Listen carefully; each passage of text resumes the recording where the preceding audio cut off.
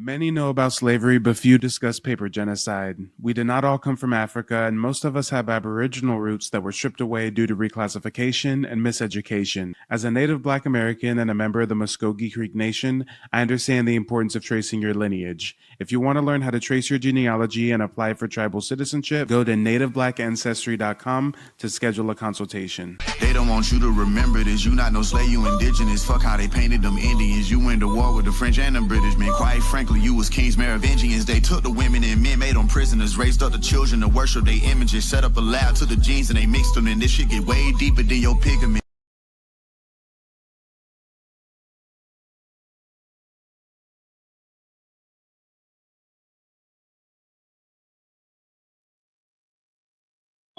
Stop playing with me before I turn you to a song. Hey, bitch, I'm attractive. Can't fuck with you no more. I'm fasting. Bitch, I'm attractive. Can't fuck with you no more. I'm fasting. The morality to wake feedback on low latency. I'm get you from the face as my thoughts grow sacredly. I'm running out of space. Ask Whitney, she okay? Never mind 100K. Why you lying on Benjamin? He turning in his grave. I'd be lying if I said I wouldn't get it. Shit away. The aloof Buddha. I'm Christ with a shooter. Praise to Muhammad. I might never lose you. AP, Michael Friedman. My friend's cooler. Primary sort of resale face stupid. I would never live my life on the. Shout out to everybody tuning in on TikTok. We need to get the likes to 2,000 likes before we begin tonight's presentation. So tap the screen, tap the screen, tap the screen. Share the broadcast with as many people as you can, please and thank you. We got a lot of great information in store for you this evening. We're going to be discussing the reclassification of Black American Indians. We're going to be discussing the treaties that were signed. Wait, hold on, guys. I think I want to keep some of it close to the chest.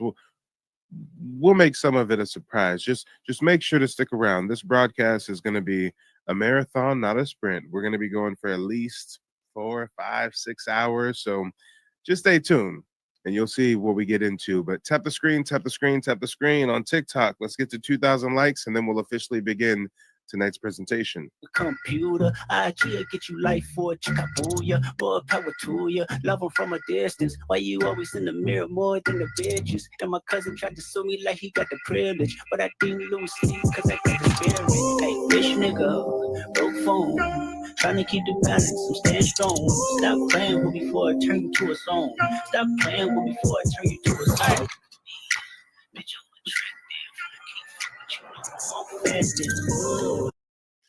Chris91 says, "What's this live about?" Well, Chris, I'm not sure if you can read. No, I'm joking. I'm joking. It's been a long day, Chris. I'm sorry. Chris, on the screen, there's a little bit of a prompt, right? At least the people on TikTok can see it. The folks on YouTube cannot see the prompt, unfortunately. But the prompt says, Latinos, Natives, and Africans are having an identity crisis, not us. Agree, disagree, call in. So, go ahead and answer that prompt in the comment section, or you can request to join the broadcast as a guest. Either way works for me. I was just teasing you, Chris. No hard feelings. I totally understand where you're coming from. I mean, I literally just started this broadcast 4 minutes ago. Sometimes you come into a live stream and you're like, wait a minute, what's going on here exactly?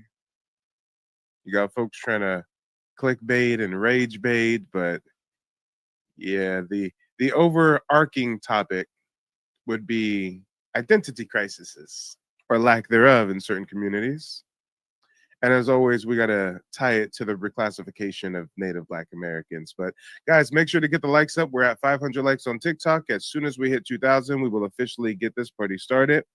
Shout out to Bushido Brown over on YouTube. Nice to see you, brother. Nice to see you.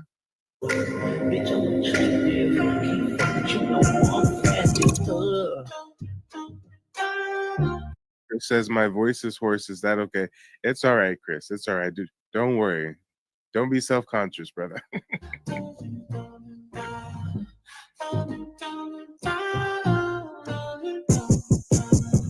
Frat brother, real nigga, that brother.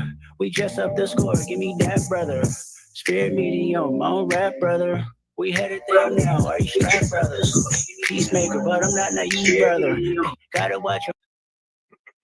All right, guys. All right. It looks like we got our first guest. Before we introduce them, Shout out to Carla Crawford. Carla on YouTube says, "Thank you, Brother Mike, for speaking truth to power."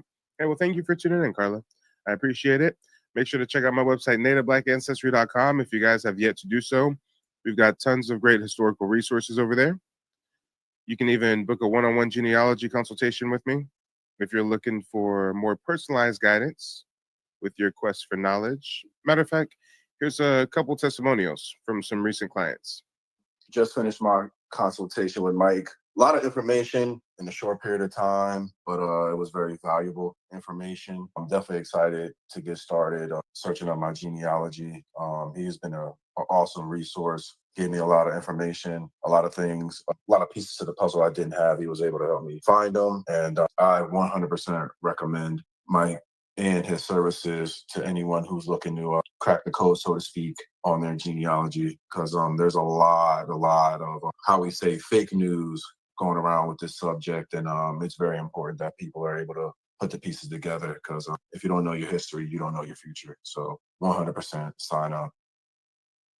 Hi, my name is Michelle, and I came across Mike on YouTube showing some historical information about how, we're not all from Africa. And of course, it got my attention as I've been doing my genealogy research for a little while, but I hit a brick road and I needed more help.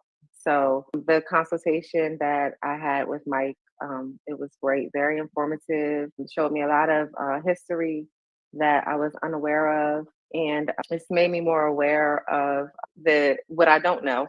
So with finding him, I'm pretty sure that it's going to open up a new door, information about who I really am, who my lineage is, and I'm excited to get started. I'm so happy to have found him, and I recommend him to anyone who may have hit a brick road, who is interested in, going a little bit further than they may have been able to get, or just to find out the truth about your ancestry. Contact them.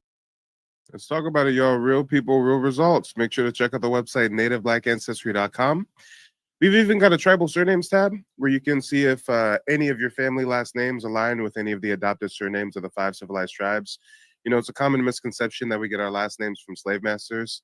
Oftentimes, when we do the genealogy research, we find we have ancestors who were never enslaved. And we do know that during the process of forced assimilation, indigenous tribes adopted European surnames. So definitely check out the tribal surname tab. We've also got a book list. This is a lot of my primary sources. Some of these are suppressed titles. Some of them you can't even buy in the US. You got to get them from overseas. And I've also got a digital archive. I've personally curated over 600 documents, family photos, newspaper clippings, book excerpts, you name it, all citing our indigeneity. So yeah, definitely make sure to check out nativeblackancestry.com. It looks like we're at 600 likes over on TikTok. We need to get to 2,000 likes on TikTok. Tap the screen, tap the screen, tap the screen. Once we hit 2,000 likes, we will officially begin tonight's presentation. There's a prompt if anybody would like to come up as a guest and answer it, or answer in the comment section. It says, Latinos, Natives, and Africans are having an identity crisis, not us. Agree or disagree? Call in. Let me know what you think. Your homies and police, brother. Ay, cloud chasing, hell of a disease, brother. I'm fasting 4 days out the week, brother. I pray to God that you realize the entourage is dead. I pray to God that you're not lagging when you off the meds. I pray to God she know them cowboy trips don't last forever. Bitch, you argue with her mama, go and get them kids. I pray to God you actually pray when somebody dies. Thoughts and prayers, way better off timelines. False claiming, not cute, I'm mortified. The new earth and hot pursuit, 200 lives. Bitch nigga, broke phone. Trying to keep the balance, I'm staying strong. Stop playing with me before I turn you to a song. Stop playing with me before I turn you to a song. Hey, bitch, I'm attractive. Can't fuck with you no more, I'm fasting. Bitch, I'm attractive. Can't fuck with you no more, I'm fasting. Ronita, thank you for the coin. I appreciate the support. If you're free, don't hesitate to call in. I would love to hear what you have to say about tonight's topic. And Ronita, were you on the broadcast last night where we had what was the old girl's name? Minnie? Oh man, shout out to Minnie, wherever she is. They don't want us to be who we're supposed to be, but we are who we are, and that's the way that it's going to be. The frequency over on YouTube says rhetorical question, but why do they suppress these native pictures? Because it challenges their narrative. I mean, they purposefully want to try to convince people that this Asiatic Mongoloid phenotype is the indigenous phenotype of the Americas, and if you show up all these historical photos that challenge that status quo, I mean, it's hard to keep up the propaganda. They don't want you seeking for the truth, and it's hard to find it hidden right in front of you.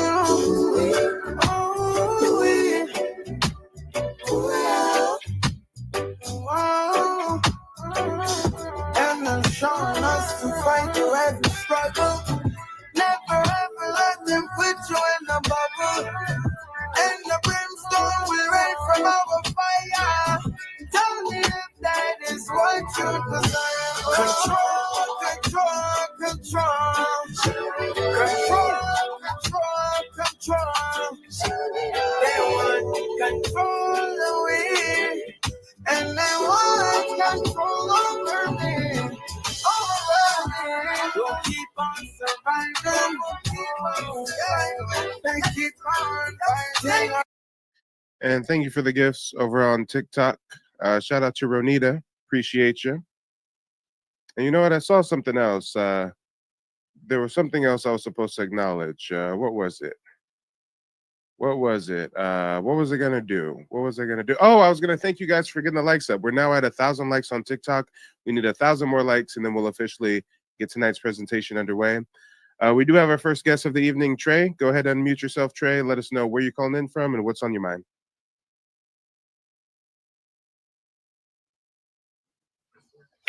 Hey, I'm calling in from Dallas. Hey, well, nice talking to you. Lay it on us. Nothing much. I've just been doing self-discovery, so I don't know. I don't know if I have much to add outside of what I've learned about my own family. I got you. Well, Yeah. What do you have to say about the prompt? Do you think that Latinos, natives, and Africans are having an identity crisis and not us, or do you think it's the other way around?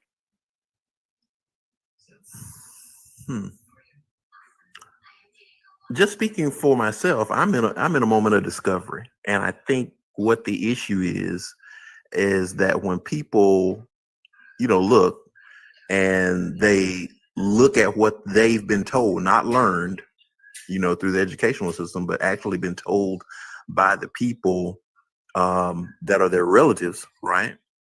And as people look into that and they find truths that differ from what they've been taught, I think that causes the identity crisis. And I don't think it's necessarily with us if we do the work and do the actual research that we need. But I think that does cause people that have been in the position that have been told, this is the story, for that to somehow now not be the full truth creates problems, and you get pushback. And I think that we get the pushback because we have not always been the narrator in the story. We've always accepted and when I use accepted, I use that loosely. With the reclassifications, all of the reclassifications that I've seen in my own family tree. So I think that people that have had their classification, whatever that is, by the system that we live in or the government, and they've been running on this path, and now to have the people that have been reclassified 7 or 8 times to say, this is who I actually am, this is what we actually are, creates problems with the narrative, so to speak. So as far as the problems it creates, you're saying it just creates problems with the narrative, not necessarily with the individual? And the reason why I asked that is because it sounds like you were saying that Black Americans do have an identity crisis, and the identity crisis stems from being told that our heritage is one thing, but having our family members tell us something different. Well, Am I summing that up correctly? I don't want to speak for all Black Americans. I'm just speaking for myself with what I found, what I've been able to find. Okay. You know what I'm saying? You in particular feel like you were dealing with a bit of an identity crisis. Well, I just didn't know the full story. I know what my grandmother told me when I came home from school and told her about what I had learned. And I know how she responded when I told her, you know, where we were from. How did she respond? Not good. And I assume. Wait, hold on. She responded. She responded like. Time out. I assume when you say I came home and told my mom where we're from, you mean like that day you learned that we came from Africa, and you came home and were like, "Hey, I learned that we came from Africa." Okay. Yeah, that's what I think. I think I was probably 6 or 7 years old. Mm-hmm. And that was what we had been taught, and I was excited to come home and tell my grandma, I know where we're from. Yay. Nobody told me this before. Yeah. Look what I figured out, Grandma. And she represented like the people do now when we express who we are. She was not on board. She was like, nobody. And she at the time, nobody. But I say until that point, you know, I lived those 6 years and I knew about where we lived and where we're from. We're from the Southeast. We're from the deep Southeast, just north of, you know, Pensacola. It's really rural. Pensacola, Florida. Yeah, just north. And my grandmother was from. Is Pensacola, Florida, like West Florida or Central? Or it is west. West, okay. It is West Florida, and she's down from how far away from Mobile, Alabama is it? About an hour north of Mobile. Okay, I got you. Yeah. And so all of her family, and I remember going to all of these people's houses. I remember walking with her, you know, she would walk off the road and just cut through the woods like she knew, and she just knew where she was going. We end up at somebody's house. And I knew what these people looked like. I remember, you know, everything at everybody's house, the gardens, what they had in the yard, the food, their language, what they look like, you know. But nobody had ever told me that story. So when I was excited to come and tell her, and it was met with a lot of pushback. She was like, "No, we're not from there." So right? When you say it was met with a lot of pushback, and shout out to D Thrive over here on TikTok. He says Pensacola, that's where my people are from. Salute. Yeah. So when you say it was met with pushback, was it a situation where it was confusion, it was anger, it was general frustration, or like how did that pushback feel? She said, well, to me, I was a little confused because I thought, you know, I was altruistic about school. Nothing the school taught me was wrong, right? Because that was the way. That's what I was thinking. And your family in line to go to lunch. You stand in line to go to the bathroom. You count. And your family probably never pulled you to the side and said, "Hey, they're going to teach you some stuff that's bullshit," right? They did not. No. Yeah. But nor had that been a discussion. You know, because we just were who we were. We had a farm.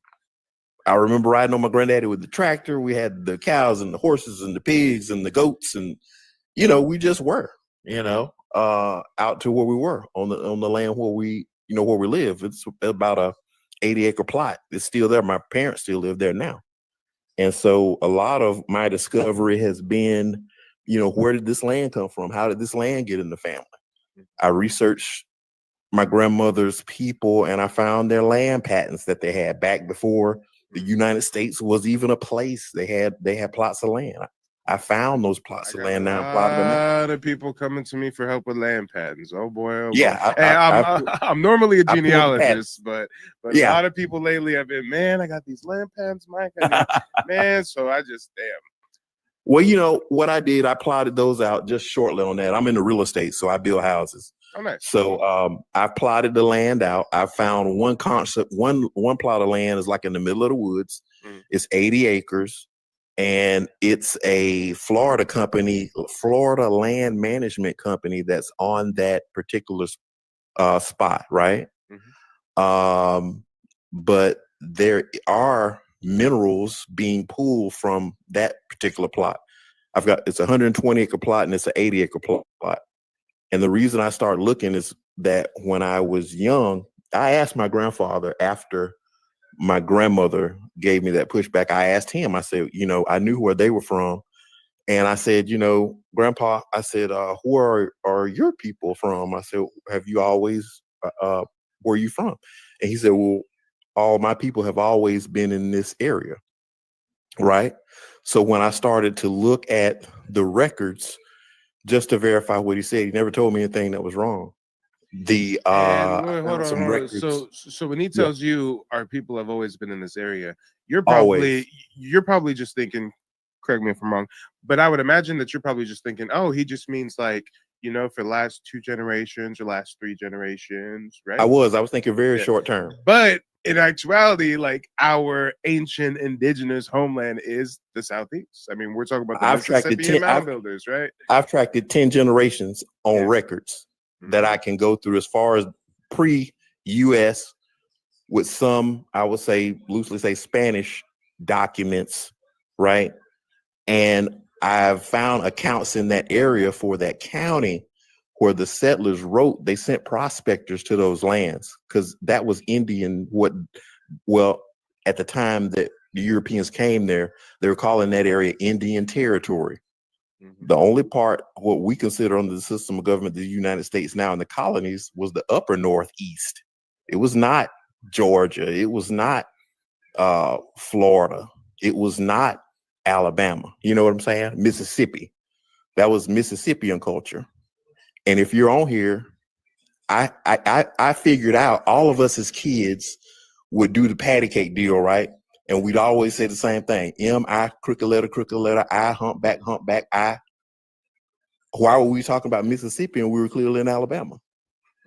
But when you find out that used to be Alabama used to be Mississippi before they carved it up, into the states and then down to the counties, all the way over to Georgia was Mississippian mound building culture.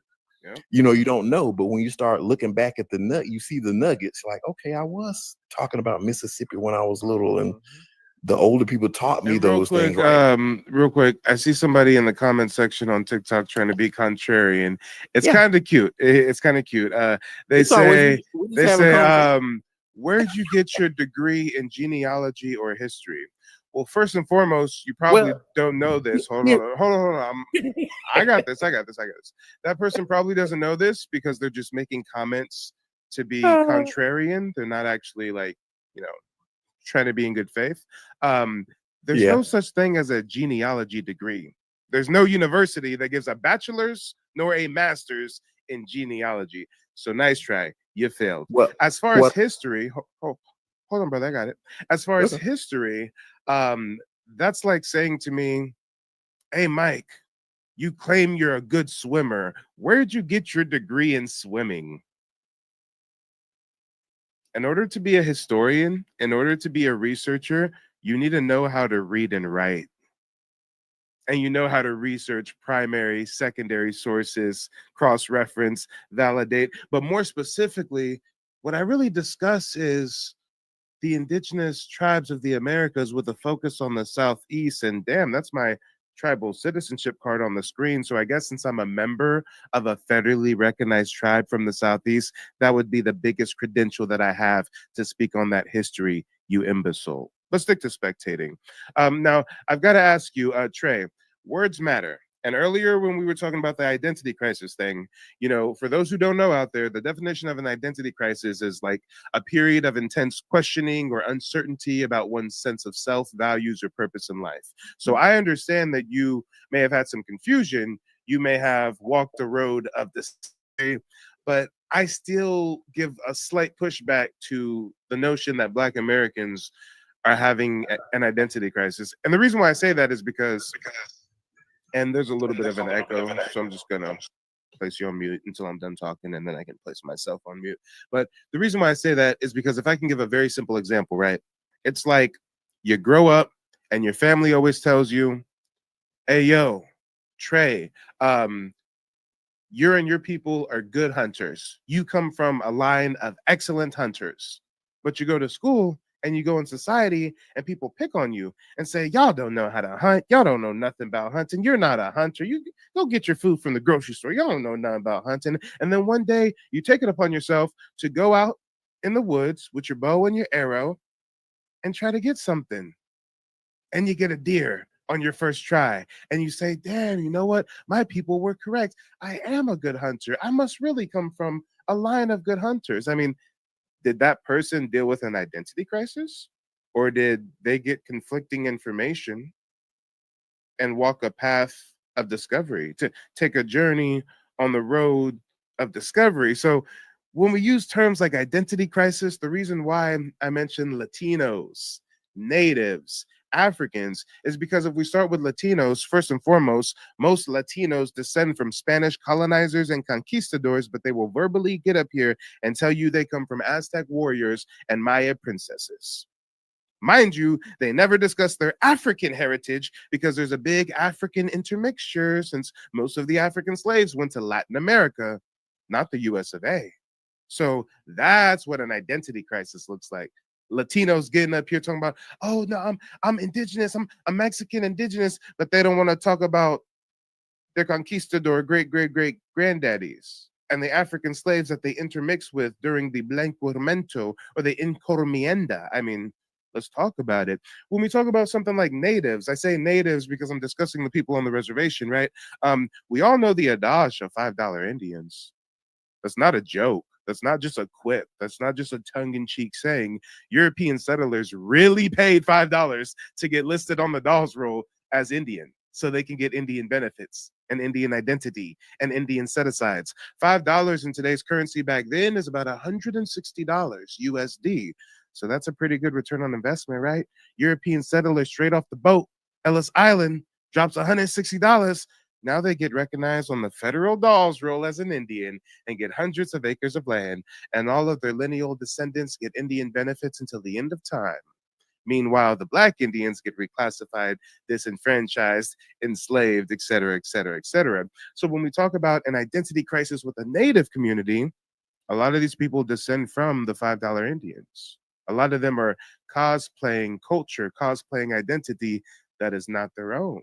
A lot of them are talking about they're the true indigenous people of America, talking about we come from Africa, but they don't want to discuss their Siberian heritage, their Asiatic roots. I mean, they're not indigenous to the Americas. Are they native? Sure, they've been here for thousands of years, but they're indigenous to Asia, not the Americas. So again, that's what an identity crisis looks like. When we talk about the Africans, Africans are an easy example. Africans will get online all day talking about Black Americans saying that they're Indian and not African is ruining our African identity, yada, yada, yada, yada, yada. Africans in 2025 want to reach over here and grab our label of Black that was forced on us, that we made so popular and so accepted amongst us, right? Now, all of a sudden, Africans are saying they're Black. When did Africans become Black? Africans don't even call themselves Africans. Africans on the continent of Africa refer to themselves by their country or their tribe. I'm Ethiopian. I'm Yoruba. I'm Igbo. I'm Nigerian. I'm Ghanaian. There's no such thing as Pan-Africanism. There's no such thing as Africans identifying as African. They never identified as Black, but because they want to cling to our greatness and the greatness of our ancestors, now they're over in Africa and abroad cosplaying us, trying to talk like us, walk like us, dress like us.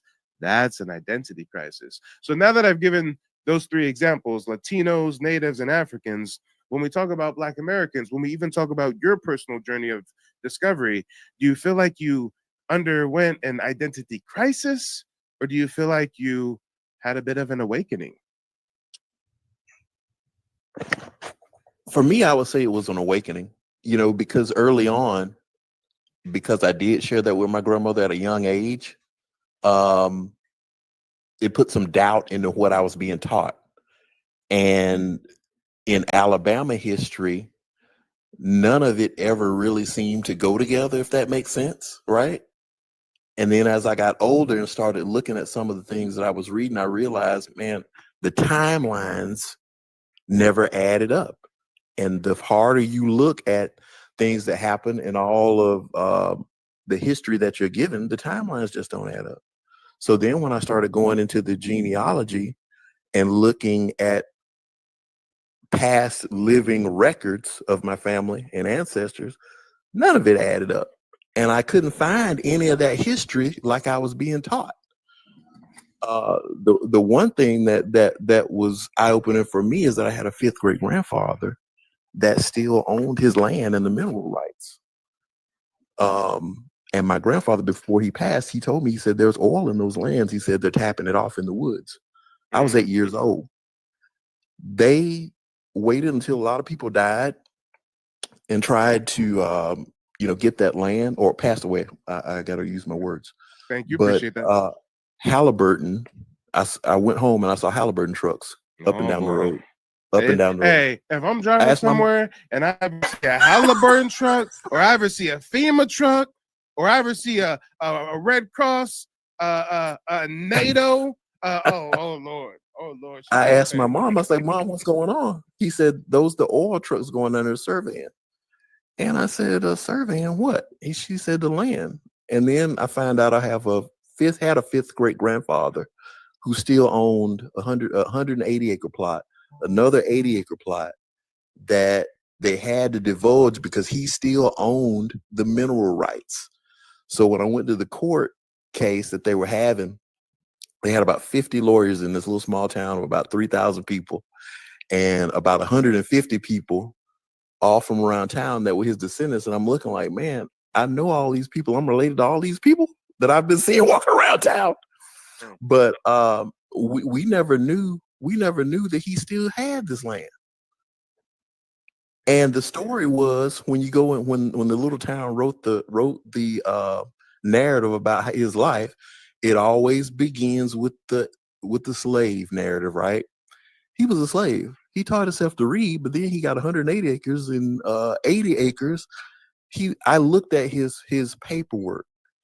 He and his brother-in-law at the time, which was my great uncle, he had documents that we don't even have today, in his wills and all of the things that he left, and his cattle and all that stuff. And there's nothing about him being a slave.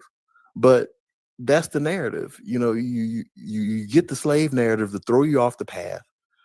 Then I got another relatives that told the patent to the inventions, right? Same story. If you read the surface, oh, he was a slave, but he somehow got out of slavery and just started inventing stuff. That makes no sense at all. But I'll sum it up to say, looking at my own history definitely caused me an awakening. Looking at the documents, doing the research helped me solidify that position to get rid of the brainwash, right? I have not found anybody or any paperwork that indicates that anybody in my family was subjected to slavery. I don't know how you feel about that, but I just haven't found it for my family. I did find the way that I one. feel about that is that's par for the course, because as a full-time genealogist, I literally do hundreds of Black Americans genealogy, and many of my clients have ancestors who were never enslaved. Matter of fact, they're listed as free people of color, free mulattoes. Matter of fact, I have a client, 2 weeks ago, I presented the results to them. Their ancestor in Louisiana was listed as a free person of color. They owned their own plantation. They owned slaves. And what they were doing, I found documentation to prove it. They were buying slaves to manumit them. They were buying slaves, whole families of slaves, with the expressed understanding that as soon as this transaction is concluded, you're free. So you really don't know your family story until you do the genealogy. Not only do we have a lot of ancestors who were indigenous to this land, never came from Africa, but many that were never slaves. And even if we do have some that were enslaved for a period of time, just because you're a slave doesn't mean you're an African. Let's talk about it. And actually, I did see some comments in the chat real quick. Let me see what you guys are talking about. Ronita says they are here greasing palms and thieving identities. Facts. And shout out to our resident colonizer, conquistador, colonizing the comment section. Simone Carnell? Simone says, I am dark. LOL, no identity crisis here. Yeah, okay. Simone's been in the chat twerking, y'all. They've been twerking for attention. Let me see. They said, Analyze the page. Y'all keep pretending everyone is laughing at you. No, not laughing. Everyone's watching us, infatuated with us, obsessed with us. I mean, the fact that you're here so active in the comment section. I mean, thank you for boosting my engagement. Oh, this was the funniest one. Simone says, La carne asada, you look like the real Olmec brother. Yeah, no, respectfully, I don't think anybody would say he has a Negro phenotype, yet the Olmec statues don't only depict Negroes, but this is literally a statue in a Mexican museum called El Negro. So no, I don't think anybody here in the comment section would say La carne asada looks like a Negro. I know you got a nose that's a little bit wide, but I don't see an M-shaped hairline nor an afro. You don't have the phenotype. Nice try. Nice try. Be proud of your Spanish roots. But guys, this is actually kind of funny. We've got 66 people watching on TikTok, over 40 watching on YouTube. Shout out to Anthony. Nice to see you, brother. Go ahead and cast your votes, guys. Put a 0 in the chat if you think that La Carne Asada looks like an Olmec statue, and put a 1 in the chat if you think he does look like an Olmec statue. Again, 0 in the chat if you think he does not have any Negro phenotype. If you do not think he looks like an Olmec in any way, shape, or form, put a 1 in the chat if you think he looks just like that El Negro Olmec statue I just showed you in the Mexican museum. I mean, I don't see an M-shaped hairline. I don't see a fro. I don't see melanin like that. I mean, man's looks like a Spaniard to me, but maybe I'm a little biased. I'm seeing 0s in the chat on TikTok, 0s in the chat on YouTube. Do we see a single one? I don't see anybody voting that he looks like an Olmec. He says, stop it. Someone says he might have a dark great-great-granny, that's all. Someone says he has the nose. Let me see. Someone says, hell no. Someone says, I see Asian hair.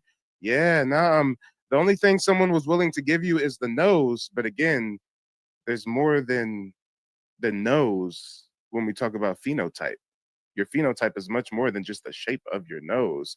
Again, guys, let's shrink his image again and bring up that El Negro Olmec statue located in Mexico. Let me bring that up again, just for reference, guys. I mean, above all else, just for reference, since somebody came in my comment section comparing him to an Olmec figure. I mean, this is surprising to me. Talk about a turn of events. Oh, here it is, guys. I got it. Here's El Negro Olmec head looking like Wesley Snipes. Is there anybody out there? Is there a single soul that thinks that looks like La Carne Asada? Someone saying he has slanted eyes. No. Nope. Yeah. Oh, and I'm sorry. Shout out to everybody watching on YouTube. You guys can't see the El Negro Olmec head that I'm showing right now. Let me share it with you over on. Let me share it with you over on YouTube. Give me just a second, guys. I apologize for that oversight. Here we go. Downloads. Yeah, I mean, they literally call it El Negro. I got somebody in the chat trying to be a contrarian talking about that's a transforming panther head or something. Then why did they call it El Negro instead of El Panther? I mean, y'all just aren't really good with the critical thought. I'm just saying. I'm not trying to be petty. I'm being honest. Some of y'all just aren't very good with the critical thought. Oh, no, bro, that's like a transforming panther head. But they called it El Negro. And shout out to YouTube. YouTube audience can now see the image. This is literally called El Negro. You can see the tag right here. It says El Negro. This is in a Mexican museum. And somebody thought that looks like, this guy. Oh, and you know what? YouTube audience can't see Mans as well. So let me bring Mans over to the YouTube audience. YouTube audience, this is what the guy in question looks like. This is the guy that they're saying looks like an Olmec. Yeah. So YouTube audience, you'll now see what La Carne Asada looks like. Go ahead, cast your vote. 0 if you think he doesn't look like an Olmec. 1 if you think he looks like an Olmec. I think he's turning to the side for some strange. I think he's trying to project his nose. I think he's really going off of the nose thing to make his case for looking like an Olmec. I don't know. He's now showing an image on the wall. I think that's supposed to solidify his Olmec heritage. I'm not exactly sure. Anthony's voting 0. Okay. Okay. You got 0. All right. All right. Well, you know what? Since you are the topic of discussion now, go ahead and unmute yourself. Let us know where you're calling in from and what's on your mind.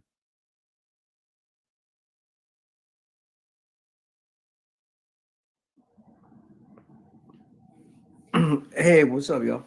So, I've seen a lot of debates. I've seen this Native American guy talking about this, and now I see you talking about this.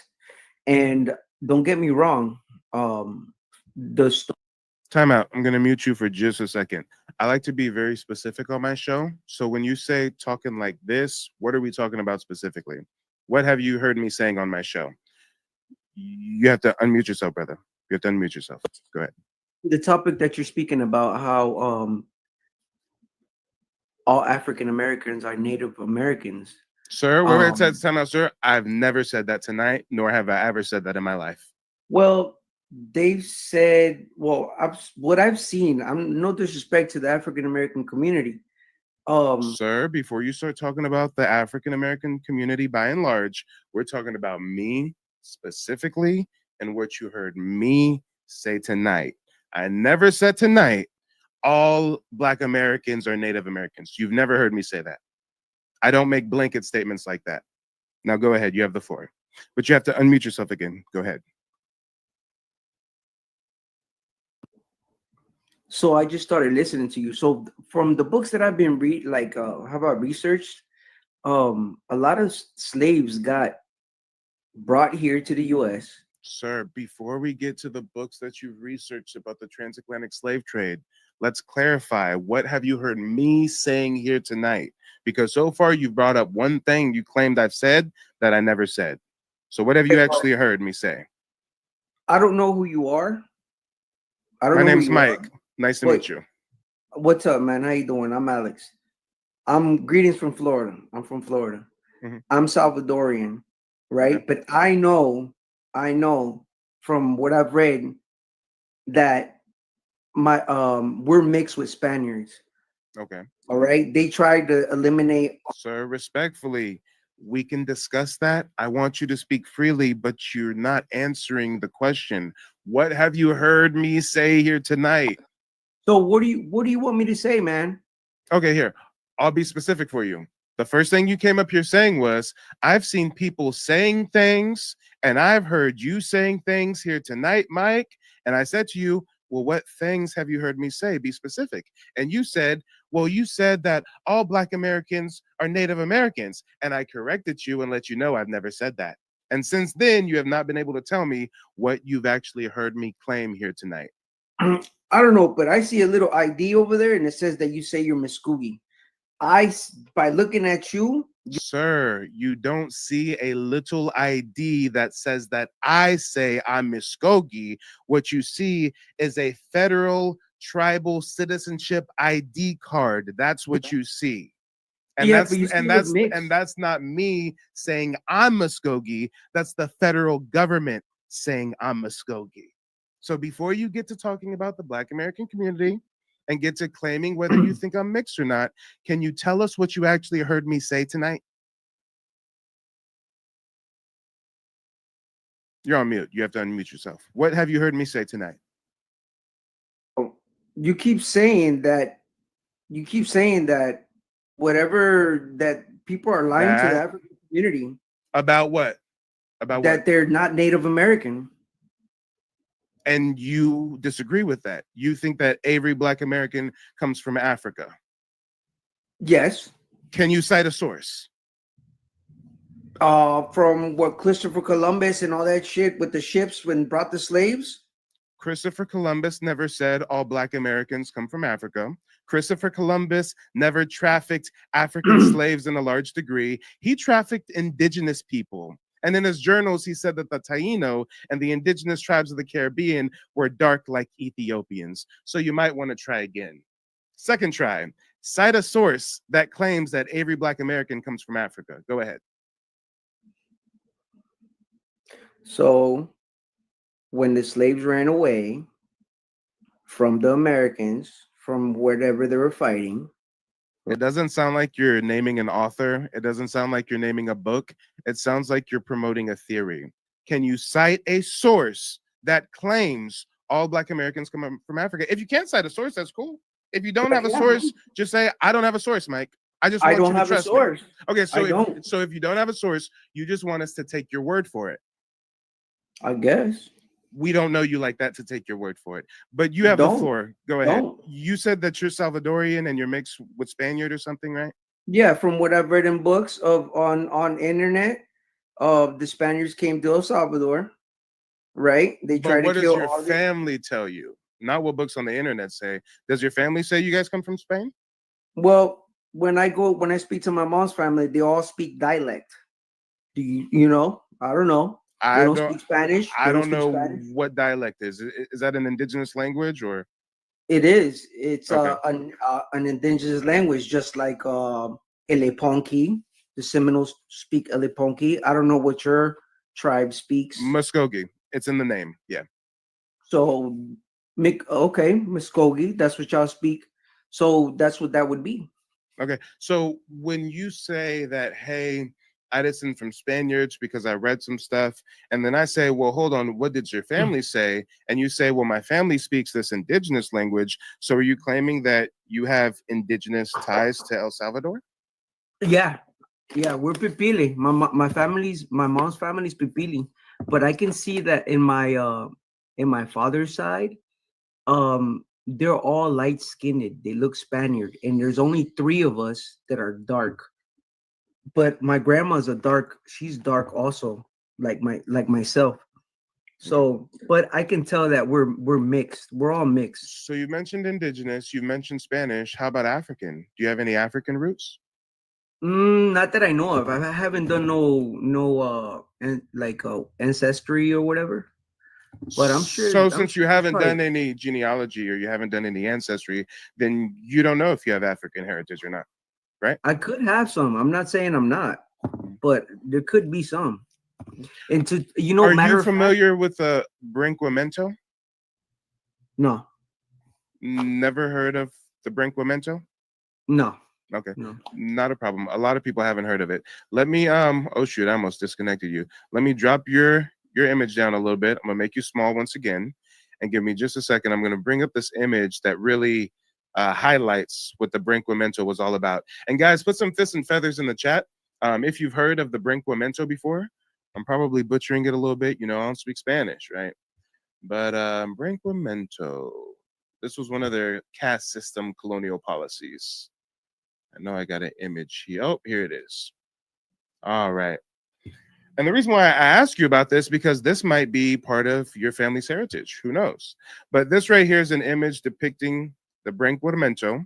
What would happen is Spanish colonizers would take either an African woman or a dark-skinned indigenous woman. They did it to the indigenous communities as well as the African slave population. But essentially, they would take a dark-skinned woman, force her to have a baby with a Spaniard, and now this is her daughter. Comes out a mulatto, a mestizo, right?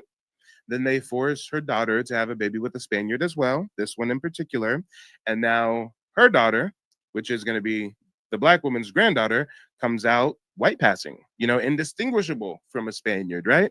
So this was literally a colonial caste policy where they wanted to breed the Africans to a lighter shade. And they also wanted to breed the indigenous people out of existence. Now, this is different than what happened in the US. What happened in the US to the indigenous Black folks is they get reclassified, they get enslaved, et cetera, et cetera. But down in Latin America, they tried to literally breed them out of existence. So when you say, hey, I haven't done my family's ancestry, I haven't done the genealogy research, so I don't really know if I have African roots or not. I mean, for all we know, your primary genetic makeup is African. And you just had at one point in time an African ancestor who was bred with a Spaniard. And then that breeding kept happening and happening to where now you look the way you look today. And I'm just saying hypothetically, that's just as plausible as you having Spanish mixed with indigenous heritage, or you having just indigenous or just Spanish heritage. That's why it's very important to do your genealogy at the end of the day. But I digress. Yeah, I do know that in El Salvador they brought slaves, and most of those slaves are, we have a small population, it's called Afro Salvadorian, and it could be true, you never know, you know. Well, it's not that it could be true, you never know.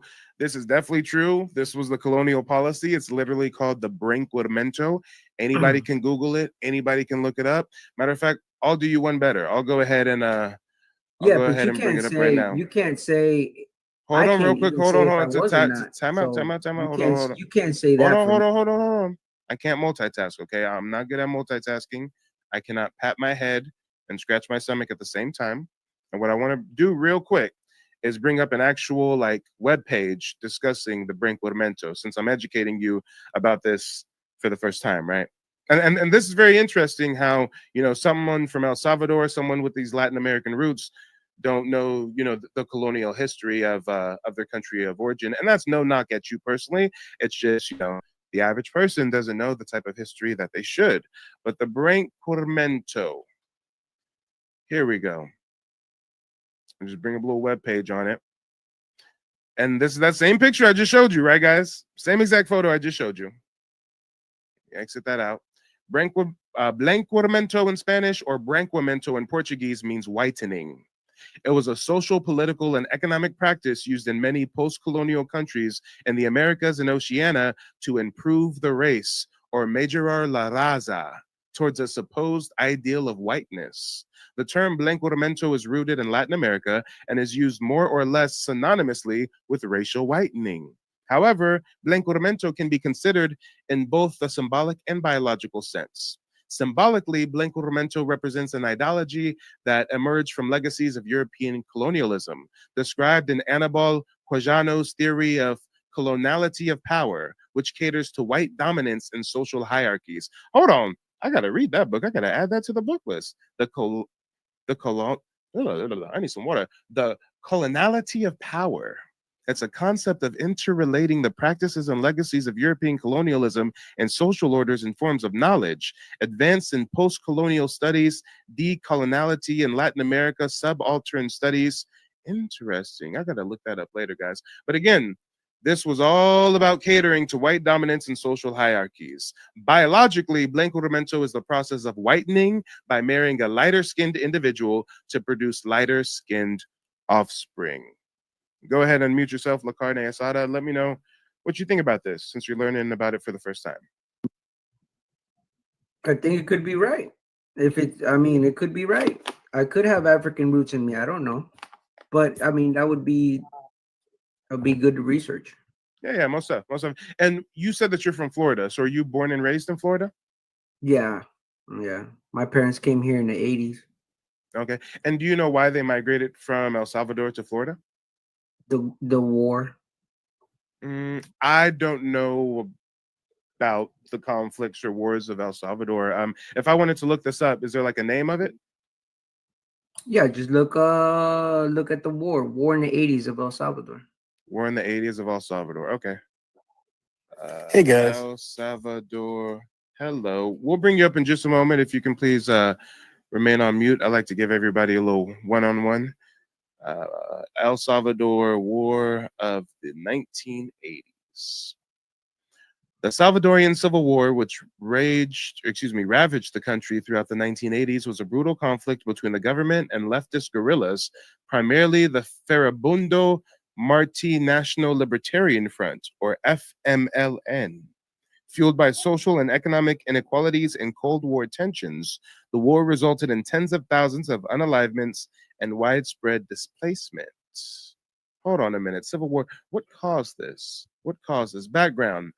El Salvador has historically been characterized by extreme socioeconomic inequality. Yeah, I wonder why. We're talking about Spanish colonization. We're talking about the Brinquamento. So is it any surprise that this is what they're dealing with all these decades later? And I'm sorry, guys. I got a cheap ass webcam that I'm working with. Let me try to. Okay, it focused. There we go.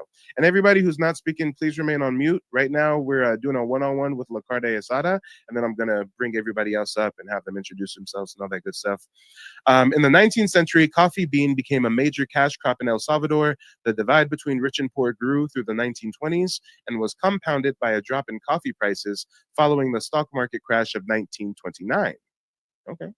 In 1932, the Central American Socialist Party was formed and led an uprising of peasants and indigenous people against the government. The FMLN was named after Farabundo Martí, one of the leaders of the uprising. Hold on, wait a minute. This is just the type of researcher I am. Farabundo Martí. We got to open you in a new window, Playboy. Who are you? Farming community. His original name is Martyr, meaning martyr in English. He was struggling with inequalities. He becomes a revolutionary. We're gonna segue to ChatGPT real quick, guys. I actually pay for a very expensive ChatGPT premium membership, so let's see what my AI has to say. Let me get his name. Fabriano Martini of Spanish or indigenous heritage. Okay, he was a revolutionary leader of the Communist Party. He was widely believed to have had mixed Spanish and indigenous ancestry, like many people in Central America during the period. They described him as a person of mixed indigenous and Spanish descent, but there's no detailed genealogy confirming his heritage. El Salvador's population in his time was predominantly mestizo, with a significant indigenous foundation. He was known for championing indigenous rights. Okay, so that's who the guy is. So again, he's a leader in the uprising. The rebellion was suppressed, where 30,000 civilians were unalarmed by armed forces. La Montaza means the unalivement in Spanish, is what it became to be known. And it allowed military dictatorships to monopolize political power. Okay, interesting. So when you say my parents left to go to Florida or to come to the U.S., it's because at that point in time in the 1980s, there was a indigenous-led rebellion, kind of founded by Farabundo Martí, who was a leader of the uprising. And what they were trying to do was somehow change the economic inequality between the rich and the poor. I got it. And it does say here that during this conflict, 300,000 Salvadorians were displaced due to battle, many of whom were exiled from Honduras. In many cases, the Salvadorian government could not meet their needs. All right. Well, go ahead, sir. You have the floor. Go ahead and finish out your statements, and then we'll introduce our next panel member. No, thank you, bro. I appreciate it. Me and you, all I knew was that we came here. Well, my parents came here in the 80s, and you helped me learn about, it was really about coffee and money and trying to get rid of the fucking Indians, Yeah, I feel you. But hey, wait. Before you get out of here, though, so when earlier you're kind of promoting the notion that all Black Americans descend from African slaves, where exactly did you learn this from? I mean, if you're born and raised in Florida, then I'm assuming you just learned this in like the Florida public school system? No, I actually done research on the Native Americans of Florida, and there's a big population in Fort Pierce where they're called the Black Seminoles, and their story is told to where they were running away from, there were slaves running away from the enemy, and they ran into the Seminoles, and then that's how they became the Black Seminoles. And then but there's only that bloodline of those slaves, like that's it. There's nothing out of that. They control that bloodline, but there is Seminoles that look like Native American. They look like me, but they're mixed with African American. And then that's how even the Seminoles tell that story from like old timers, and they say that's how it happened. And there's also books, so that's what I know. I got you. So here's the disconnect. Mike. Hold on, real quick. I try to give everybody a one-on-one. If anybody has to leave soon, I don't know if anybody's at work or anything. Trey, if you have to leave soon and have to jump in, then go for it. But other than that, everybody remain on mute while I finish out this with La Carne Asada. So here's the disconnect. What you're saying is correct. There's nothing about what you just said that is incorrect. The Seminole tribe accepted African slaves into their ranks, and they formed maroon communities and warred against Europeans. Nothing wrong with that. Here's the issue. You're making it seem like the only reasoning behind a black Indian or a black Seminole is because they were an African that mixed with an Indian. But you're not acknowledging that the Seminole tribe itself comes from a confederacy of tribes in the Southeast, which include my tribe, the Muskogee Creek, and there were original Black Indians amongst the rake. The Negro phenotype, the Negro countenance was within the tribes of the Southeast prior to any Africans ever coming over. So what you just said is correct on the surface. The tribe did accept Africans amongst their rakes, and there was some intermixture. There are some Black Indians who have African admixture and Native American admixture. But what you're not acknowledging is there's also Black Indigenous people with no African admixture at all. For example, part of this whole Seminole, Black Seminole thing you're talking about, this includes the Yamasee tribe. This includes my tribe, the Creek Nation. Well, this is a book that I got from Chief Sekou. Put a fist or a feather in the chat if anybody knows of Chief Sekou. And have you ever heard of Chief Sekou? No, I haven't. Okay, well, let me pull up an image for you real quick. Chief Sekou, he's the current chief of the Yamasee Nation. Clearly a Black man. Chief Sekou, Yamasee Nation. This is Chief Sekou right here. Clearly a melanated Black man, Chief Sekou, current chief of the Yamasee Nation. Guess what? He has zero African ancestry. He descends from leaders of the Yamasee Nation, leaders of the Seminoles, but he doesn't have this African admixture like some people do. This book right here, this book is written by him. This book is Yamasee Indians, Culture, Heritage, and Practices. And let me read a little excerpt from this book. It describes the phenotype. It says right here. Actually, I want to start on this page. Here we go. Hold on a second. Hold on a second. It says right here. How were the Yamasee Indians described? We Yamasee Native Americans were described as woolly-haired, dark Negro Indians, whose hair was different as described in congressional documents held in congressional archives even today. We were considered darker than the Creeks, Chulokee Creek. Now, to say that our hair was different, let's see if anyone's paying attention, means that we obviously did not look like the typical Hollywood depiction of Indians that our grandmothers and grandfathers grew up watching on the TV as young children. The Hollywood Indians that were portrayed in black and white films were portrayed by white tea actors. Those images were deliberately shown for the sole purpose of having our great aunts and uncles and grandmothers mentally discard any identification with Indian ancestry via self-identity. Our aunts and uncles and grandmothers were to conclude that since they did not resemble what a TV Indian looked like, they must have either been half-blood, like you're talking about, or they weren't Indian at all, even though they might have known that they had a full-blooded mother or grandmother identified as Indian. Watch the movie Apache with Burt Lancaster. Now, another example that I can give you real quick is if anybody goes to my website, nativeblackancestry.com, and you scroll to the bottom, I have a little passage here about one of my ancestors. This is Thomas Jefferson Adams Harjo. He was a Creek Indian. He was regarded as a town king, and he was a chief justice of the Muskogee Creek Nation Supreme Court.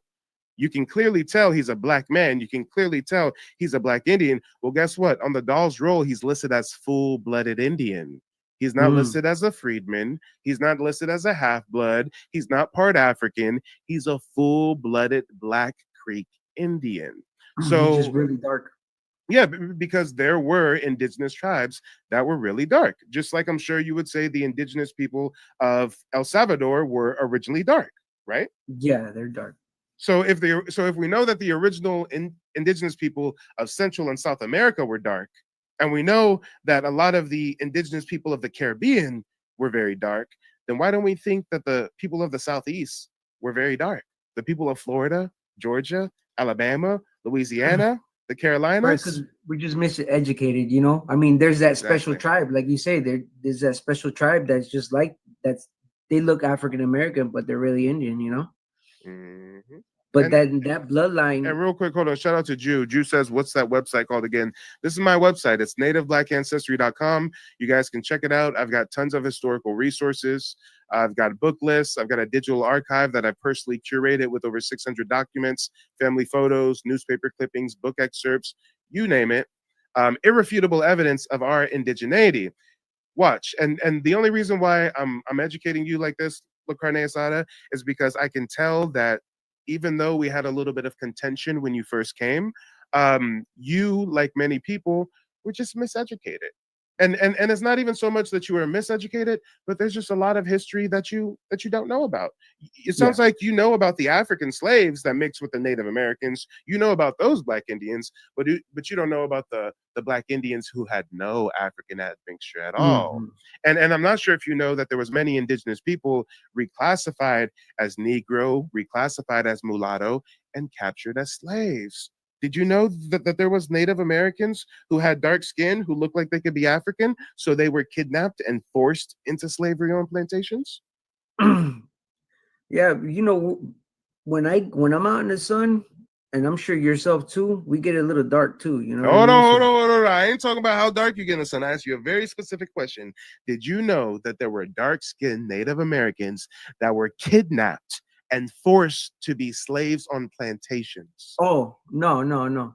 Well, then let me educate you. Now, this is something that members of the website typically have access to. You know, if you want to become a member of the website, the lowest tier membership is $14. You get access to a book list with all of my primary resources. I update this weekly, and you get access to the digital archive, amongst other exclusive perks. But let me just give you a little bit of free game. I got this category called ex-slave interviews. These are firsthand accounts. These are firsthand interviews from ex-plantation slaves. Well, let's read the story of Spence Johnson, shall we? Let's read the story of Spence Johnson. We're going to blow this up and make it nice and big. It says here, Spence Johnson was born free, a member of the Choctaw Nation in the Indian Territory in the 1850s. He does not know his exact age. He and his mother were stolen and sold at auction in Shreveport to Riley Surratt, who lived near Shreveport on the Texas-Louisiana line. He has lived in Waco since 1874. Now I'm going to read this firsthand account from this ex-plantation slave, this Choctaw Indian that was kidnapped and forced into bondage in Shreveport, Louisiana. But they use the N-word with the hard R. And I can't say that for community guidelines' sake. So instead of using that word, I'm going to, in comedic fashion, say grr, okay? So if I say grr, you know what I'm substituting, right? So it says right here, the grr stealers done stole me and my mammy out the Choctaw Nation up in the Indian Territory when I was about 3 years old. Brother Knox, Sis Hannah, and my mammy and her 2 stepchildren was down on the river washing. The grr stealers drive up in a big carriage, and mammy just thought nothing, because the fort was near there, and people was on the road stopping to get water, and horses was resting a while in the shade. By and by, a man coaxes 2 of the biggest children to the carriage and give them some kind of candy. Other children see this and go too. 2 other men was walking around smoking and getting closer to mammy all the time. When he can, the man in the carriage get the 2 big stepchildren in with him, and me and sis climbed in too to see how come. Then the man holler, "Get the old one and let's get from here." With that, the 2 big men grabbed mommy, and she fought and screeched and bit and cried, but they hit her in the head with something and drug her in and thrown her on the floor. The big children began to fight for mammy, but one of the men hit him on the head and off they drive with the horses under the whip. This was near a place called Baggy Depot. They went down the Red River, crossed the river, and on down in Louisiana to Shreveport. Now let's go to the next page. Down in Louisiana, us was put on what they call the block and sold to the highest bidder. Me and mommy and her 3 children brought $3,000 flat. The stepchildren was sold to somebody else, but we's was bought by Marshal Riley Surratt. He was the daddy of Judge Marshall Surratt, him who got to be judge here in Waco. Marcia Riley Surratt had a big plantation. Don't know how many acres, but there was a factory and gins and big houses and lots of quarters. The house was right on the Texas-Louisiana line. Mammy cooked for him. When Marcia Riley bought her, she couldn't speak nothing but the Choctaw words. I was a baby when us left the Choctaw country. My sister looked like a full-blood Choctaw Indian, and she could pass for a real full-blood Indian. Mammy's folks were all Choctaw Indians. Her sister and Fally Hegan and Suki Hegan and her brother Nolan Tooby, they was all known in the territory in the old days. Near as Marcia Riley's books can come by it, I must have been born around 1859 up in the Indian Territory. Us run the hay press to the bale cotton on the plantation and took cotton by X wagons to Shreveport. 7 or 8 wagons in a train with 3 or 4 yoke of steers in each wagon. Us made lasses and cloth and shoes and lots of things. Old Marcia Riley had a that he would have make shoes, and if he had to go to court in Carthage, he'd leave the making shoes for him.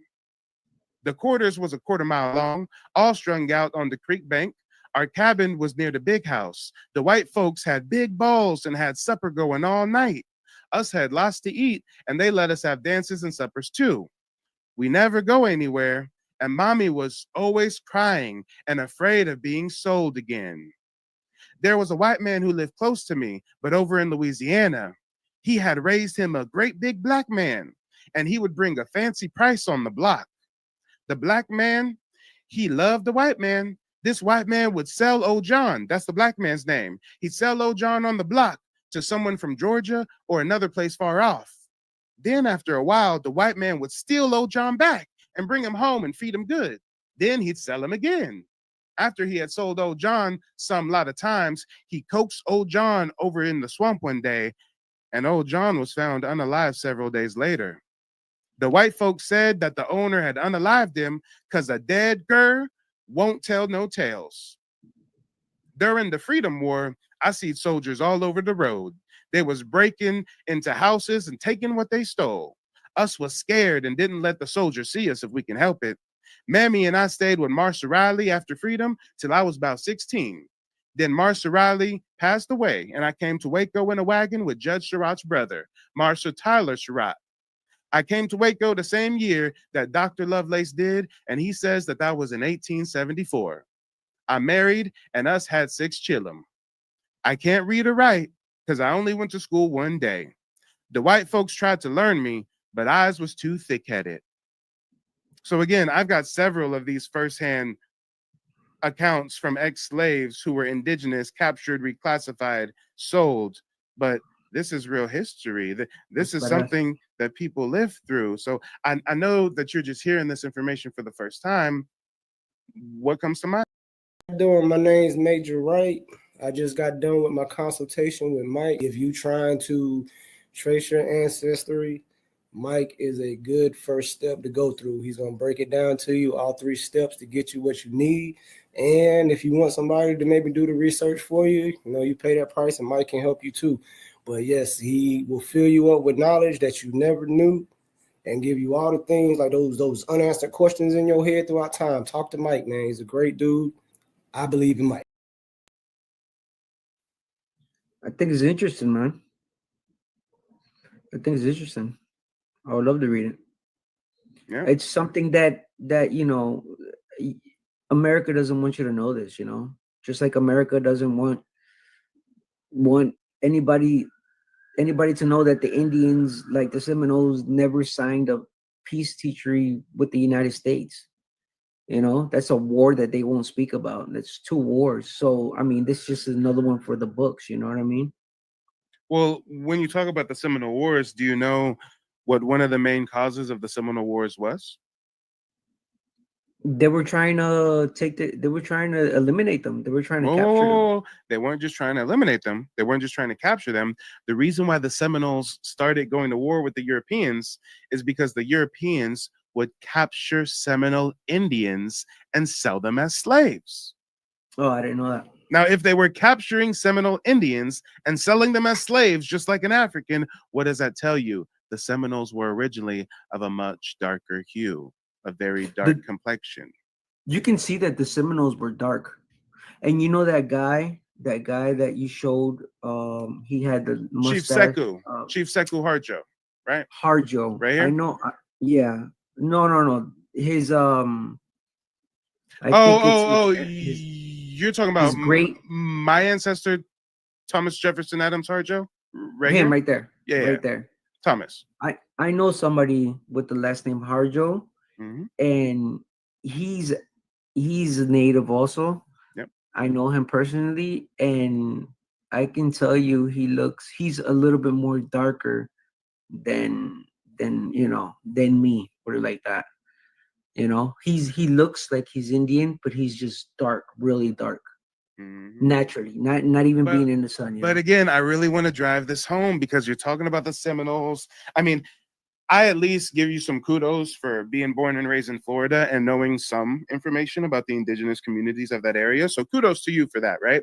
But one of the main premises of the Seminole Wars was the US government. They were reclassifying Seminole Indians as Negro, Black. They were lying and saying that they were runaway African slaves, and they were taking them and selling them to plantation owners. So like the whole like main premise of this thing was that they were reclassifying Black Indians and enslaving them. Yeah. But nowadays, even when you do some research on the Seminoles, you think that, oh, the Black Seminoles are like Africans that like mix with the natives and stuff. No, the original Seminoles were Black. The original Seminoles come from the Creek Confederacy, which is my tribe. The Creek Confederacy included those that would later become the Seminoles. It included the Yamasee. It included the Wale. I mean, it included dozens and dozens of tribes, and most of them were known to be of very, very dark skin. Yeah, the Seminoles are mixed. It's mixed. It's a mixed tribe. It's like it's a whole bunch of mixed tribes, and the reason why they were called Seminole means wild, so they will call them Seminole. And it's just a whole bunch of, it's just Creek. You got Seminole from Oklahoma.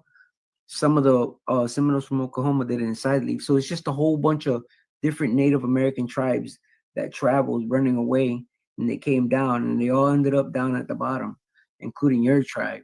You know.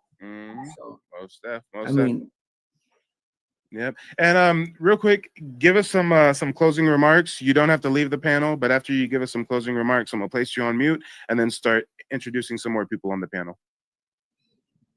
Thanks, man. Hey, nice to meet you, bro. You know Yeah, what I'm likewise. saying? My respect to you, man. Yep, most def. Thanks for being open to the knowledge.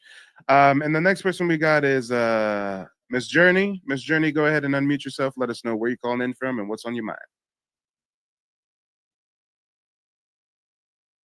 Miss Journey, are you there? Laya's Journey 777. If you can't hear me, you are on mute. Hello? Hey, Can now y'all we hear can hear me? you. Yep. Okay. Hi, my name's Leah. I am coming from the Carolinas, South Carolina to be exact. I've been doing genealogy for my family for about 11 years. I've been just growing in knowledge, and I'm just super excited about the work you do because I was Googling things back when Google wasn't even capable of getting us the real deal information like we can now. So I just want to give a great kudos to you and your work, and just want to tap in more about the Carolina Indians. And I know that I come from Cherokee and Choctaw, if I'm correct. I'm still learning. So yeah, all my family, born and raised, 5 generations deep, upper state, South Carolina, Greenville area. Well, hey, since you said you're in the Carolinas and you're open to learning some new things, again, this book written by Chief Sekou, it's called Yamasee Indians: Culture, Heritage, and Practices, and there's actually a page right here where it talks about something that happened in the Carolinas. Check this out, guys. Check this out. Which tab is it? Right here. Okay. So have you ever heard of the Yamasee Wars? Yes, I heard a little bit about it. I need to keep doing some research about it, but I am on the iceberg of it all. For sure. Where's the excerpt I'm looking for? Okay, so here's one of the pages that I'm going to read to you. And then I also want to read this one. Okay, Yamasee War. And I apologize, guys. It's taking me a moment to find this.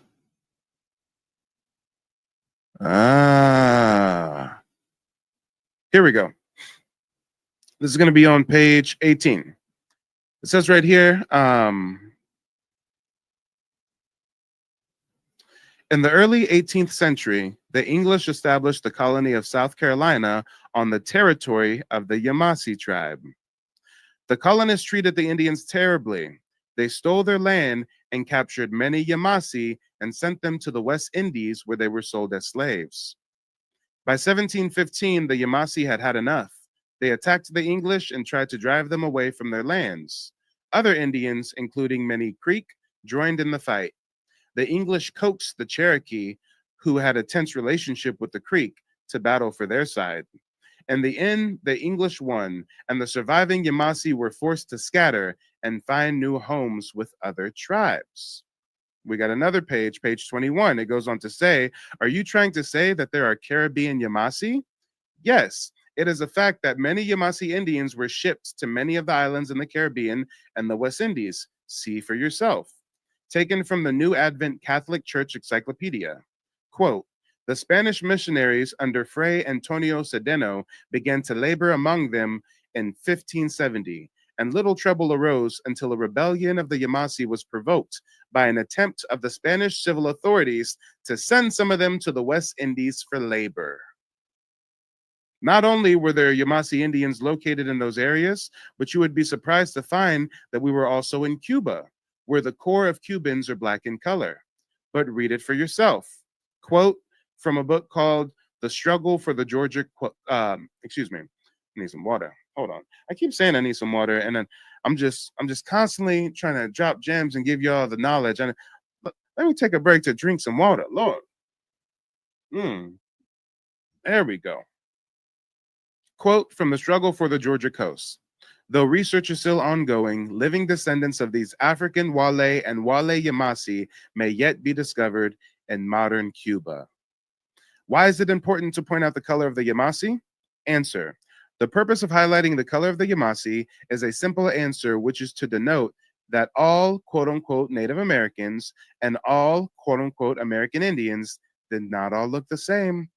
When the Europeans first arrived to the shores of the United States, it has also shown the reason why we were not told that a pure-blooded group of Indians of black skin hue existed. A related point that needs to be made aligns with the question, why were we told all slaves were from Africa? What about the first slaves that came to these shores of European, Asian, or even Spanish or French descent? History has taken words like slave or freedman and made it apply to all quote-unquote African Americans, or those that fit the Negro description, and has everyone thinking that those of dark skin are all of slave origin, and even have them practicing this fallacy in Black history celebrations. In addition, what deceptive historians did not want to be disclosed is that there was a particular southeastern tribe that existed way before the Christopher Columbus story.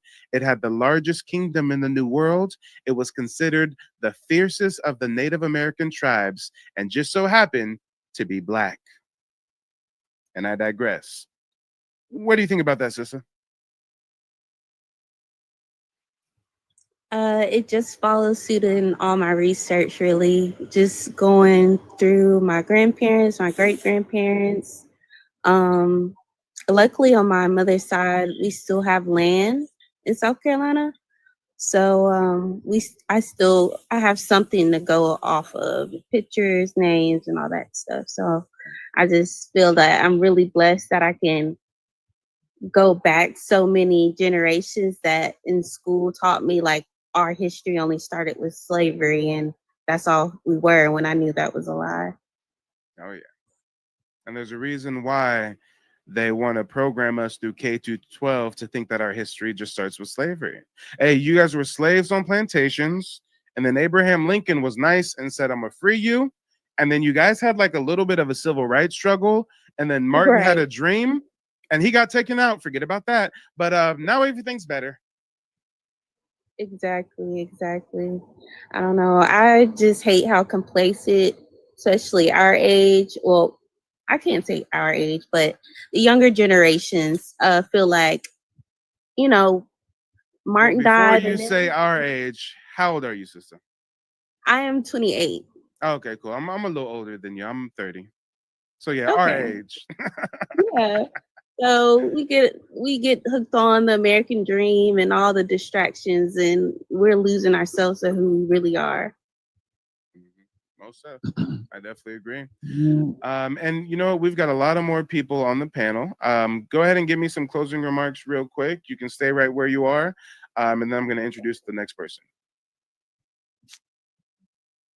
I'm gonna just keep it sweet. I appreciate the work you're doing, and I'm super motivated to keep in touch. Oh yeah, most def. And if you ever need some one-on-one professional guidance with the genealogy, you know what to do. Tap in. And guys, before we introduce our next panel member, I really want to urge you guys to check out my website, nativeblackancestry.com. I've built out a lot of historical resources in this site for you to take advantage of. The biggest thing I'm the most proud of is this digital archive, y'all. Earlier, we were reading a firsthand account of an ex-Choctaw Indian slave, stolen, whole family stolen. They were coaxed into a wagon with candy from some European slave traders. I mean, that was a crazy story we read. But we've got a lot of historical resources on the website. And if anybody needs one-on-one professional guidance with genealogy, you can even book a genealogy consultation with me, where I'll teach you the 3-step process that me and my family used to trace our heritage and get tribal citizenship back in 2021. Everybody on the panel, stay on mute. I'm hearing some feedback. I'm going to play a quick testimonial from a recent client, and then we're going to introduce our next panel member. Hi, my name is Michelle, and I came across Mike on YouTube showing some historical information about how, we're not all from Africa. And of course, it got my attention as I've been doing my genealogy research for a little while, but I hit a brick road and I needed more help. So the consultation that I had with Mike, it was great, very informative. It showed me a lot of history that I was unaware of, and it's made me more aware of what I don't know. So with finding him, I'm pretty sure that it's going to open up a new door, information about who I really am, who my lineage is, and I'm excited to get started. I'm so happy to have found him, and I recommend him to anyone who may have hit a brick road, who is interested in going a little bit further than they may have been able to get, or just to find out the truth about your ancestry. Contact him. Let's talk about it, y'all. Real people, real results. What are you waiting for? Why go through places like Ancestry.com that are going to charge you $4,000 to do a family tree? I mean, guys, I'm not joking. I'm not being funny. This is Ancestry.com's website right here. You want to hire one of their genealogists? Pricing may start as low as $3,700. Hey, some of y'all may have it like that. But even if you did have it like that, chances are the genealogist with Ancestry.com, they ain't a black person. They're not going to know anything about racial reclassification. They're not going to know that your ancestors may be classified as Negro, mulatto, but really they're American Indians. Matter of fact, if you think about it, the genealogist with Ancestry.com most likely is not a member of any American Indian tribe. Damn. So what can they really help you do besides do a family tree for you? Guys, family tree is just step one. During those genealogy consultations, I teach you the 3-step process. Step number 1 is tracing your family tree. Step number 2 is establishing tribal affiliation. You have to find documentation where your ancestors are listed on Indian rolls, whether it's land allotments, bills of sale, freedmen records, muster rolls, tribes, chiefs, and treaties. You have to find that documentation, cross-reference it to the Dawes Roll, and then you got to navigate the complexities of the tribal citizenship application process. Some of us got ancestors who was reclassified as freedmen, and that's a whole nother controversy. And I demystified that entire process for you during a 90-minute genealogy consultation that's under $100. Meanwhile, Ancestry.com trying to charge you $4,000 just to help you with step one. All right. I'm so glad that, you know what I'm saying, I even, you know what I mean, experienced this. I'm glad I experienced you from, you know what I mean, enlighten me from the internet to, you know what I mean, online, getting one-on-one in depth, giving me a lot of information that I can take back to my people as well. And hopefully we could both get everything meshing with everything with the lineage and everything with the genealogy. This is no scam. This is all real. This is a real homeboy that put it down. He mean what he say. He got receipts and he put it down. He stands on business. Straight up. One love. Let's talk about it, y'all. Real people, real results. Come on, what are you waiting for? Shout out to DM. DM says, how do I sign up for that? Just go to nativeblackancestry.com. If you go to nativeblackancestry.com, you can scroll a little bit down on the homepage. It says, discover your native black ancestry, book a one-on-one genealogy consultation. And you can even book different types of consultations depending on your budget or what you're most interested in. So you can get a standard genealogy consultation where I teach you that 3-step process, answer any questions you may have. You can get a recorded consultation, so you don't have to worry about taking notes or anything. I'll actually send you a copy of the recording of our meeting. And then you can get a genealogy consultation with an additional history lesson, and that makes the meeting a whole extra hour and a half long, and I give you a real in-depth breakdown of the Black American the Black American indigeneity that the government has been trying to hide for us for oh so long. Shout out to Grace Mello, says legacy charges $3,000, $9,000. Exactly. Ancestry charges $4,000, legacy charges $3,000, $9,000, $11,000. Or you can get with Mike, card carrying American Indian, get a genealogy consultation for under $100, where I'll give you the game so you can do the research on your own and save your money not having to hire a genealogist. Let's talk about it. Wolf Moon says, are whites disqualified? If you're talking about for my genealogy services, no, absolutely. I don't disqualify anybody. Of course, I market my services to Black Americans because we are a underserved community, and I have a real focus on the racial reclassification of Black Indians. But if you're just of European ancestry and you're in America and you're like, hey, Mike, I just want to learn how to trace a family tree and how to source the records and stuff, you can still book a genealogy consultation with me. It's just your genealogy consultation is going to look way different than a Black American's genealogy consultation, if that makes sense. Let me see. Someone says, I don't see not one Native person in here spamming his live. Yeah, normally the Siberian Huskies be over here trolling me, but not tonight. I'm coming with too many heavy-handed receipts. Grace Mello says, Mike showed a newspaper article where an employee from the Census Bureau stated they did that. Yeah, you must be referring to racially reclassifying Black Indians. Yeah. In the digital archive, I've got excerpts from a newspaper clipping from a Rhode Island newspaper. This Rhode Island newspaper ran a story called When is an Indian Not an Indian? It's When He's a Negro. This was February 22nd, 1970. And on one of these pages, it actually discusses a census taker. Check this out. It says right here, y'all, this is why y'all call me the king of receipts. And I humbly live up to that day, or excuse me, I humbly live up to that name every day that I go live, okay? Every day that I go live, I got to give you the receipts, right? It says, who is an Indian? When the United States government counts heads, it says we are whatever we say we are. A census taker now working in South Kingstown in preparation for the 1970 census said recently, quote, if they tell me they are Indian and they look Negro, I put down what they say and change it later. Aren't Indians supposed to have high cheekbones? End quote. Yeah, just let that sizzle in your spirit for a minute.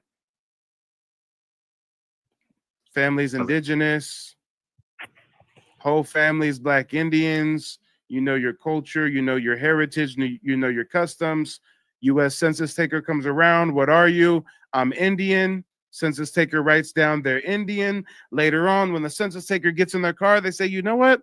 I don't think their cheekbones were high enough. They look like a Negro to me. Let me put African American on there. Straight from the horse's mouth. But you know, guys, let's officially introduce our next panel member. Sorry to the brother who was actually next. I think he dropped off. I know sometimes I can get caught up in long-winded monologues. But now the next person we've got is Smoke King. Smoke King, unmute yourself. Let us know where you're calling in from and what's on your mind. Hey, I'm calling in from Katy, Texas. And my family, my mom has actually done our genealogy, and I got a little bit from her, but she's actually writing a book to tell that story. And you know, she's kind of secretive, but she gives us a little bit. But our family is Yamasee and Cherokee. And the story, most of the story that she's writing is about that Yamasee War, you know, where my great grandfather was a captive of the Cherokee. And I'm so glad you told that story.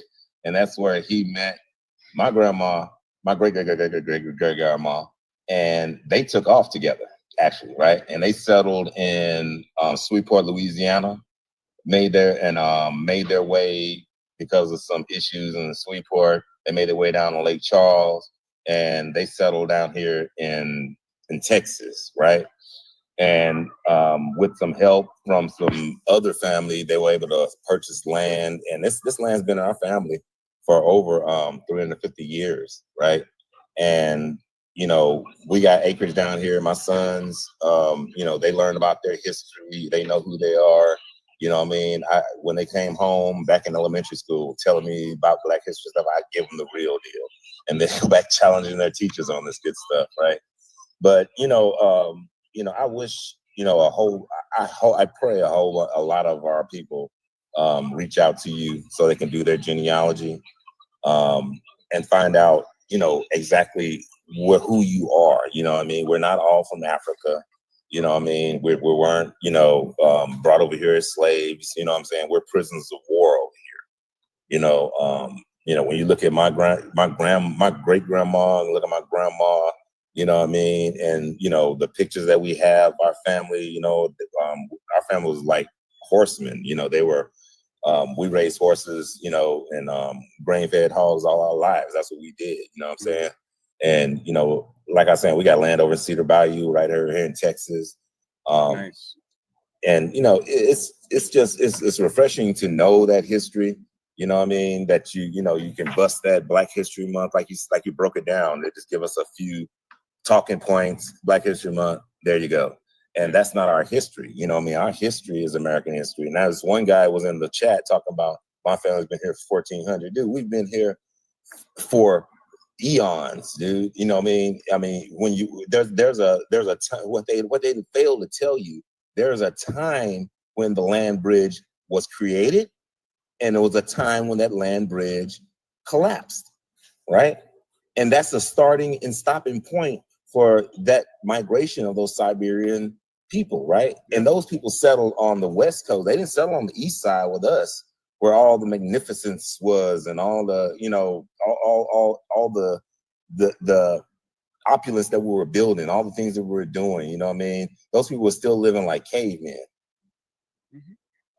We had vast civilization living on pyramids and mounds along the river, vast agricultural tracts. Yeah, that's why when the Europeans came over here, they were obsessed with our land and said, you know what, we don't think we want to go back home. Yeah, they knew where they were, man. They knew where they were, you know, when quit, you know, because, you know, I did my deep dives, you know, and I looked at 1492, you know, looking at when the Treaty of Grenada, you know, basically all Chris Columbus did was do do recon for the Spanish, the Dutch, and the English. He just did recon, went over there and didn't find anything but us. You know what I mean? Following the rest of the Moors over here, you know, so, you know, that's what I researched, you know what I mean? And that's what I look at, you know what I mean? And I'm just glad you're doing this and putting it out there so people can do their own research and start on their own journey to understanding, and then going to you, getting that information. I'm glad you're doing it the way you're doing it, brother, because it's too expensive to work with these places. And then you look at like 23andMe. You saw what they did, right? Hey, it just went bankrupt, right? Their whole board quit because that all that mess they were pumping out is coming to light. All these people, my family's in Nigeria and I'm from Chad. No, that was fake. They were just all thing we were doing. They've had identical twins exactly take the same test and get different results. Yep. And that's why it's all discredited. I mean, you have to do your genealogy. You can't do DNA. You have to actually do. And they got the game so twisted. They got people thinking that genealogy is the same as a DNA test. Exactly. I got to tell people all the time, y'all know those are two completely separate fields of study. Genealogy is paper trail records. It has zero to do with spitting in a cup. Yep. And see, that's the reason, it's outlawed in, over there in Israel. It's outlawed to do that over there, right? Mm-hmm. And a lot of these, I call them reservation Indians. They don't do their DNA or their genealogy. I call them Siberian Huskies. Yeah, I call them Siberians too. They know where they're from, and they don't do if they don't want to see that Siberian Asian ancestry. They don't want to see that. And the people that are in Siberia right now still carry those same customs as their cousins over here. Yep. And they're on TikTok. Siberians are on TikToks telling them folks on the res, hey, y'all are our family. Y'all got the same culture. Y'all got the same customs. We're one and the same. And then you look at the leadership, right? You look at the leadership, like here and down here in the Alabama Cushatas, right? You look at the leadership; they don't look nothing like us, right? They don't even look like the Siberians, right? They're white tea. They're straight white tea. And they're in charge of the bribe, and the bribe is those casinos, right? Yep. And you look at those guys; they're multi-millionaires driving around in Maseratis and everything. And those reservation people are on drugs, on alcohol. The reservation looks like a trailer park. Yeah, just living in hell. Poverty, announcing states of emergency, the whole nine. And actually, real quick, I gotta acknowledge my chat. Over on YouTube, shout out to Jake. Jake Northington says, I love the fact that you drop books, legislation, photos, artifacts, and more. It allows everyone to get a jump start on researching their actual family history. Yeah, I appreciate you acknowledging that, Jake. That's why I got the digital archive on my website, Native Black Ancestry, as well. So you guys can, not have to, work your 9 to 5 and then in your free time try to sort through thousands of pages of research material, figuring out what's true, what's pseudo, what's factual, what's not. I mean, I got the archive where I've personally curated all the info for you to shorten that learning curve. But let me get caught up with the TikTok chat as well. Rocky says, how do I get a card? In order for you to get a tribal citizenship card, you have to apply with that tribe. Each tribe has their own separate citizenship application requirements. That's something most people don't know. Each and every tribe has different requirements for citizenship. A couple tribes might have similar or same requirements, but each tribe has their own thing going on.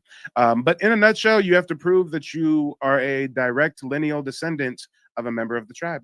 And you do that through paperwork, through documentation, whether that's Dawes Roll, Freedman Roll, land allotments, bills of, there's many different documentation that you can use. And I think I saw another comment here I wanted to acknowledge. Let me see. Wolf Moon says, well, I guess so. Thank you for that. I did nothing to your people. Don't hold me responsible. Yeah, Wolf Moon, it sounds like you have a guilty conscience. Nobody said that just because you're a European American, we're holding you responsible for something, but it is a fact that your ancestors came over here to participate in a system that was meant to do nothing more than disenfranchise, enslave, and take over land that was indigenous to my people. So, you personally in 2025, you probably haven't done anything wrong. You probably got some black friends or something, but if you do your genealogy and look at your ancestors, I wouldn't be surprised if you may have had ancestors who were slaveholders or in one way or another participated in this system of racial hierarchy. You may have some ancestors in the background in the photo of some of these lynching photos, right? Who knows? I got some ancestors who were enslaved. I got some ancestors who own slaves. Everybody has a complicated family story. but you got to start by doing the genealogy. Real quick, Smoke, give us some closing remarks. You don't have to go anywhere, but I'm just going to introduce our next panel member, Handboy. Got you. I'm glad you were saying that. Because they were fooled, and I blamed the clandestine operation they did. The Buffalo Bill Wild West show. That's when we were first introduced to Siberian Indians, right? And those are all white people in those Buffalo Bill Wild West shows, right? And they traveled all over the U.S. just to perpetrate that lie, right? And then, what a lot of people don't know, and a lot of the Siberians don't understand, and they need to dig in their history. Those Indian schools that everyone thinks that, they just took them and made them learn it. They were not teaching them English.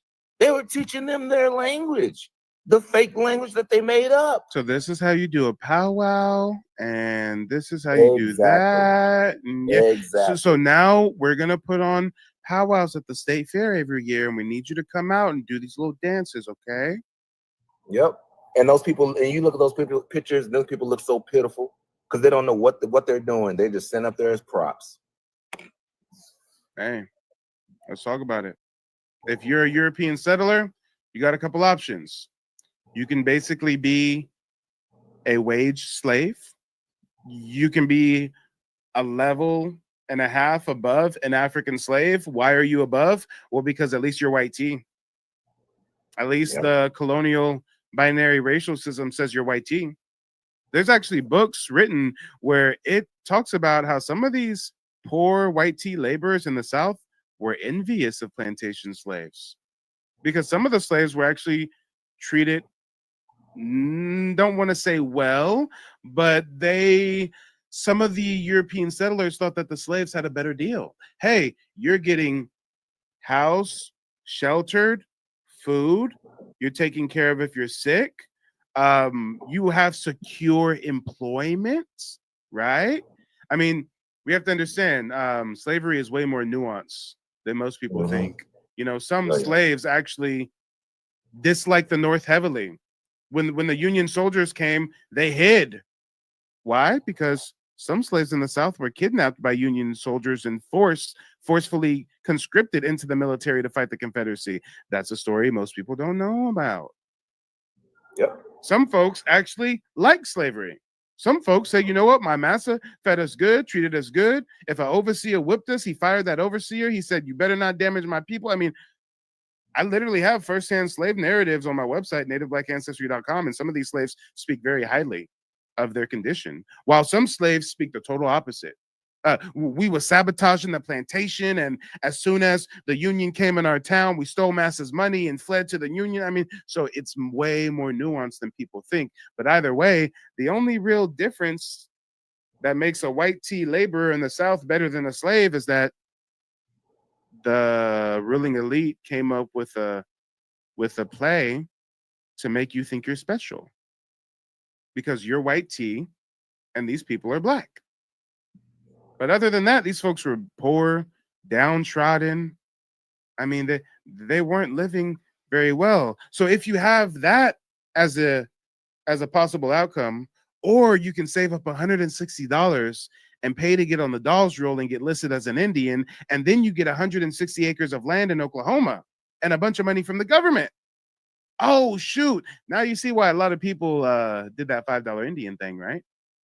Coming straight off the boat, what are your options? I can cosplay Indigenous American identity for free land and money, or I can go in the South and work as a wage slave and hopefully I can save enough to buy a slave of my own or buy a little patch of land of my own. I mean, this is what the peons were faced with. Let's talk about it. But Handboy, go ahead and unmute yourself. Let the people know where you're calling in from and what's on your mind. Hey, I'm calling in from Appleton, Wisconsin. I'm from Milwaukee, Wisconsin. I just recently started doing my genealogy, actually thanks to Mike. I'm one of his clients, actually. Just had a family reunion and come to find out from oral history that my grandmother, her father was Choctaw, and her mother was Creek. And my grandmother, my mama's mama, is part that Choctaw and Creek, and her father was Cherokee. So that's why that's why I'm a client of yours, so I can find out, get the paperwork, so I can try to apply for, and my family can apply for tribal citizenship. But this is all kind of shocking to me to learn, because I was always told that I had Indian in my family, but no one ever really went into how deep it was. And talking to my great auntie or whatever, she was saying that the reason why they didn't know and they really didn't talk about it is because at some point in time when you was dark skinned and you identified as Indian, they would kill you for identifying. I mean, will They would unalive unalive you. There you go. you. Got it. They will unalive you for identifying that as native, as you. So that's why a lot of them were so quiet and didn't really talk about it. And they just say, "Oh, you got Indian in your family," not going into history. Like, yeah, you were probably a full-blooded this, or you really from this tribe, because they were scared. They be unalived or arrested right on the spot for identifying as that. And it's just crazy just learning all this oral history. It's kind of shocking. It's like all this happened at once. I found out about your like page through TikTok, and then I went to Black Native Ancestry, and I found my name and my family name on the list, and that's what got me interested. And I started trying to look for it, finding so many records, and I'm like, I need some help, and that's when I reached out to you, and I'm just decided to know and to continue to learn, and hopefully I could get the proof and learn about my ancestry, because this is just shocking. Like, I've been growing up thinking I was African and not really feeling connected to any Africans. And I ask my mom all the time, like, Mama, I see the Africans, like, why my hair so straight and theirs not? Like, my hair is just naturally straight, no matter what I watch, whatever. It's just naturally straight, and it comes down to my back. I'm like, Mama, why my hair like this? And then that's when I asked my grandma, and they would just brush, oh, you got Indian in the family. And now I'm doing a genealogy, and my grandma didn't even know that what tribe she came from and all that. So the fact that I'm almost got it to this far, thanks to you helping that you possibly from this tribe, or you possibly defend for this tribe, she is so happy. So she want me to keep going and keep looking, because she was like, oh my, she just knew of it, that she had it, but our grandparents were so scared to teach their kids to protect them, so she didn't know. So she's so excited that I decided to take interest in my genealogy, and she want to know about our Indian and Native heritages too. So it's like she's surprised and she's excited and happy, and so it's just an exciting time now that all my family is waiting on the results, and everybody excited. They like putting pieces together. Like, I knew I couldn't just be this, my hair like this, because all my whole family, we all got straight hair. We all got real, in the Black community, we call it good hair. But we all got hair just like mine, all straight, good. We don't. It's never like kinky like that. It's not like that. Like, and my grandma, the stuff she know, my great grandma, the stuff she know how to do, it's like normal people don't know how to do. And then then that's when we all click. That's from them being on their land and being with one day. That's been taught down, passed down from generation to generation. That's why, like, my grandma know to do our stuff on to how do you call it, what, quilting and all that. She know the foods and everything. It's like, wow, granny, what are you Pattern learning? blankets and all that. Right? Yeah, and it's like my mama. My mama told her, and I'm like, well, now all that's starting to make sense. Like, that's because we native, we not from Africa. And that's why it's I'm excited and I'm happy, but I'm kind of frustrated at the same time, because, like, I grew up thinking I came over here, my ancestors came over here on the boat and all this, and I'm not even African, and they reclassify me and reclassify me and reclassify me. And now I'm just wanting to let nobody reclassify me, and I want to tell people who I am and where I come from. Mm-hmm. Yeah, no, I feel it. I totally understand where you're coming from. I'm gonna mute you real quick just because there's a bit of an echo. I want to make sure the folks can have a pleasant listening experience. But yeah, for anybody just now tuning in, Boy is a genealogy client of mine, and I feel honored and privileged to help him with something that's so important, something that a lot of people would say is priceless, and putting a little pressure on me, knowing how excited the family is for the results. I'm doing everything I can to get those results to you expeditiously. But, it's very great that you bring up how, at a certain point in time, Black folks in the South, post-emancipation, if they identified as Indigenous, they would be jailed, they would be fined, they could be lynched, many different things could happen to them. And something that actually comes to mind is the song, the minstrel burlesque song, A Great Big Chickapoo Chief. Put a 0 in the chat on YouTube. Put a 0 in the chat on TikTok if you have never heard of the song A Great Big Chickapoo Chief. Put a 1 in the chat if you have heard of it. 0 in the chat if you've never heard of A Great Big Chickapoo Chief.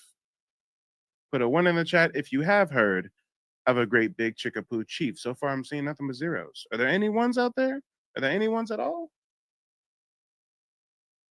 I'm seeing nothing but zeros. Okay, y'all. I'm going to drop a real gem on you. Watch. I'm going to drop a real gem. We're going to get into it. Yeah, I'm seeing nothing but zeros. I don't see a single one. Okay. And that's not to knock you guys. That's to say I'm excited. Whenever I get to bring some new information to my community and they've never heard of it before, I mean, come on now. That just gives me such great pride. Such great pride. Check it out, guys. A Great Big Chickapoo Chief. This was a minstrel song that they came up with. What was the year? What year did it come out? I want to say it was 18 on it. It might have been 19. Great Big Chickapoo Chief was published in 1904. Let's go ahead and read it a little bit. First of all, peep the imagery, right? Peep the imagery. Great Big Chickapoo Chief. Check out these song lyrics. Just by reading the song lyrics, you're probably going to pick up what I'm putting down. But I'm going to explain them afterwards, just in case anybody's a little bit confused. The frequency says educate us. Hey, there we go. Shout out to Blackjack. Blackjack put a 1 in the chat. Blackjack has heard of this. This is the minstrel coon song, Great Big Chickapoo Chief. Here we go. They call this a burlesque Indian coon song. Yeah. In Montana, a wild and woolly lived a foxy coon. He dressed up just like an Indian on a night in June. When the silvery moon was peeping, silently this coon was creeping to a chicken coop nearby. Suddenly he heard a cry. Down the farmers came, a sweeping. Soon they had the chieftain weeping, landed him in jail, and there they heard him wail. I ain't no chicken thief, I'm a great big heap much chickapoo chief. Into the court next morning they brought him, famous Indian chief. Told the judge just how they caught him, common chicken thief. Said the judge, make your story shorter. Bring a sponge and pail of water. Wash the mighty chieftain's face. Lord, to think of such disgrace, there he stood, the colored preacher, most distinct in every feature. Judge gave him 10 years as he yelled out through his tears. I ain't no chicken thief. I'm a great big heap much chickapoo chief. Damn. Damn. And guys, I'm sorry. I'm going to read this for the top. I think I missed a page. It's been a while since I read through this. I definitely missed a page. Let me see where the next page picks up.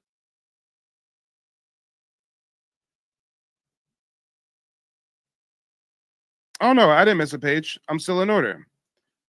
So again, the judge orders them to bring a sponge and a pail of water to wash the mighty chieftain's face. Lord, to think of such disgrace, there he stood, the colored preacher, most distinct in every feature. Judge gave him 10 years as he yelled out through his tears. I ain't no chicken thief. I'm a great big heap much chickapoo chief. In me you see the king of my race. My Indian name is rain in the face. When I found that bird, He was sure enough dead.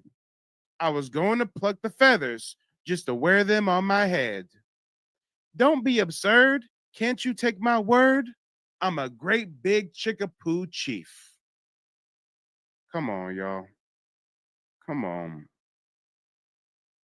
Do I even have to explain how this plays a part in the racial reclassification of Native Black Americans? Do I have to break it down line by line? Yeah, diabolical work. That's right, Basie. Yeah. And we about to introduce Basie in just a moment. Diabolical work. Guys, peep game, peep game. If you're not really understanding, let me make it simple. First of all, they're mocking the concept of a black or a dark-skinned chief. The song is basically undermining the sovereignty of Black Indian tribes like the Seminole, the Yamasee, or the Creek, whose leaders were often dark-skinned. This made it easier for the U.S. to deny land claims and tribal citizenship to Native Black Americans, labeling them African Americans instead. Damn. Guys, peep game. It says here in the song that he got 10 years. He didn't get 10 years for stealing a chicken. He got 10 years because this colored preacher was identifying as an Indian chief. He said the bird was already dead. I was just taking the feathers to wear them on my head. But they get him and say, no, he stole the bird. No, look, he's cosplaying as an Indian. Wait, an Indian? A Black Indian? 10 years in jail. 10 years. What are we talking about, y'all? This song, even though this was a tongue-in-cheek Indian coon minstrel burlesque song, this really speaks heavily to what's going on at that time, y'all.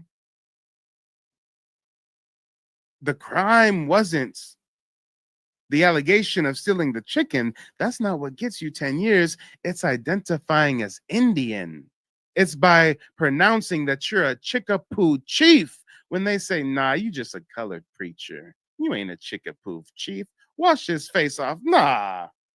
Found a dead chicken and get the feathers. Nah, he stole that chicken. That Negro stole that chicken. Come on. A great big Chickapoo chief. Let's talk about it. Smiley says nothing's changed. Yeah, crazy. Exactly. Crazy. Now, real quick, before we introduce our next guest, Hamp Boy, what do you think about this? You were talking about how our ancestors had to deal with harsh repercussions for identifying with their indigeneity. Well, this song speaks of that, right? 10 years for identifying with your indigeneity. Yeah, that's it feels like more things changed than what I stay the same. Just being falsely accused for being who you are. No harm. You ain't doing nothing wrong. It's unfortunate. On your own land at that.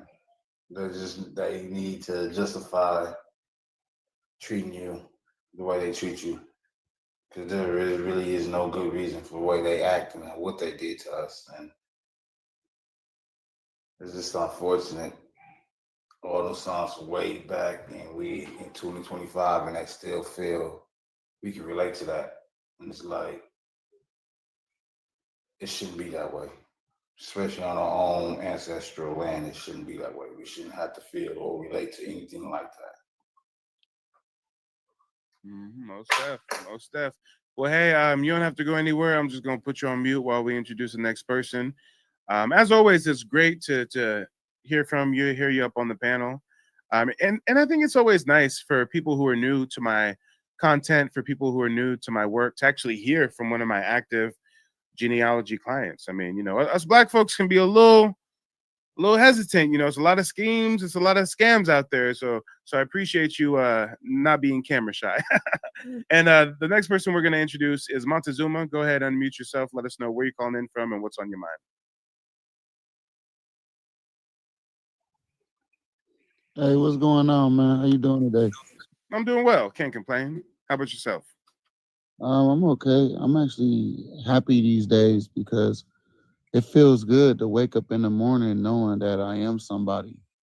Because for years I was always told I'm Black, eat pork, go to church, get married, have kids, and make sure you be cool with that white man so you could get a job. I came from a family with a slave mentality. And I don't, and even though they know that they're indigenous people, it's like they don't, it's like they speak about it in secret or they pull you to the side when they talk about it. You know what I mean? And But we can't be too critical of them doing that because throughout history, at different points, not really talking about that publicly, keeping your lips sealed, that was a survival mechanism. Remember, they would jail you, they would fine you, they would lynch you for identifying as indigenous post 1830s. Indian Removal Act. You Indian supposed to be in Oklahoma. What you mean you Indian? And you black? You look like a Negro and you're claiming you're Indian? So yeah, don't be surprised when a lot of our ancestors didn't really speak about it publicly. I not only read firsthand ex-slave accounts, but I read firsthand accounts from Tulsa Black Wall Street massacre survivors. This one woman was talking about how she was a child when it happened, and the guy who was interviewing her was her grandson. And the grandson says, it took her over 60 years to be able to talk about this publicly with me. Why did it take her over 60 years? Because of the terrorism they faced. They were literally told by the neighboring white community if they spoke publicly about the Tulsa race massacre, they'd go do it again. They'd run up in their house and do it again. So because of that fear, this grandson couldn't even get the grandma to speak about it for 60 years. So when people like you come up and they're like, yeah, man, it's crazy how like it's not until I come home from school and say, hey, we African. Now they want to talk about, oh no, we're Indian. With like, why haven't they told me this before? Like, why is it so, so close knit, held to the chest? Because at one point or another, it was kind of a defense mechanism. I'm from Cleveland, Ohio. I was born in Cleveland, Ohio, but that's not where I'm actually from, if you know what I mean. Mm-hmm. My dad's side is from Jackson and Canton, Mississippi. My mom's side is from Macon and Walton, Georgia. And I did use Ancestry.com just to see if it worked. And I traced back a lot of people that was related to me. And it seemed like, because I wanted to know what tribe in Africa I was from. So, me being an intelligent black man, I'm going to go down the rabbit hole like most of us do. And I couldn't find no African. I couldn't even find no slave records. And I was pissed. I'm like, man, what the hell am I? They told me I was a slave. My ancestors was enslaved. They said we come from Africa. I don't see no Africans in my family tree. Right. Yeah. So I went deeper into it and I started looking at the old Indian maps to see what the territories was called before they changed the names to cities and stuff. And my Jackson and Canton, that's Choctaw territory in Mississippi. My mom's side in Georgia, before it was called Macon and Walton, it was Appalachia and Ichiti. And I'm like, wow, this is crazy. And I started looking at my granddad pictures and my great grandmother's pictures. I went back as far as I could go. I still need help. I'm gonna be looking into that website you said. I'm gonna need some help with this because I'm starting to feel like this is my purpose now. Yeah. And this is all us. This is all our land before it was ever Florida, Georgia, Alabama, the Carolinas, Louisiana. It was our territory. And then I'm like, I was looking up some stuff too. I was looking up the oldest bones in Africa that they said came from Ethiopia from someone named Lucia. And I guess the bones got shipped to the British Museum. And the British Museum sent them back after a while, they sent them back to the Ethiopian Historical Museum. And they said the bones were Australopithecus bones. The bones that they're saying everybody on Earth came from at some point. And Australopithecus is a scientific term that means primate bones. So if the oldest bones in the world that we came from are primate bones, then that means we didn't come from Africa. Because I'm not a monkey, I'm a human. Exactly. So that's been bothering me lately, Mm-hmm.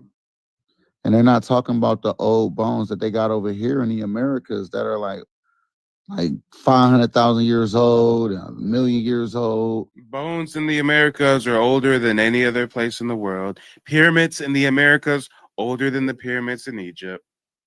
Right. It's crazy, man. I'm starting to realize that we are the legacy. We are the reason why all of this bad stuff around the world is happening. We didn't do anything wrong. It's just in an attempt to suppress us. All these attempts over history to suppress our public identities have resulted in wars all across the world. And that's karma. Talk about it. Chickens coming home to roost, if you ask me. Everything they do to us on our land, it's like the spell gets reversed on them. Nothing ever goes right with these people. Hey, take this however you want to, but I'm in Oklahoma now. I've been in Oklahoma since the start of the year, and I'm learning about how the weather systems out here be crazy with the tornadoes, the flash floods, the this and that. They just had some bad flash floods in Texas. A whole bunch of people passed away and whatnot. And call me petty, but the first thought of mine, the first thing I did when I heard about the Texas flash floods and all those people passing away and all that, the first thing I did, kid you not, is I looked up the racial demographics of the part in Texas that was hit. I said, wait a minute, okay, 99% white community, okay. It wasn't none of us out there, okay. Wow.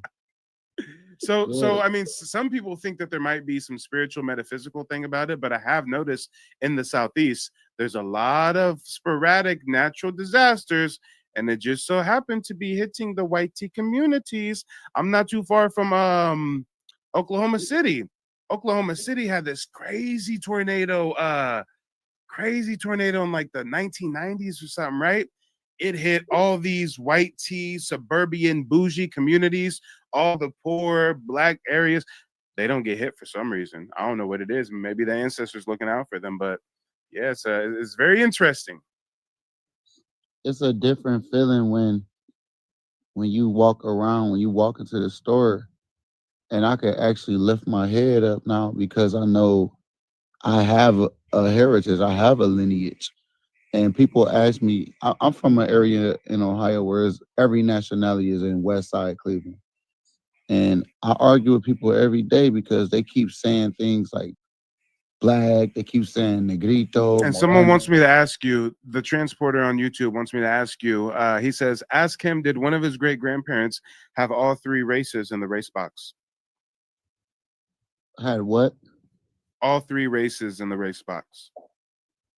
On what, like a consensus document or something? Yeah, I think he's asking if, like, at one point in time, your ancestors were like racially reclassified. Like for example, I've got some genealogy clients where I kid you not, they'll have one ancestor who one decade is called a mulatto, next decade they're white, next decade they're a Negro. So when it comes to the racial reclassification, do you have any ancestors like that who've been, labeled as multiple things? As far as I'm concerned, everybody that I researched in Mississippi and in Georgia, everybody said Negro. That's why I need help, because I want to get to that part where it didn't say Negro. Yeah, I need help. So no, I haven't gotten that deep into it. I'm gonna need some professional assistance for that. Yeah, I got you. And for anybody out there that needs that kind of professional assistance, make sure to go to nativeblack.ancestry.com. I've got tons of historical resources. And if you need that one-on-one guidance, you can book a genealogy consultation with me, where I'll teach you that 3-step process that me and my family use to trace our heritage and get tribal citizenship. So definitely tap in. Same goes to Smiley. Smiley over on TikTok says, I need to find out my history, and I'm from Washington, D.C. I wasn't from Africa. Yeah. Tap in, Smiley, nativeblack.ancestry.com. And as a thank you for everybody who's watching right now, anybody for the next 3-4 hours that goes to the website and books a genealogy consultation, you can use the coupon code TikTok at checkout. TikTok, one word, all lowercase. Use that coupon code at checkout for an extra like 15 or 20% off of your genealogy consultation. Just as a thank you for you being here with us in the moment, tuning in on the live stream. Now, real quick, give us some closing remarks. You don't have to leave the panel, but we're going to introduce our next guest in just a moment. Okay.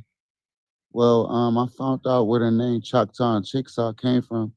Choctaw and Chickasaw, they were two brothers who traveled from Yucatan and Belize, and they were from the Mayan and Incan territories. Wait a minute. This seems familiar. And again, you're going to go into it in depth. Is this kind of the story of like two brothers are leading two different bands of Indians, and one one of them went through the says that we're land. gonna like stop where like a eagle rests on a snake or something like that, right? That part I think was made up, but the part about the names and where they came from, one traveled across the water, one traveled across the land, and Choctaws and Chickasaws were beefing for a long time, but they actually are brothers. Yep, I feel you. And yeah, we're related to the Mayans. That's where we And came when from. you say that, one came across water, one came across land, y'all got to realize the Americas, plural, is all ours. Yes, we descend from folks that were Mississippian mound builders in the Southeast, but before they were in the Southeast, guess what? Lots of them migrated from Central America, Caribbean, South America, etc. So when they have the oral tradition of one portion of the tribe going across the water and one going across land, I mean, y'all got to realize Mexico is not that far from Georgia.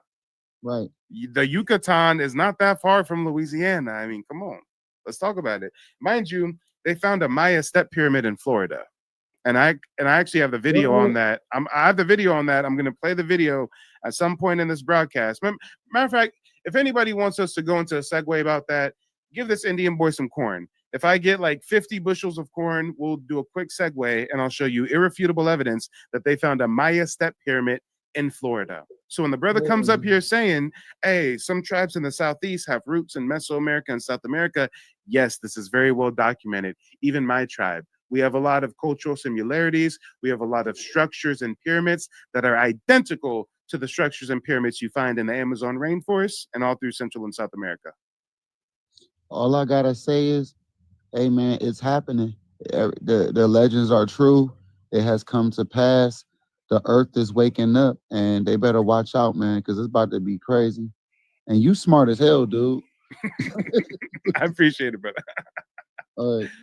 It's my full-time job educating the people. I'm a genealogist, historian, digital archivist. I literally wake up and just on some pinky in the brain type shit. He said, what are we going to do today? We're going to do the same thing we do every day. We're going to figure out how we're going to take over the world, right? Shout out to anybody who grew up on WB Kids watching Pinky in the Brain. But instead of taking over the world, my mission and manifesto every day is waking up the masses in my community to their indigeneity and helping them reclaim what was lost, what was purposely kept from us.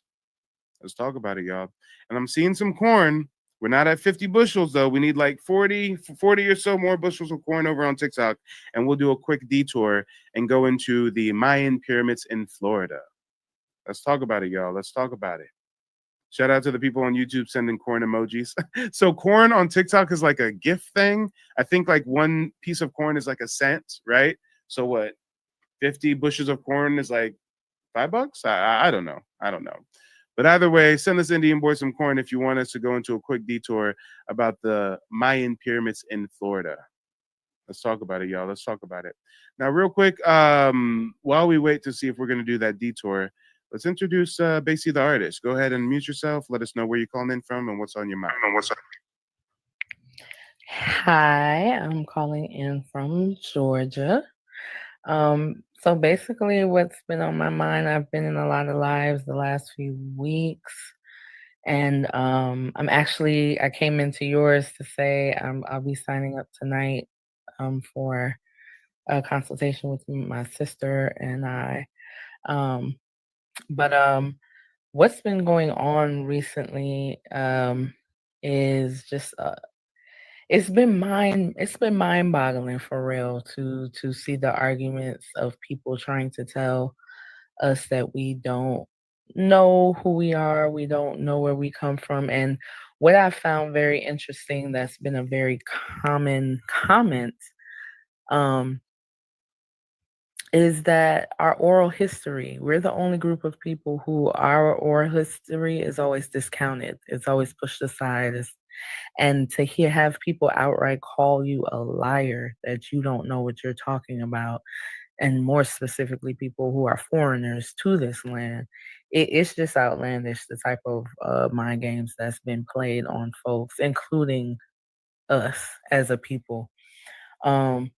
I've tried to point out constantly that what has happened to us is happening right now in real time to other groups of people. It's not a foreign concept, like it, or at least it shouldn't be, that your history can be whitewashed, whitewashed, and or just straight up having people lie about it, flipped around, just distorted Well, you know, to the extent. real quick, since you mentioned that, we're gonna do something special. We're gonna do something real special. Guys, I run my show like the Roman Colosseum. I always like to entertain, educate, but above all else, I like to give you guys the luxury of choice whenever I'm able to. This is what we're gonna do. Since you're talking about us having things stolen from us, being kept away from our indigeneity, being reclassified, disenfranchised, our oral history being discounted, et cetera, et cetera, et cetera, this is what we're gonna do. If anybody out there within the next 5-10 minutes goes to my website, nativeblack.ancestry.com, and signs up to be a member of the website, then what I'm going to do is I'm going to do a quick sidebar, and I'm going to give you definitive evidence using my own family. I'm going to show you documentation of an ancestor that I have who was a well-regarded Black Indian tribal king. And despite all that, mainstream academics still worked to try to reclassify him as an African. But wait, there's more. I actually combated that reclassification and reached out to this PhD professor to check his ass. But wait, there's more. He actually responded to me, and the answers that he gives me is going to surprise you guys. But if there's anybody out there that would like to take a very interesting, a sidebar into a case study using my own family on how you can have a Black Indian socially and academically, racially reclassified to African by none other than a PhD holder professor in Georgia. Well, if anybody wants to see that, become a member of the website. To become a member of the website, it's $14 for the Inner Circle membership. This is going to be the best $14 you ever spend. Know why? You're going to get access to a book list of all my primary sources. A lot of these books you can't even buy in the US. You got to import them from overseas. I update this book list weekly with new additions. This week, I just updated it with Judah P. Benjamin, the Jewish Confederate. I bet y'all didn't know there was Jewish Confederates, huh? We're going to talk about it. As a member, you also get access to the digital archive, over 600 documents, family photos, newspaper clippings, book excerpts, you name it, all citing our indigeneity. You can download these things to your phone, to your computer, share them on social media. A lot of heavy-handed receipts. So if anybody wants to, view a perfect case study about how a Black Indian tribal town king can be reclassified as an African, and he's on the Dawes roll as a full-blooded Indian, mind you. If anybody wants to see that, you know what to do. Go to the website, nativeblack.ancestry.com, become a member at the Inner Circle level, and we'll go ahead and go into that. But while we wait to see if that's something that you guys want to get into, let's finish hearing what Miss Basie has to say. Basie, the artist. You say you're an artist. Do you do music? Do you paint? I actually paint and draw. Nice. Where can we check out some of your work? On your TikTok? It's here on TikTok, and it's the same handles on Instagram, and that's basically, I haven't put up anything new recently, but yes, you can see some of my work there. And I believe even some of my family's work I've posted before. I come from a family of artists, so nice. I'll try to share that. But yeah, I mean, what you're saying is true, and I'm definitely pulling my computer up now and trying to. I want to see what you have and what you found with your family. Like, stuff like that is interesting to me. I mean, it goes to speak on what you were speaking earlier with, I think, Montezuma. It may have been the man before, but like, my mother's side of the family, her entire family is from South Carolina. And her mother's mother, my mother's mother, people are Geechee, but also her grandmother was Geechee, but her grandfather was Seminole. And and since we're kind of speaking about the Africanization of indigenous people, have you noticed how they've tried to Africanize the Gullah Geechee? I do notice that because one of the things that I remember when I was younger was one of the main things that people, professors and people who studied the Gullah Geechee used to always talk about, which they don't mention anymore, which is very prevalent to me. They used to talk about the fact that Gullah and Geechee were not African words or African names. It couldn't be found anywhere. So I was like, well, why We've would got these this people strange thing that happens where our communities are so accepting, we're inviting, we seek allies where we can, and we see some Africans that are down bad, enslaved, and we say, hey, y'all can come rock with us and we'll fight the Europeans together, right? And because of that, Right. some historians try to twist it and make it seem like we all have African origin. Like, just because some Africans come rock with us and become part of our tribe does not mean that we all have African origins now. Right, and to say origins instead of saying possibly a member of the family is so Admixture, disingenuous. Right, or admixture admixture. versus Right. origins. So Yeah. first origins are two different things, and it's just very it's very interesting because I'm starting to try to dive deep into the Seminole Geechee Wars, which they always try to separate as differently. When I was younger, I came across a lot of different information about like I'm not sure if they were part of the Trail of Tears or not, but I know like the Garifuna and the Mbalees are related to the Gullah Geechee through just through them leaving, people fleeing after the wars, the Seminole Wars, and then also the Seminoles in Mexico that are recognized as the quote unquote Black Seminoles, but original Seminoles that left from Florida, Georgia, South Carolina, and went into Mexico. So it's just a lot of history that we just got lied to about, and it's really sad and insane. And to what I was saying earlier was what you were speaking to. I think it was Montezuma, but they were talking. But you were speaking to basically being punished for claiming what you were, and that's one of the Great things big that Chicopoo chief. Right, when you were saying that, like in my family, speaking Gullah died out very quickly because you couldn't speak it once you came off the islands. When you went into Charleston, you had to speak English, proper English, so to speak, and you could be essentially punished. Like, you know what I'm saying? You can get beat up in the streets. They could take it as far as they wanted to take it without impunity. So it was just people became scared, like you said, and it's unfortunate that yes, there's always a group of people who are not scared, but when you have children with you, when you have a livelihood that you're trying to sustain, like people will do what they need to do to survive. And I feel like we've been in survival mode ever since dealing with these people, but also the majority of us do not rock with these folks. Like, you know what I'm saying? Like one of the things that I've saw that stands out quickly in the lives is that our lineage, our heritage, we can identify each other very quickly, especially when it comes to the rhetoric when dealing with YT people. We do not give them the grace that foreigners give them for whatever reasons, because we've resisted these people since the dawn of time, and we have been trying to resist. This is why they don't tell the slave rebellion stories. This is why they don't talk of the quote unquote freed colored people that they classified as freed men of color, and then started mixing them with the freemen Africans and just distorting the story altogether, that these were the original people here who've been resisting you and had always been free, a good portion of them. So I mean, Hey going guys, into we're your here. history, This I will break it down real quick for the casual observer, right? Do we have ancestors, some of which who were enslaved? Yes, absolutely, without a doubt. Were they African? No. Well, wait a minute.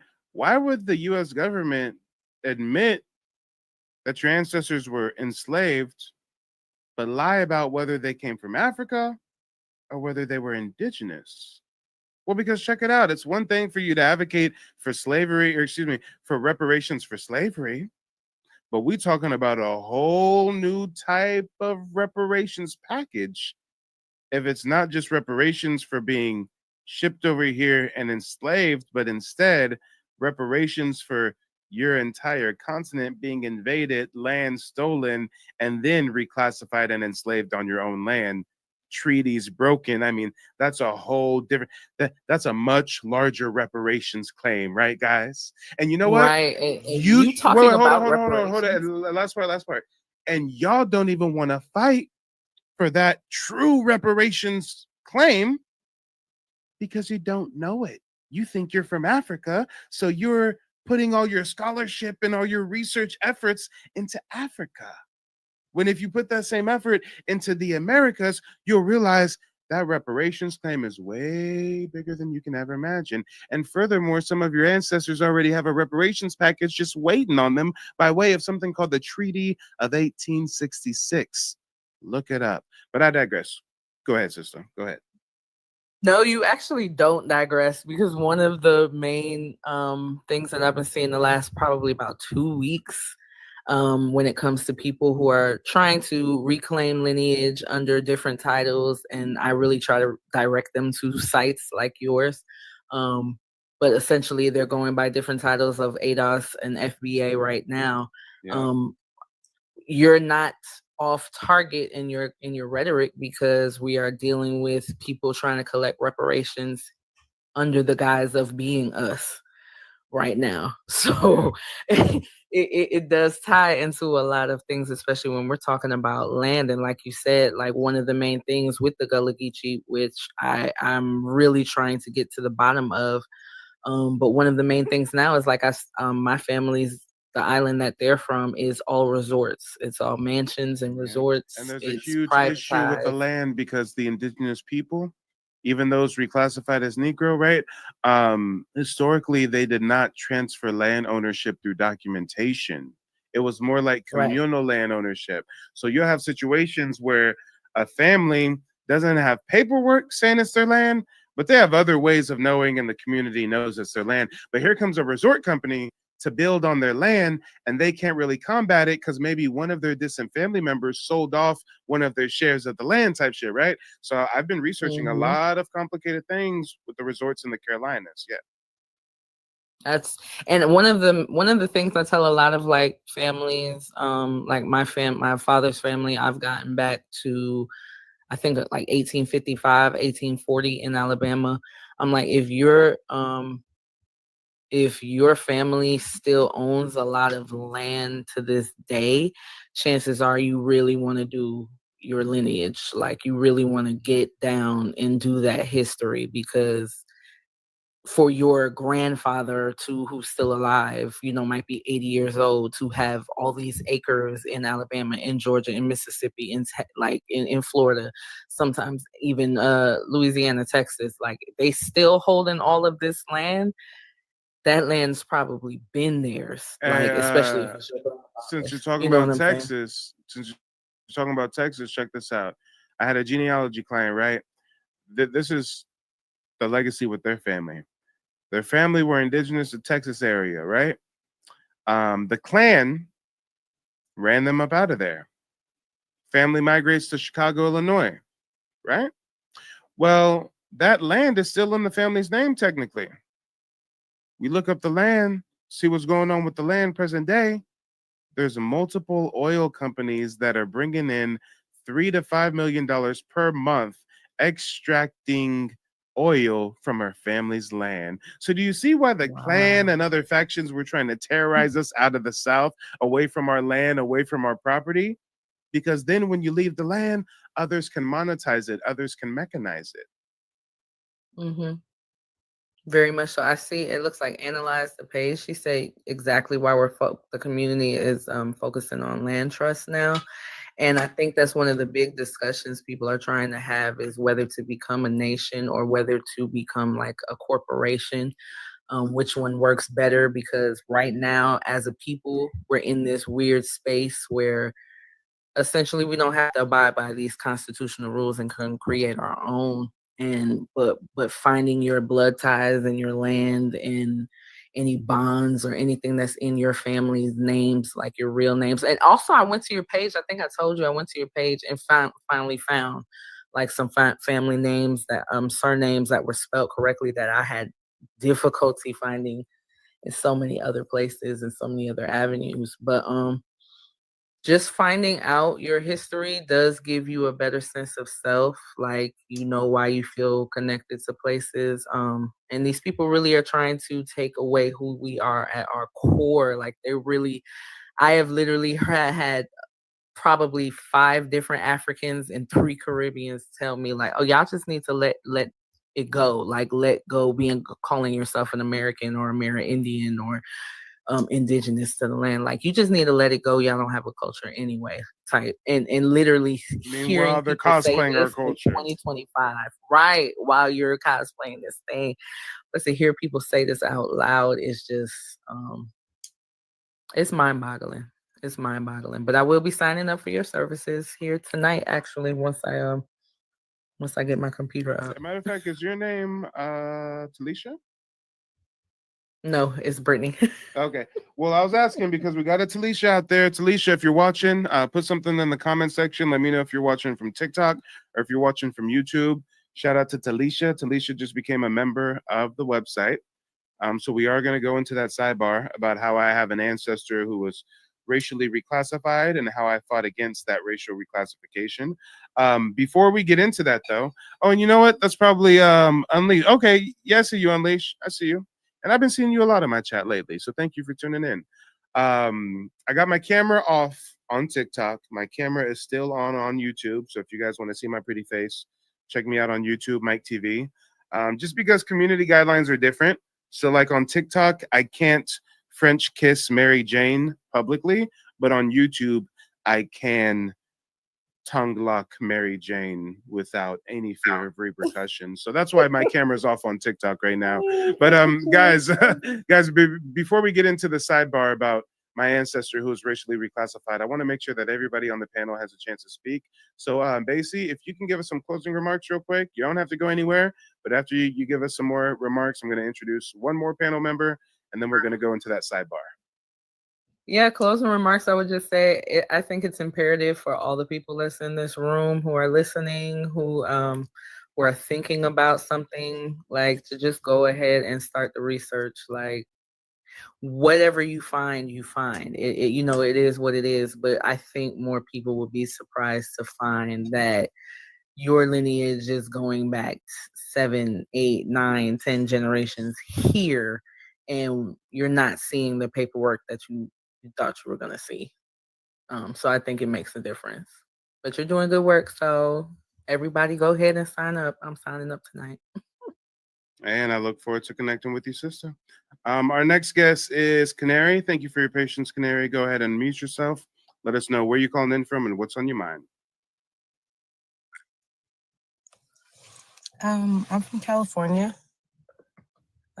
North or south? And yeah, I've been listening. Southern. I'm from LA.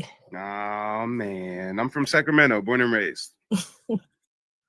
I have some family up there, but my whole family, my family's really from Ohio, but they all ended up coming to LA in the 50s. Well, half of them.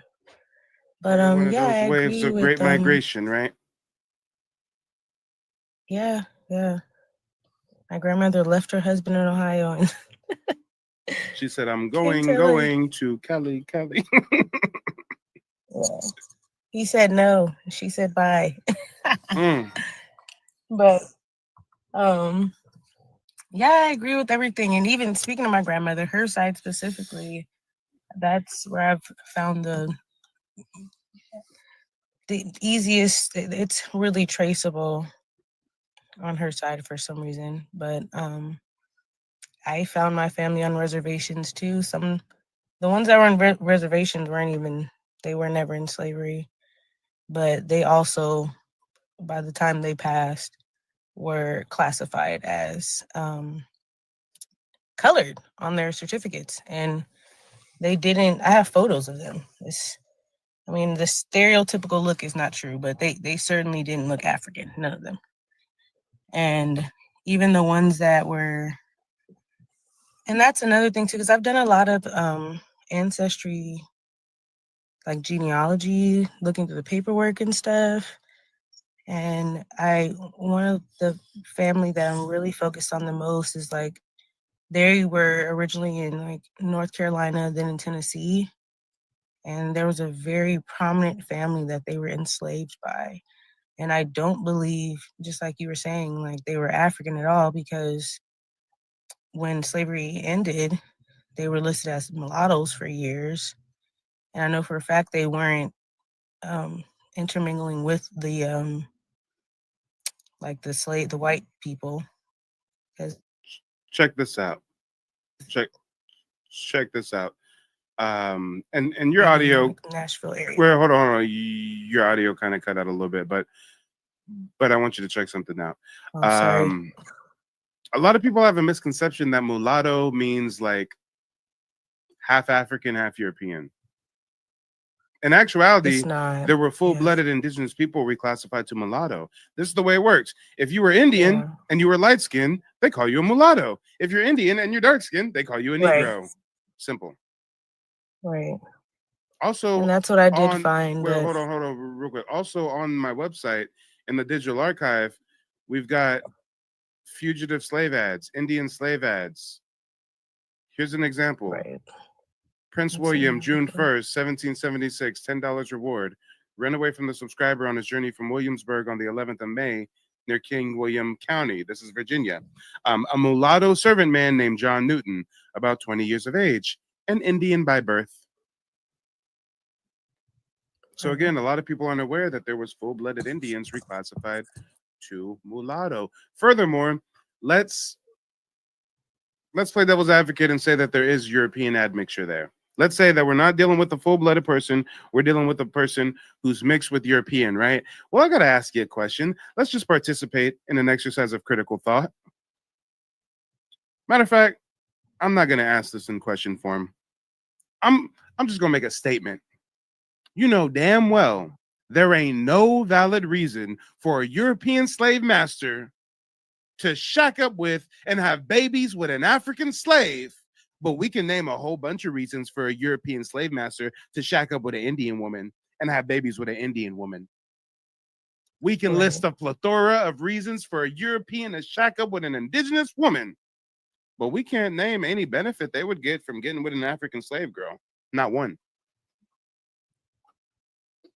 Most people don't know that most of these treaties, like the Treaty of Fort Jackson, that succeeded my tribe's tribal land in the Southeast, that it resulted in us giving away, quote unquote, giving away 23 million acres of land. Guess what? That treaty was signed by a half-breed.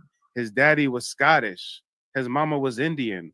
His name was William McIntosh. Just like that movie, Tears of the Flower Moon, the white tea man would get with Indian women to purposefully have kids with them because they knew that we were a matrilineal society. It don't matter that the daddy's European. It don't matter that he's raised by the daddy. It don't matter that he's a European by heart, by spirit. His mama's an Indian, so the tribe still accept him. He's accepted amongst the tribe. It's kind of like that fucking Avatar movie with the blue people. Remember when they gave the dude in the wheelchair the fake blue body? So he got to be amongst the tribe people and get the intel and learn how to overtake them and colonize them. It's the same shit. They make a half-breed Indian child because that child gonna cosplay as the chief of the tribe and sign away 23 million acres of land. That's what happened. Shout out to Delix. Delix says just like the Treaty of Guadalupe Hidalgo. Yeah. But I'm sorry for interrupting you, sister. Go ahead. Well, I just wanted to say something also that came to mind. I don't know. I feel like it's significant. My family that were enslaved were not picking cotton. They were dealing with tobacco. I feel like that's a significant thing that's overlooked. Everyone, they really promote. We were skilled labor. What the fuck y'all talking about cotton all the time for? What about all the slaves that lived in territories that did not produce cotton? They were blacksmiths.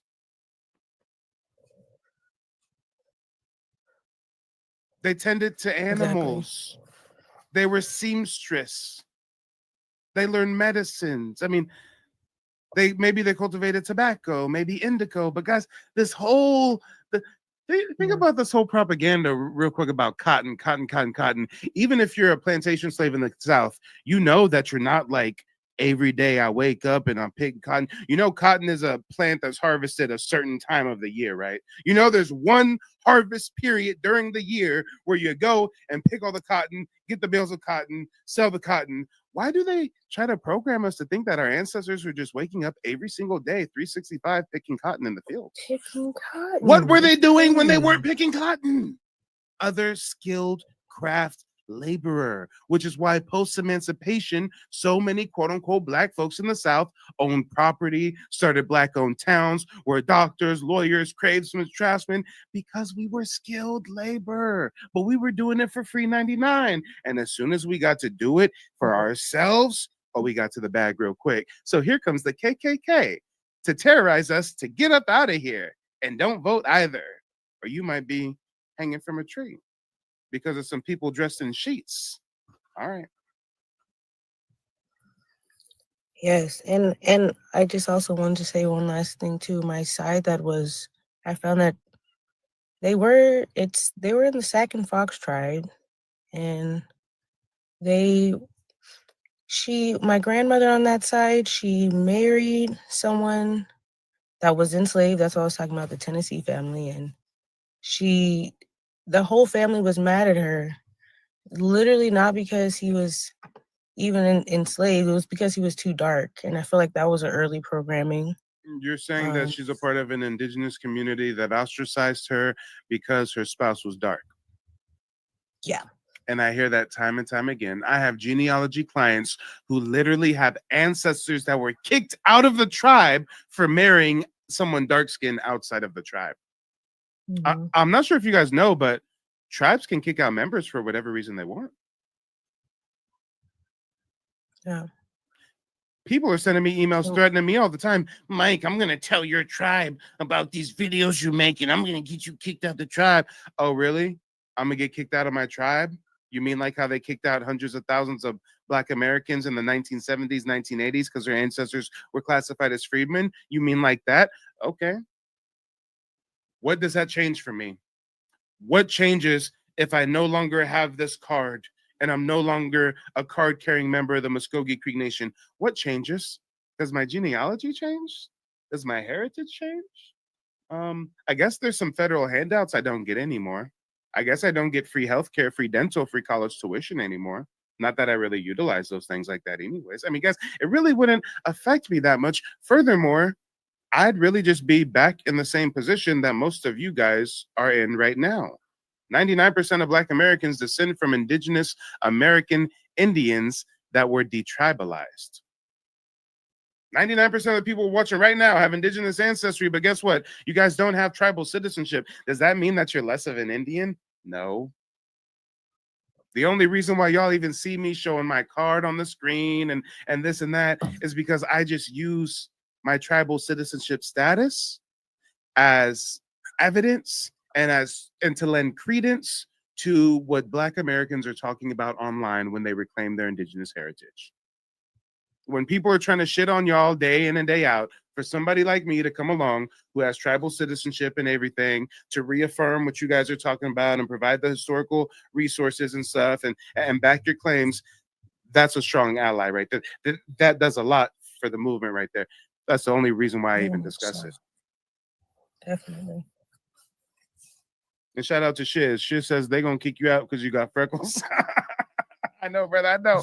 I'm going to get kicked out with the freckles. As a matter of fact, Shiz said earlier, he said, bro, just know whenever you in ATL, you got a home to stay at, B. I know for sure we're going to laugh all night. Yeah, no, real talk. Email me, Mike at nativeblackancestry.com. I am planning on going to the ATL towards the end of the year. I'm kind of doing a little bit of a people's tour.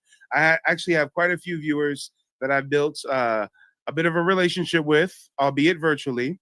And, you know, they say that they'll put your boy up. I won't have to worry about an Airbnb. So yeah, I'm actually going to be going to Florida in a couple months, then to Virginia. Then I got a homie, Anthony. I'm going to be visiting maybe around fall in Philadelphia. So we can add ATL to the list. I'm trying to reverse this Trail of Tears, right? I'm born and raised in Sacramento, California. My folks on my father's side come from Bakersfield, California. Well, where were they before Bakersfield? Oklahoma. How did they get to Oklahoma? Trail of Tears. Where were they before Oklahoma? Trail of Tears. The Southeast. Alabama, Georgia, Carolinas, Florida. So I think it's time for some of us to do some reverse migration and get back down there and see what's cracking. Melanin runs through my veins, says, I just sent you an email, Mike. Wait till you hear and see this shit deep. Yeah, I'm going to check that out. Oh, and Anthony's still watching in the crowd. Shout out to Anthony. Anthony says, word. I just put you on the spot, Anthony. I said, Anthony said the other day that he got 6 bedrooms and I can occupy one of them, okay?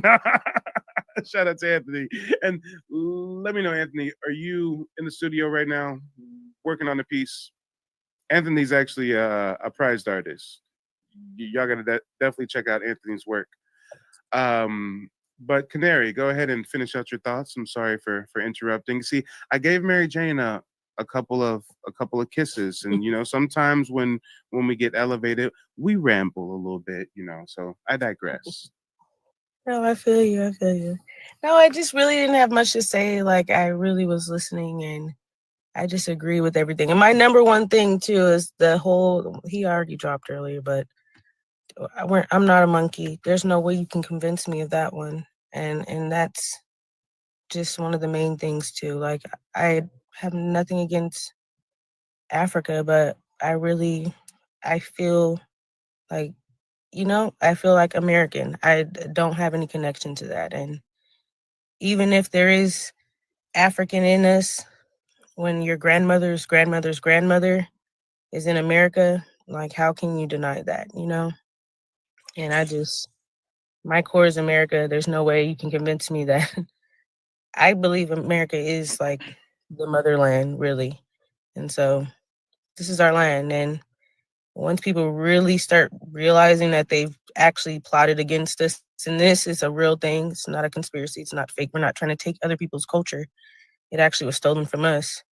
And we're finally realizing that, you know, our grandparents weren't lying to us. Literally, the world has been exporting our culture. So Right. how dare And they still anybody speak about our culture or our heritage or our identity when they're cosplaying us? Whether it's the Asian Every community, single- the Middle Eastern community, the red dot on the forehead, every single. I can type in the most fringe small group, Moldovan. I can type in somebody from Dutchistan and type in Dutchistan rap video, Moldovan rap video, Bukharian rap video, and you'll see them dressing like us, trying to be us and shit. It don't matter what part of the world. It don't matter what country. Everybody want to be a nigga, but don't nobody want to be a nigga. Let's talk about it. Matter of fact, I think I got a short little clip, y'all. They call me the king of receipts. I got a terabyte hard drive where I keep these receipts. Let me see if just real fast, in a hurry, real quick, like I can bring up a receipt that kind of cites how everybody cosplaying, everybody trying to what? Check this out. I just want to say thank you for doing what you do. It's important. Are you able to hear this audio? No. Okay. So for some reason, TikTok doesn't let the panel members hear the audio, but everybody else can. But just imagine very poor rap lyrics. But I'm just going to play this for just a moment. Stay right where you're at, though. Don't leave yet. Don't say that, don't say that. I'm an Asian, but I got a beam on the clock. Baby talking on the neck, you get shot. Balenci shoes, Jimmy choose, Chanel slides, Louis boots, I can choose. Fuck it, give me everything, every. Oh Lord, wait a minute. Sun Lee is shaking her thigh meat, y'all. Did Sun Lee just shake her thigh meat? Why is she trying to jiggle her thigh meat?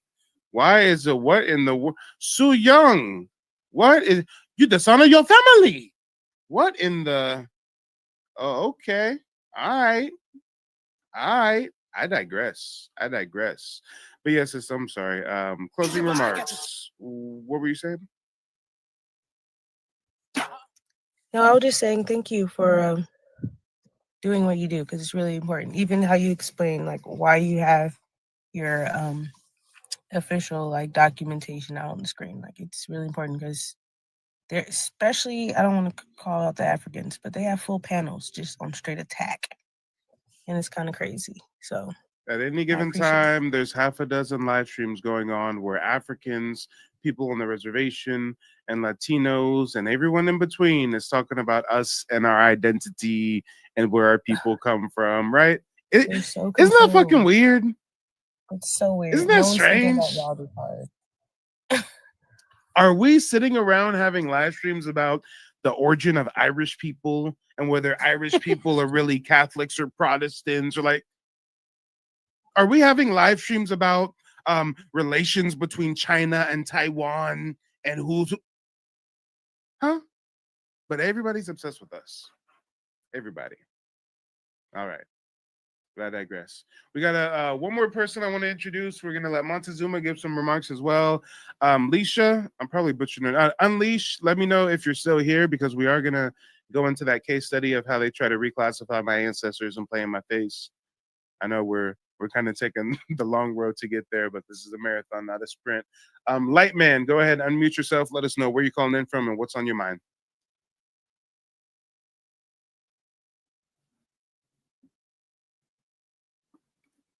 Lightman going once. Kurt says Fu Yun, yeah. Instead of Su Young, Fu Young. Oh, there we go. Fu Young, I'm supposed to be getting me some kimchi, not trying her hand at twerking. Lightman, unmute yourself. Is Lightman the Pan Man? Is that who Lightman is? I don't know. Lightman's not unmuting himself though. Montezuma, go ahead.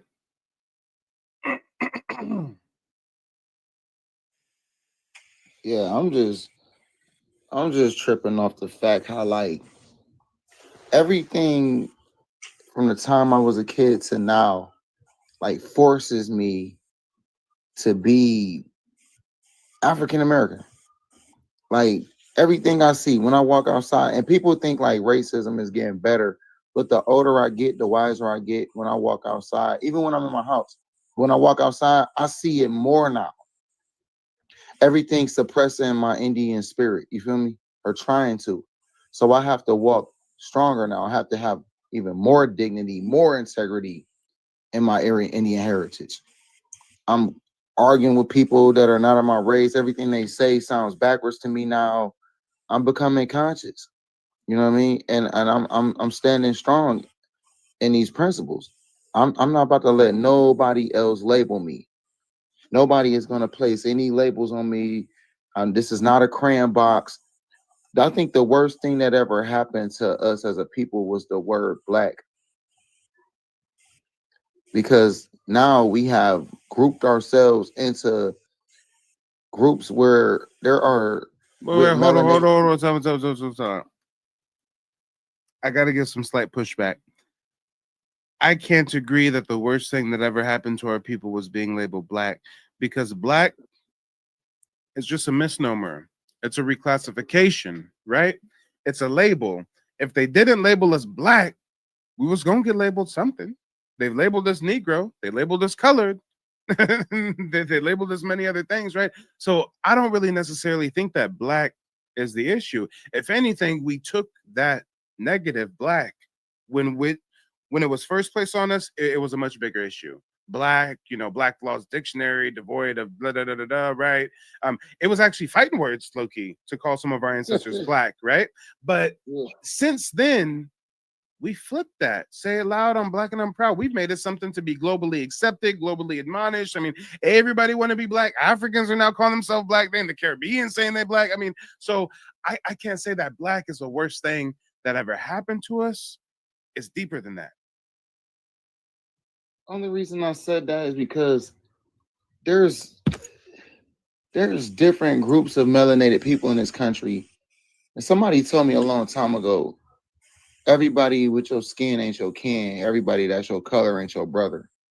And I didn't understand what that mean until I started looking up the groups of melanated people who came over here and colonized us from Europe. There were also so-called black people who helped colonize our indigenous lands. A lot of people have never heard of African colonizers. A lot of people have never heard the phrase African conquistador. Oh man, that's the first time I heard that actually. Wait. A lot of you guys have heard of African conquistadors before. You just didn't know it. They were called Moors when they were introduced to you. Right. And if you, a lot of people don't know too, like the word Alabama, that's an ancient city in Belize to this day. Alabama, You know what I'm saying? right? Yeah, Alabama. Alabama is a city in Belize. They're uncovering all kind of ancient empires under the jungle. No. I thought the word Alabama comes from like the indigenous word Alabama or something. There's a city called Alabama in Belize where Choctaw and Chickasaw came from. It might have had some relation to what you said too, but I got to look into it. Well, no. So you're right. There's another territory in South America called Alabama, but just as far as the etymology, Alabama, like the state of Alabama, gets its name from the Alabama tribe, which was American Indian group that was a part of the Creek Confederacy. But the tribe's name it derives from the Choctaw word alba, meaning vegetation, and amo, meaning clear or to gather. Thus, you got Alabama, which means thicket clears, or vegetation gatherers, or herb gatherers. Tuscaloosa was named after Tuscaloosa, which means dark warrior. And he Who was fought the DeSoto? Yep. He was the great grandson of Choctaw and Chickasaw. And yeah, he fought against. I think that's part of the reason we left pre-Hispanic Mexico is because of these Spaniards and Mongolians. You ever notice when the older Mexicans? Hold on. Slow down to allow the people to connect those dots. The brother just said, I think that's why we came from Central and South America, because of Spanish contact. Guys, remember, we were getting European Spanish contact since the late 1400s. What do you think happened to some of those Taino that were contacted by Columbus in 1492, 1493? I mean, what do you think happened to some of those indigenous people, those Aztec, those Maya that were being colonized by the Spanish? Guess what? They went further north. There's evidence, indisputable evidence, that Taino and other communities went to mainland Florida to warn the indigenous tribes here of the Spanish colonizers. That's why the Florida Indians repelled Spanish colonization for over 100 years. The Spaniards had the hardest time ever setting up forts and installations in Florida because they were warned ahead of time. They weren't falling for the okadoke. There's even a story of a Spanish colonizer who goes to the Florida coast. He hits the beach. An Indian comes to him speaking Spanish and tells him that if he follows him, he'll lead him to gold and wealth and riches. Well, guess what? He led him into an ambush, and he didn't make it till the next day. That beach was his final resting spot. Now, wait a minute. How was he met by an indigenous person in Florida that spoke Spanish? Because clearly this was an indigenous person from the West Indies who already had prior Spanish contact. So yes, there were indigenous tribes of the Caribbean, Central and South America, who after Spanish contact migrated to the Southeast, migrated to other territories. Yeah. Yep. That's why when we go to Mexico, they call us Mayates. That's why the city in Florida is called Miami. You know, and I ain't even gonna talk about the Mongolian invasion and how Mexicans, the older they get, they start looking like Genghis Khan. You know what I'm saying? Because I believe upon my research, I discovered that there was a Holocaust they don't talk about.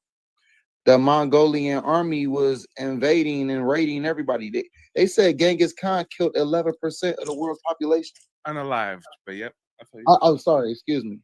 He unalived 11% of the world's population. He was an evil dude, which explains why there's so many Siberian Huskies around us and don't want nothing to do with us for real. Oh yeah, the word Chino, like you hear Hispanic people talking about, hey, que pasa chinito, que pasa, hey, Chino. Chino was a Spanish word for Chinese man because the Mongolians brought slaves from Asia to sell to the Spaniards. Mm-hmm. And a lot of the Spanish conquistadors, they also had colonized the Philippines. So they were bringing Filipino slaves to Central and South America, which is why the Mexicans, you see some of them with Asiatic features. And wasn't the Philippines named after King Philip? Oh. Talk about it. Maybe they was doing it for him. Just like Georgia was named after King George, just like how Right. Louisiana was named after King Louis. Yep. The Huguenots, Sephardic Jews, Moors.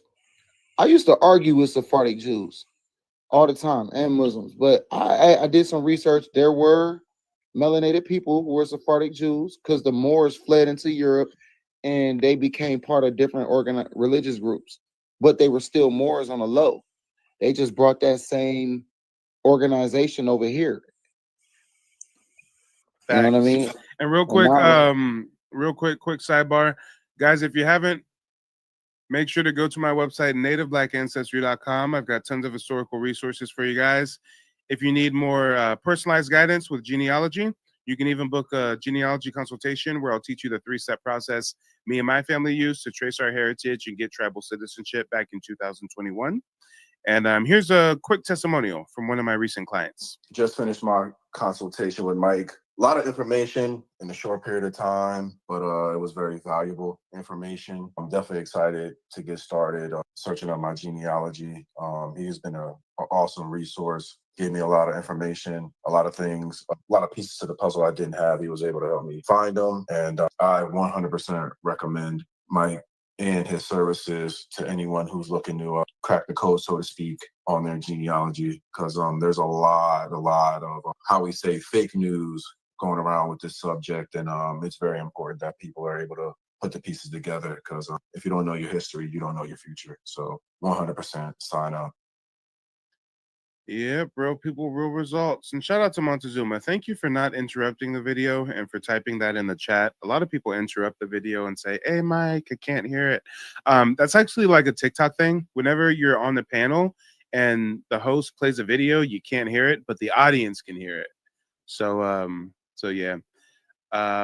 Oh shoot, Basie the artist. I'm a little bit faded, and you also misspelled it. So I thought you were saying, can you explain the different constellations? But you mean consultations. You don't know which one to choose. Thanks for mentioning that. As a little reminder for me to update my website and make sure to explain the different types of genealogy consultations in a little bit greater detail. But basically, there's like 4 different types of consultations you can get. You can get a standard consultation, which is where I teach you that 3-step process, answer any questions you have, review any research you've already done, et cetera, et cetera. Then you can get, as another option, you can get a recorded consultation. So it's like the same as a standard consultation, but instead of having to worry about like taking notes, I'll actually send you a recording of our meeting after the meeting's over, so you can share it with, family, friends, have it for your records, et cetera. Sonia, thank you for the heart. Appreciate the support. Another type of consultation you can get is a consultation plus history lesson. This makes the consultation like an extra hour long, and I give you like a real in-depth breakdown of Black American indigeneity. And then you've got like another type of consultation, which is like a recorded consultation plus a history lesson. So, it's a standard consultation with an extra history lesson, and the whole 2-hour session is recorded. So you have that for your records. So yeah, different types of consultations depending on your budget and what you're looking for. But make sure to check out nativeblackancestry.com. Deluxe says, "Dang, doorbell rang, missed the video. Where can I find it?" What video are you referring to, Deluxe? I know I just played a testimonial from one of my recent clients. Is that what you're referring to? Let me know. And Montezuma, go ahead, unmute yourself. Go ahead, give us some closing remarks, and then I'm going to mute everybody. We're going to take a quick commercial break, and then I'm going to go into how my ancestor was reclassified. Oh, wait, and actually, before those comments, Deluxe says, yes, that testimonial. So if you just go to nativeblackancestry.com and scroll down, right under the booking area right here, it says real people, real results. And then there's like 3 client testimonials. So the video that I just played was the middle testimonial right here. But we've got like 3 client testimonials. Or if you click on the book consultation tab on the menu, you see that this book consultation page has like 3 totally separate testimonials. So on the website, there's a total of 6 testimonials from different clients. So you can, kind of get a feel for, how people like the consultation, what the experience was like. And all of those testimonials are fresh.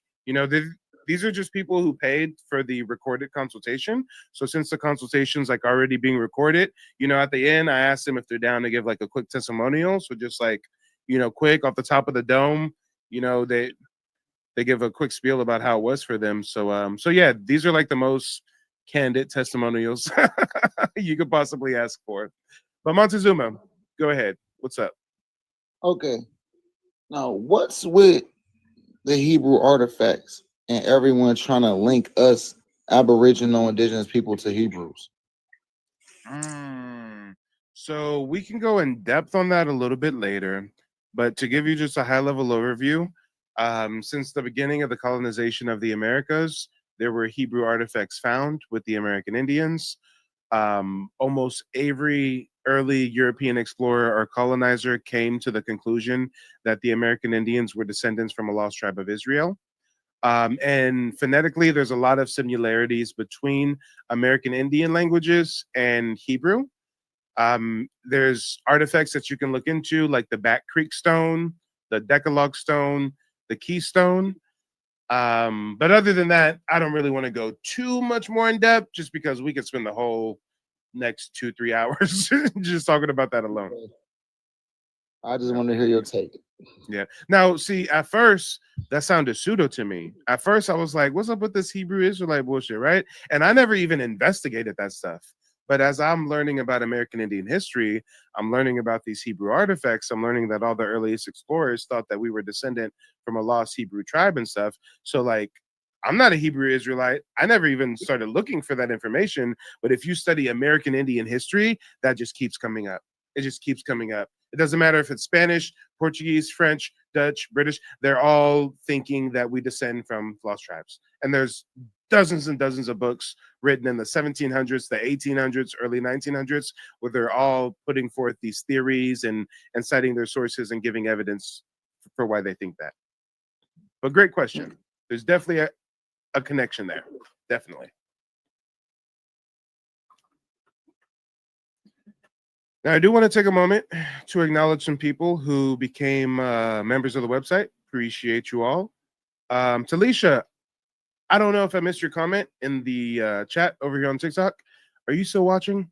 I asked earlier if you were still here, Talisha. I don't know if you dipped off. DM, shout out to you, DM. DM says, "You the truth. Keep doing the work for the people." Will do. Will do. Excuse me. Oh, damn, that hiccup hurt. Ow. Ow, that hiccup hurt. Don't y'all hate when you get a hiccup and it just hurts? Ooh, there ain't no pain like the pain of a hiccup that don't go smooth. DM Dirt Gang, I know you were trying to join as a guest earlier, so if you want to join real quick before we go into this sidebar. Hello, San. Nice to see you. Unleash is still here. Okay, thank you for your patience, Unleash. We're going to get into those receipts on my ancestry being reclassified in just a bit. Shout out to Kurt.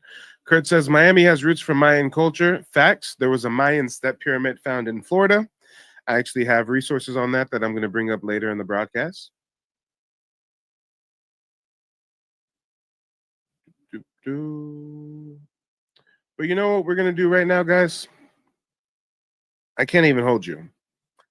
It really takes a lot out of me spiritually to discuss how my full-blooded Creek Indian ancestor was racially profiled and reclassified by mainstream academics. It really takes a lot out of me spiritually. I ain't even gonna front. Give me a moment. Let me play a song. Let me finish my J. And then we're gonna go and run through these receipts. I sound corny as hell even saying let me finish my J, but we got to use vernacular like that because, you know, TikTok community guidelines, you know. That's why I'm about to turn off my camera again on TikTok, but we're going to keep the camera on for YouTube. You know, on YouTube, I'm able to French kiss Mary Jane without repercussion. And before we go into this break, we got Native Black requesting to join. Let's go ahead and see what they're talking about real quick. Native Black. Native Black, where are you calling in from and what's on your mind? I'm from Philly, and I just want to come up because I do like your live. And I saw Pam Greer on your background. I see that on like a lot of people's backgrounds. She's my second cousin on my maternal side, my grandpa's second cousin. But I do have a question so I know you mentioned your specific ancestry and like genealogy and how I think you said your grandma was a full-blooded Native Grandfather. American grandfather. Sometimes in Discord when we talk about melanated people with mixed ancestry and Native ancestry, if they can't pinpoint a full-blooded Native person, does that then bring into question their mixed ancestry? So you're saying if someone's claiming that they have Aboriginal ancestry Mm-hmm. and they can't find documentation of that person being listed as a full-blooded Indian, does that mean Mm-hmm. that they have mixed ancestry? No, does that negate their claims of being Native, even though that's something that's been orally passed down through their family? No, absolutely not. The Dawes Commission literally created the Dawes rule to gatekeep indigeneity and separate Black natives from their tribal identity. I mean, a lot of people have a misconception that the Dawes rule and like these tribal rules was like created by the tribes, or like maybe the Indians were saying, hey, yeah, this is a member of our tribe. No, this is a member of our tribe. Guys, it didn't go down like that. These are racist, white tea federal government agents who are deciding who's an Indian and who's not an Indian. So when you say, hey, Mike, if we hear stories of having ancestors who are indigenous, but we don't find people on the Dawes roll listed as full blooded, does that discount it? No. First and foremost, a way that they disenfranchise Black Indians is they hit them with the brown paper bag test. If you were too dark skinned, they classified you as a freedman.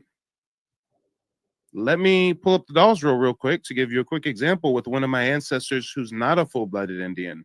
I have ancestors on the Dawes roll who's a full-blooded Indian. We're going to discuss them in just a moment. But I also have ancestors on the Dawes roll who are not a full-blooded Indian. I got some who are even classified as freedmen. So I know all about every different type of racial classification, right? But this ancestor we're going to use as an example is Pleasant Tobler, roll number 1017. You can see right here, Pleasant Tobler is listed at 2 years old on the Dawes roll, male, blood quantum 1/2. There's his roll number, and he's listed as a Creek by blood newborn. Now, some would say, okay, he's listed as half blood quantum. So, like, are one of his parents European, the other one Indian? Is one of his parents African and the other one Indian? No, both of his parents were full-blooded American Indians, but his daddy was too dark. So his daddy got classified as a freedman. And I'm not sure if you guys noticed this here, but whether you're classified as a Creek freedman or a Choctaw freedman or a Chickasaw freedman, it doesn't matter what tribe. Do you notice anybody classified as a freedman has a blank spot? Do you see these blank spots? That's the blood quantum category. They purposefully did not record the Indian blood of those classified as freedmen.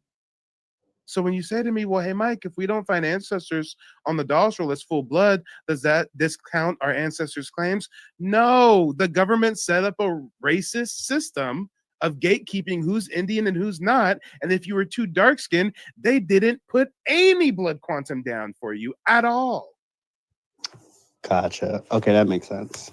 Okay. It gets deep. And my last question is, when I check on like the Choctaw, like chiefs and things like that, and this is my personal feeling where I feel like a lot of natives support or uphold white tea supremacy because they have no issue with making a lot of white individuals who claim native like chiefs or high-ranking positions. But let someone who's like a Black person talk about their native or indigeneity, it all hell breaks loose. Perfect example, Kelby Kennedy. She's a leader of the Choctaw Nation. Ginger hair, pink belly. Kelby Kennedy is the first ever national tribal affairs advocate for FEMA. But ain't nobody gonna call her a pretendian. Ain't no one gonna call her a wabo. Ain't nobody gonna dox her and try to research her ancestors and her lineage and stuff. But if you got melanin, and I'm kind of fair-skinned at that, but if you even got a little bit of melanin, oh damn, you're not Indian, you're African. You're not what? You're African. You're not what? You're African. Your ancestors on the Dawes roll as full-blooded Indian? No, he was African. Right. All right, I'm gonna drop down to the comments, but thank you. Yeah, thanks for joining, brother. Thanks for joining.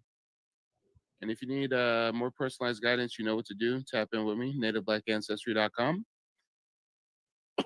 Alicia says, hell no. Canary says pink belly. Yeah, pink belly Kelby Kennedy, y'all. Come on. Tribal affairs advocate for FEMA, Choctaw Nation. Okay. Descendant of $5 Indians, possibly. Who knows? Who can tell? Only she knows. Come on. Women say that the white people married the indigenous folks in order to get positions of power within the tribe. Is this evidence or is this evidence? Okay.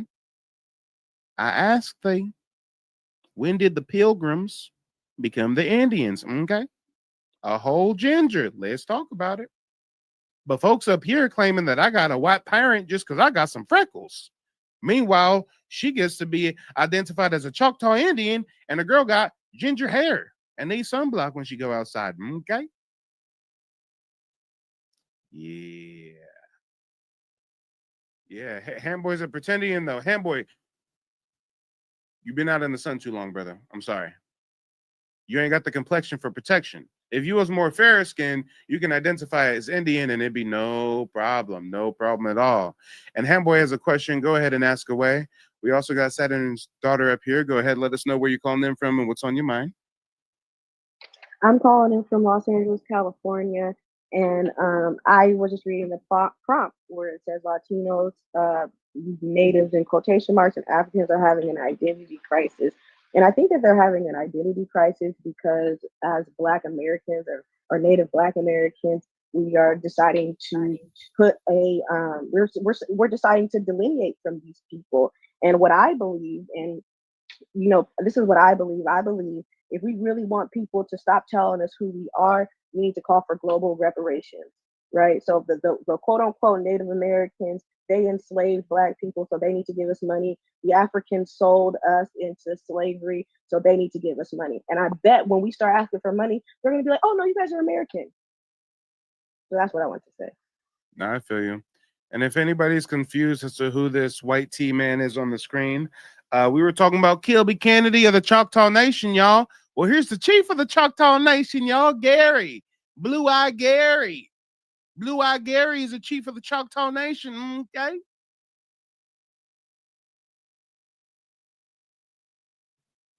When did the Pilgrims become the Indians?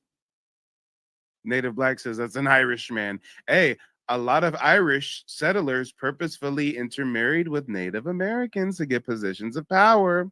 One of the biggest sellouts of my tribe's history is William McIntosh. He signed away 23 million acres of Creek Indian land in the Treaty of Fort Jackson. These mixed breeds were used as double agents, and now they're chiefs of the tribe. You know what? I'm curious. If this is the Choctaw chief, who's the Seminole chief?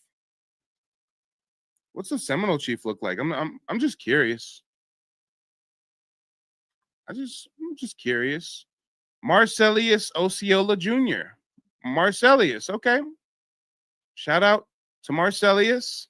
We know that the Seminoles were regarded as Negroes. We know the Seminoles were regarded as Black Indians. We know the Seminoles were kidnapped and forced into slavery on plantations because their phenotype was similar to Africans and whatnot. But, this is the current chief of the Seminole Nation. All right. All right. I ain't going to say he looks like a straight European, kind of like a Sephardic. Or a Portuguese or a Spaniard, how the Spanish and the Portuguese are European, but they got like a little hint to them, a little melanin, a little something in there, a little chocolate in that pudding. But hold on, let's keep it going. Chickasaw chief, who's the current Chickasaw chief? I'm curious, who is it? Governor Bill Adotubi. I wonder if his first name is really Governor, if he's actually the governor or something. He looking like a straight Asian man. I ain't even gonna hold you. I'm just calling it like I see it. I'm seeing Asiatic phenotype. I don't know about you guys. I don't know. Hold on. I gotta find a big picture of him. I gotta try to blow this up. Governor. I'm trying to find a good picture. Chickasaw chief, y'all. Now I want to zoom in. Come on. Don't do me like that. I want to make sure that the folks can see what I am seeing. Here we go. There he is. 40 years as the governor of the Chickasaw Nation, Bill Anotubi. Yeah. Don't tell me that he couldn't play the next Mr. Miyagi in the next Karate Kid. I'm saying he could. I don't know. I don't know. It is what it is. What it's going to be, y'all. Let's keep it going. Who's the current chief of Seminole Chickasaw Cherokee Nation? Current chief of the Cherokee Nation. Now, I'm going to hold my tongue on Chuck Hoskin Jr. I'm going to hold my tongue, okay? This is the current chief of the Cherokee Nation. I ain't really going to make no jokes about him or nothing because he's low-key an ally. He is part of the wave of American Indian leaders that actually restored the rights of those classified as freedmen and gave them full citizenship back in the tribe and whatnot. He speaks out against what some of the racist natives did in the past. So although some of you guys may critique his phenotype, just like some of the others, I'm personally not going to engage in it just because he was a strong advocate in like the freedmen's hearing. There was a Senate hearing committee for the freedmen issue, and he spoke on behalf of the freedmen and whatnot. So he's an ally. He's an ally. But you know which one isn't? The ex-chief of the Cherokee Nation, Bill John Baker. Bill John Baker, y'all. This was the previous chief of the Cherokee Nation. Oh, Bill can get it. No Diddy. Bill can get it. No baby oil. What is we talking about, Bill? Billy Bob Thornton, what is we talking about? Damn. Chief of the Cherokee Nation. All right. And shout out to Native Black. Native Black says he gets a pass. I read about that. Yeah. So you read about Chief Chuck. Yeah. He's cool. Yeah. Native Black says this is an Anglo-Saxon. Yeah. And shout out to Handboy. Handboy, go ahead and unmute yourself. I know that you had a question. I was watching a podcast earlier. Some guy was saying Choctaw mean chocolate in the native tongue in Native American, and I was wondering if that was true because I never heard that before. That was the first time I'm hearing that. I'm like, I never heard that. So, you being an expert in the genealogy and this, I'm pretty sure if you were if it was true and you came across it in your research, then I thought, okay, yeah, because you come with receipts. So I want to know if that's true or not. Wait, what's your question again? I was on the podcast. A guy on the podcast said Choctaw mean chocolate in the ancient Native tongue, Native American tongue, and I was wanted to know if that was written somewhere, if that's true or not, or that was he just talking.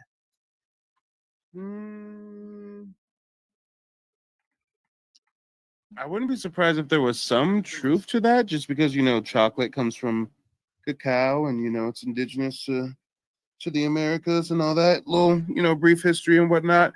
But no, as far as the name Choctaw, which originally is Chata, Chahta, it's said to come from like a legendary Choctaw chief. His name was Chata. But no, a lot of people think that it comes from a Muskogean word that means flathead or people, or maybe flat-headed people. But no, I've never seen any research that suggests that it comes from chocolate. Yeah, that was weird. I was like, yeah, I never heard that. And that's the Maybe issue. Sometimes there's people who are really like gung ho about this Black Indian stuff, and they throw some pseudo shit in the mix, and it's like, that kind of hurts our cause. It doesn't really help it. But folks is out here like the Choctaw was black because the word Choctaw means chocolate. Like, bro, no. the Choctaw were black, but not because the word Choctaw means chocolate. Maybe the Choctaw were black because I can find literal images of Choctaw Indians located in the Library of Congress, like this image right here, and this is clearly a black person, right? Choctaw Elder. Clearly. Chata, Chahta, not to be confused with Choctaw. Yeah, great question, brother. Elder. Yeah, that's an elder. This photo's in the Library of Congress. Yeah, you can put me back in the comments. I ain't leaving. I'm just joining stream. All right, all right. Well, ladies and gentlemen, boys and girls, once again, we got to take a quick commercial break. I ain't even exaggerating. Going into this firsthand account of the racial reclassification of my ancestor and how I fought against it. I mean, it really does weigh heavy on my spirit, y'all. It's really like a big thing. And for me to share that with all of you guys, 100 plus people, YouTube and TikTok, plus the thousands who are going to watch this replay on YouTube. I mean, it's a big deal. It's a big deal. So I'm going to turn my camera off on TikTok once again while I French kiss Mary Jane in preparation of a heavy-hearted discussion filled with receipts. And we're going to play a soulful tune while I get my mind right, y'all. While I get my mind. And Queen Prairie, what you laughing about? Ain't nothing funny, okay? I said I'm going into a first-hand account of the racial classification of my ancestors. You up here laughing? Ain't nothing for play. You think I'm for play? Ain't nothing for play, Queen. Ain't nothing funny, okay? This is not a laughing matter. No, I'm teasing. I'm messing with you.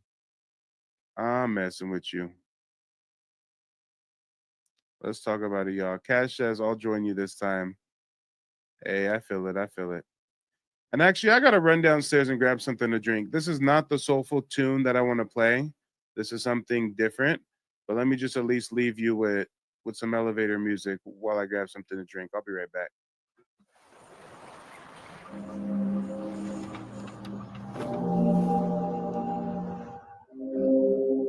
Taking my baby to school, then I pray for. Cause you bitches ain't never been cool. Writing testament, painting pictures, put me in the Louvre. That's a definite universal shift. I'm in the groove. It's celebrity, do not mean integrity, you fool. I'm a good man, shake your hand, firm grip, cool. 72 wins, lost 10, balling with the flu, more than 2 M's for sure, but add another 2.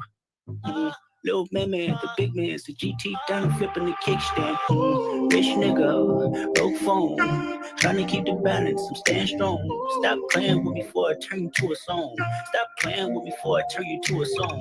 Hey, bitch, I'm attractive. Can't fuck with you no more. I'm fasting. Bitch, I'm attractive. Can't fuck with you no more. I'm fasting. The morality to wake feedback on low latency. I'm getting from the face. That's my thoughts grow sacredly. I'm running out of space. All right. I'm back, y'all. I'm back. All right. And for everybody watching on TikTok, if you ever want to like catch the replay of these live streams or see something in the broadcast you may have missed because you came late, check me out on YouTube. My YouTube channel is called Mike TV. 32,000 subscribers. It should be pretty easy to find me. Speaking of which, I forgot to shout out a comment earlier. I wonder if they're still watching on YouTube. Jedi Master Teacher, are you still here? Jedi Master's Teacher. Leave a comment in the YouTube chat if you're still here, because I wanted to acknowledge you. Let me know if Jedi Master's Teacher is still in the building.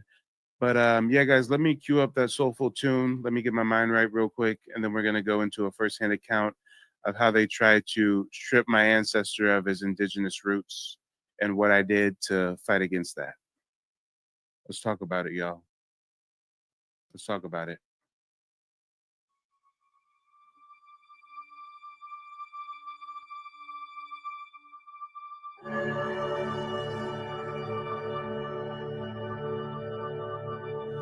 Early in this morning, as I open up my eyes, something just feels right.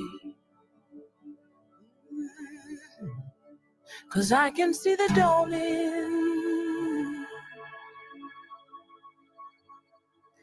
It's not so far away. And all my life I've been waiting for a day like today. So I'll live like it's the last time for a long time at the wrong time. It's the right time, is it my time?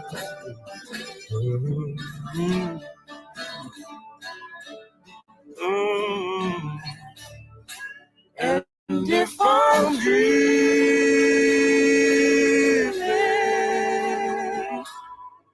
then please don't wake me up. Oh, last time I seen the sun, I was free and on the run. My sins and all I've done, Lord forgive me one more time. Last time I seen the sun, I was free and on the run. My sins and all I've done, Lord forgive me. And let me see the dawning. Yeah, it's not so far away. All my life I've been waiting for a day like today.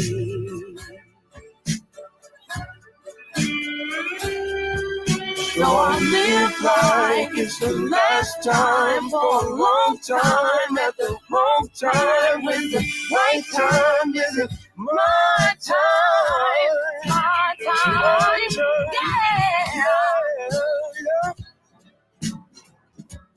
And if I dream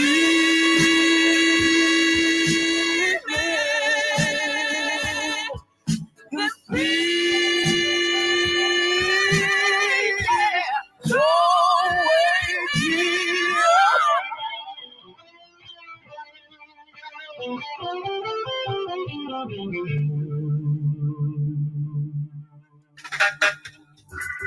they don't want us to be who we're supposed to be, but we are who we are, and that's the way that it's going to be.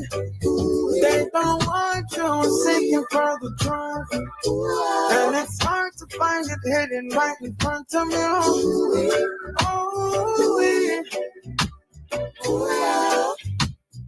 Oh, and they're showing us to fight through every struggle. Never ever let them put you in the bubble. And the brimstone will rain from our fire. Tell me if that is what you desire. Control, control, control. Control, control, control.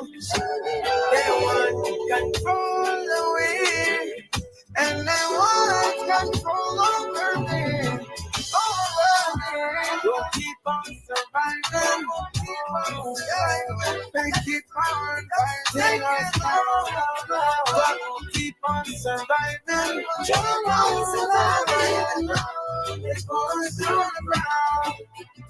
We'll keep on surviving. Keep on surviving. They keep on fighting us out. That same bullet killed a mumba. That same bullet stole Fred Hampton's thunder. That same bullet put Sam Cooke 6 feet under. That same bullet took Medgar Evers out. Bobby, another Kennedy, split the nation of Islam up for the enemies. That same bullet traumatized would-be men, turned would-be revolutionaries into Barbie and Ken. That saw Peter in a heater. We lost so many leaders. Many niggas turned automatons, afraid to get shot down like Malcolm X in the Autobahn. That same bullet took so much young black potential just because they're black, they're perceived as a threat, and containing that power in a premature death. Some just walk down the street, some for resisting arrest, some at home in their bed, some just for taking a breath, or for daring to dream, or for having success. This construct is tricky, it was made for a few. If you don't hold your peace, they'll come after you too. That same bullet is for population control, and we'll all have to face that dark night of the soul. If you're gonna walk with your soul, you have to get told, you're gonna have to have faith. It's calculated and cold. That same bullet tries to control the appeal of men like Huey Newton, his man Bobby Seale. That same bullet even shot at Bob Marley for preaching one love as a single authority. And that bullet doesn't have to be literal. They'll try to take a man down just for being political. Assassinate character with the click of their thumbs like a gun to make the people go deaf, blind, and dumb. So overcome that we content with the crumbs. I keep reminding my sons that's how business gets done. And reminding my daughters to watch for verbal assassins. Should they decide not to cash, and they like puppets, they control the strings, levers, and pulleys. And if seduction don't work, then they'll be back to bullying.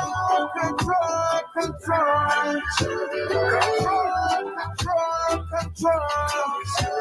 They want control of me, and they want control over me.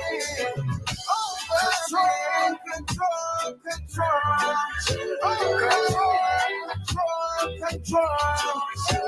They want control of me, and they want control over me. We'll keep on surviving. Keep on surviving. And keep on fighting us down. But we'll keep on on surviving. Keep on surviving. Keep on surviving. We'll keep on surviving. Keep on surviving. And keep on fighting right now.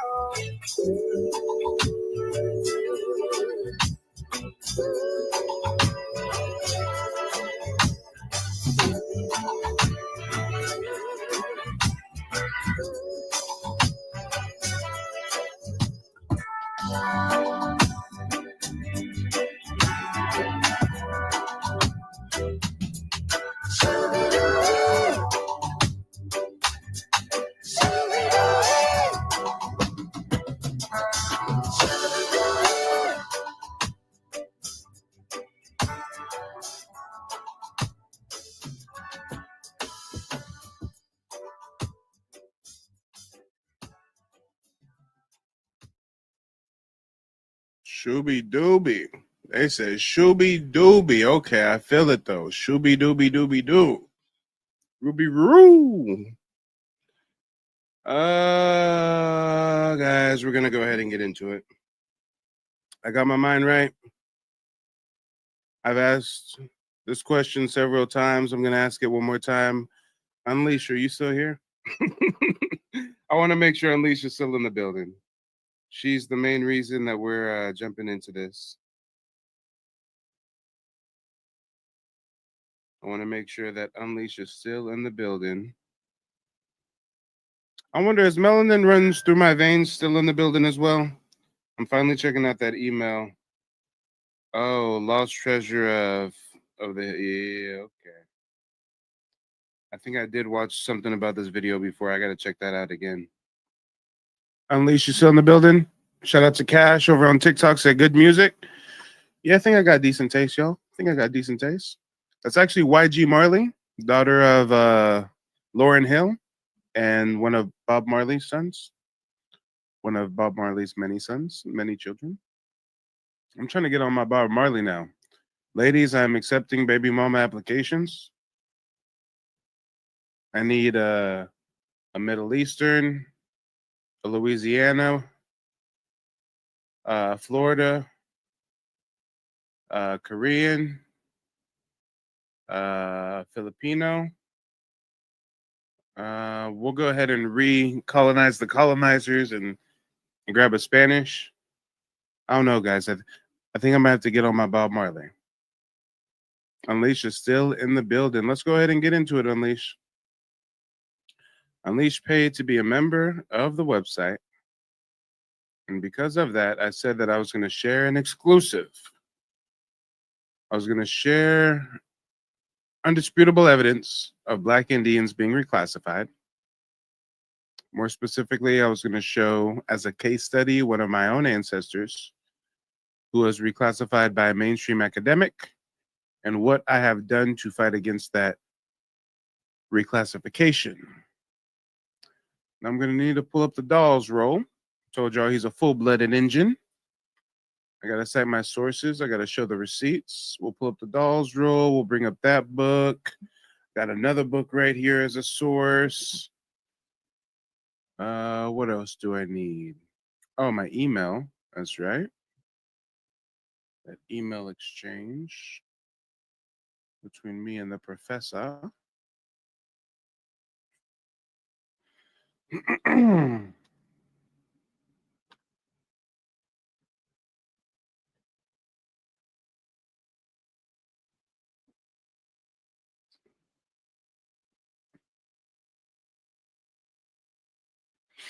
All right, ladies and gentlemen, boys and girls, let me get some fists and feathers in the chat if you are ready and excited for this exclusive. Not to toot my own horn, but I don't really think nobody does it like me. Nobody does it like Mike. I mean, earlier we read a firsthand account from a Black Indian slave that was kidnapped, forced into servitude in Shreveport, Louisiana. I mean, just the receipts. It's like, damn. And now we're going to give you a case study of one of my lineal ancestors who was a famous Black Indian leader, still racially reclassified, still systematically disenfranchised. Damn. My family's legacy tarnished. But wait, there's more. I'm also going to give you a perfect example of what I did to fight against that racial reclassification. Y'all, we ain't standing on business. We standing on lineage. We standing on lineage. Let's talk about it. Matter of fact, we literally standing on lineage. It's beneath our feet. It's in the soil.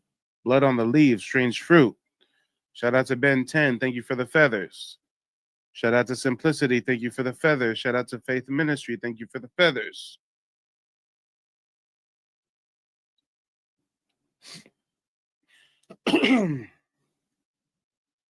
Guys, the first thing I'm going to need to bring up, first thing is a doll's roll. Actually, before we even get to the doll's roll, let me read to you a little bit about my ancestor. The topic of discussion, Thomas Jefferson Adams Harjo. If you go to my website, nativeblackancestry.com, scroll to the bottom, I got an excerpt on him. From full-blooded Indian to Negro, the story of my ancestor. Thomas Jefferson Adams Harjo, born 1848, passed away 1910. Creek Indian, Town King, Chief Justice.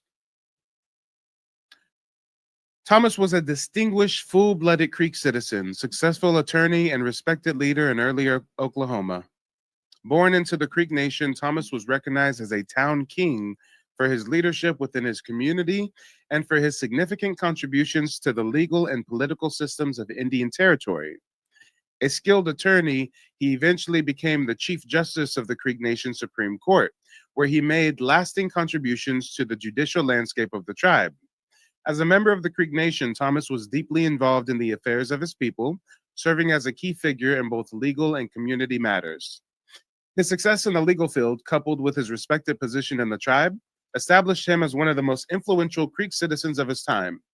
His legacy is further explored in the book Black, White, and Indian: Race and the Unmaking of an American Family.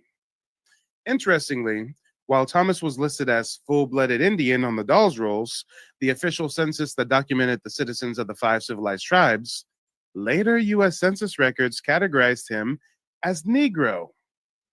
This shift in racial classification highlights the complex and often contradictory racial dynamics of the time, particularly the reclassification of Native individuals that had darker skin. It underscores the broader history of racial categorization and the challenges faced by Native Black Americans in a system that frequently erased or marginalized their indigenous identities in favor of racial distinctions. Thomas's story is a poignant reminder of the resilience and adaptability of Native peoples in the face of racial reclassification, and his legacy continues to live on in his descendants, particularly through Michael Lane Jr.'s work in genealogical research and advocacy for Native Black American heritage. Again, guys, the topic of discussion, my lineal ancestor, Thomas Jefferson Adams Harjo. Now, just in case somebody's like, okay, Mike, well, this is your website, like nativeblackancestry.com, like, you run that website, so like you wrote this, Mike, like, how do we know this stuff is true? Well, again, he was a very prominent figure. He's written about in several books, one of which is The Indian Territory, Its Chiefs, Legislators, and Leading Men. Matter of fact, if we turn to page 242, we've got a whole excerpt on him. Thomas Jefferson Adams Harjo.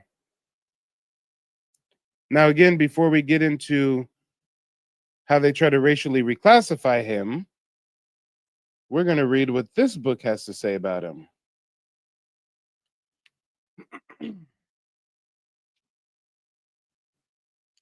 Thomas J. Adams. Born in February 1848 at the Old Creek Agency, the eldest son of William Adams by Hepsy Perryman, niece of Louis Perryman, Thomas first attended school at Tallahassee Mission in 1852 and later moved to Asbury Mission. In 1861, he married Miss Mahala Grayson, daughter of Betsy Grayson. During the war, he was detailed by the federal government to the commissary department as distributor of beef to the various camps. In 1866, when the war ended, he was elected to the House of Warriors, which office he has held until the present, over 25 years. Few, if any, members of that house can boast of such a record. In 1885, Mr. Adams was selected Speaker of the House, which office he held for 4 years. Since 1867, the subject of our sketch has been practicing law in all the courts of the Creek Nation. He is also on the Board of Trustees of the New Yorker Mission School. Mr. Adams has 14 children, 11 of whom are living. Next page. Oh, wait, hold on. I forgot an excerpt on the bottom of this page. He has about 600 head of cattle, 40 or 50 head of horses, 40 sheep, and some 150 hogs, besides a good farm of 75 acres of land. On his ranch is a good dwelling house, outhouses, stables, and every other possible convenience. Mr. Adams is considered one of the brightest lawyers among the Creeks and is a successful politician, having, in fact, no superior among his people in bringing about such ends as he wishes to accomplish. He is about 6 feet 1 inches high, weighs 198 pounds, and is physically very powerful. He is energetic to accomplish an undertaking and is very popular with his constituency. Again, this book is the Indian Territory, its chiefs, legislators, and leading men. And this is page 242, my ancestor Thomas Jefferson Adams Harjo. Now, the topic is his racial reclassification, so now we have to segue into that. Well, let's give you a little bit of a spoiler alert. What he was reclassified to was African. Now, you may already be confused because we just read about him in this book right here, and nowhere did it say he was African. It said a whole lot of things about him. It said his position, how much head of cattle he had, how many horses, how much land, his leadership role. It didn't say nothing about him being African, did it? Can I get a 0 in the chat if y'all didn't hear nothing about him being African?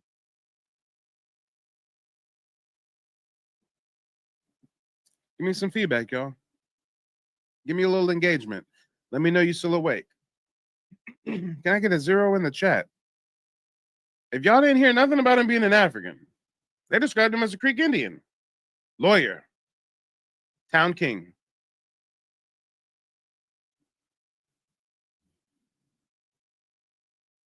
Player Norm says, zilch, 0. I see a whole lot of zeros. Melanin runs through my veins is still in the building. Nice to see you, sister. She's putting a 0 as well. I didn't hear nothing about being an African. Furthermore, I said he's listed on the Dawes roll as a full-blooded Creek Indian, right? His roll number is 2145. What do we got? Thomas J. Adams, listed on the Dawes roll at 57 years old, male, blood quantum is full.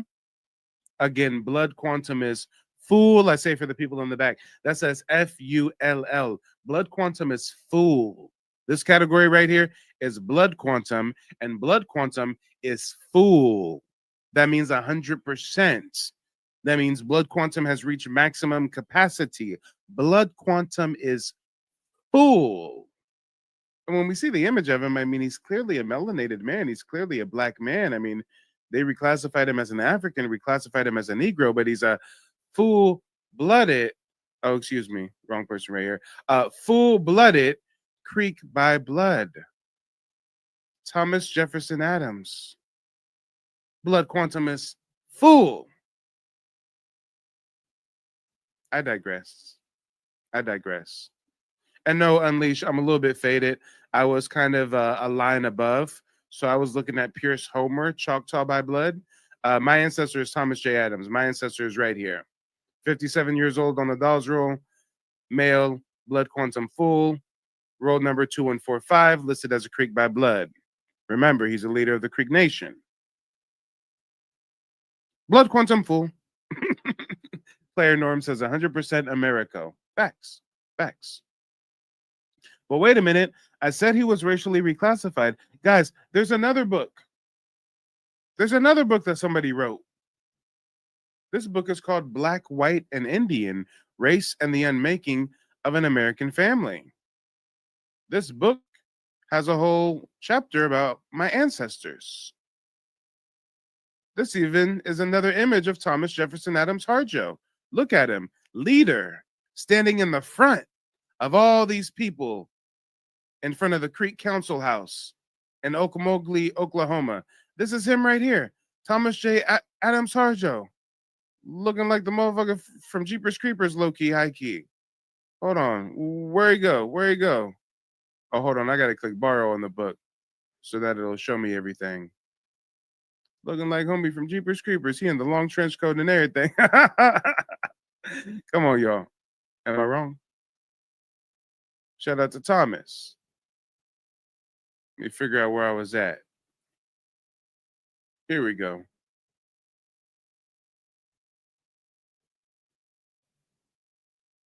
Let's look at the photo one more time. That's Thomas, leader of the tribe. You even got some pink bellies in the photo. They standing in the back. Thomas is in the front. That's Thomas right there. Well, this book was written by Claudio Sanz. Claudio Sanz is a professor of American history at the University of Georgia. Let's see what Claudio Sanz writes about my ancestor, Thomas Jefferson Adams Harjo, in his book, Black, White, and Indian, Race and the Unmaking of an American Family. This book was written in 2005. Let's see what he says about my ancestor. Let me zoom in so you guys can read this for yourselves. Thomas J. Adams, a Creek of African descent.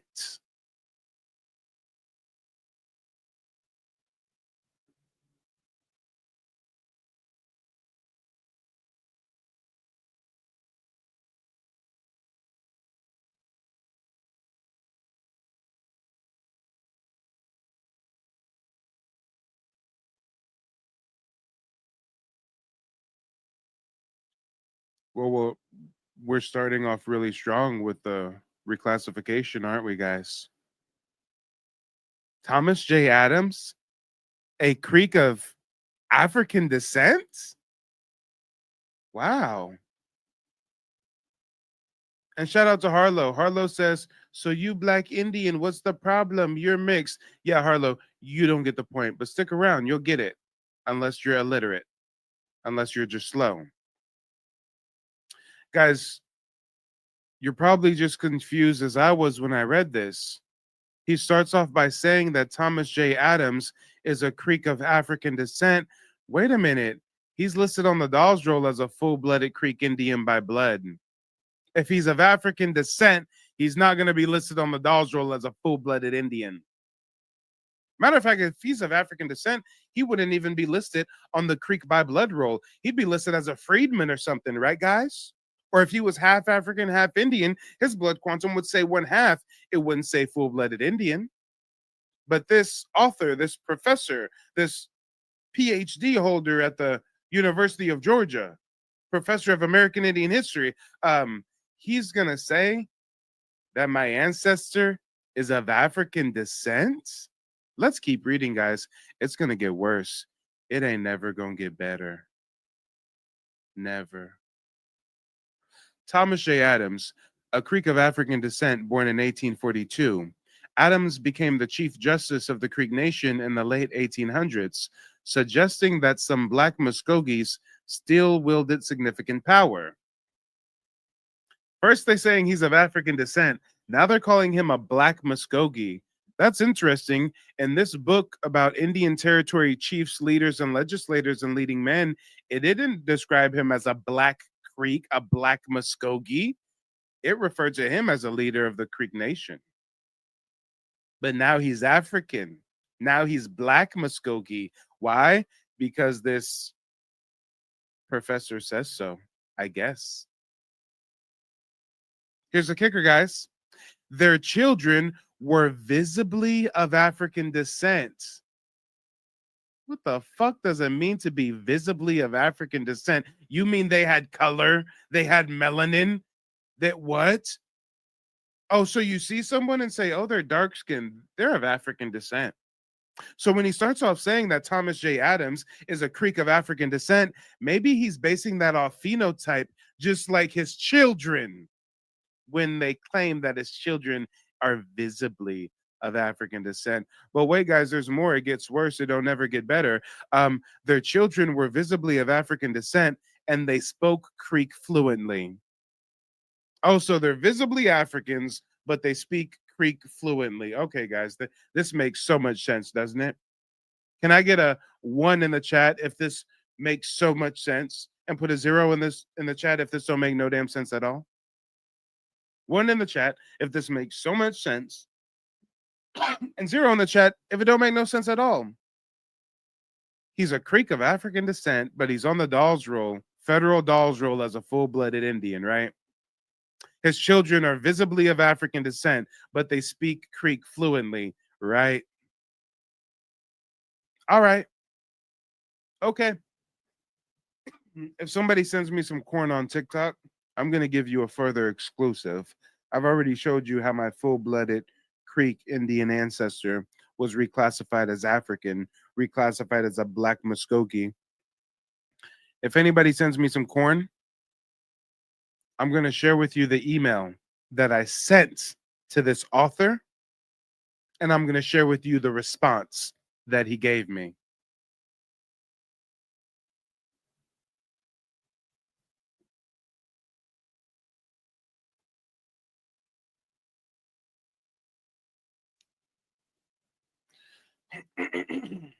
If anybody sends your boy some corn, you know this Indian boy loves some corn. Go ahead, send me some corn. I ain't talking the emoji, I'm talking the gift, okay?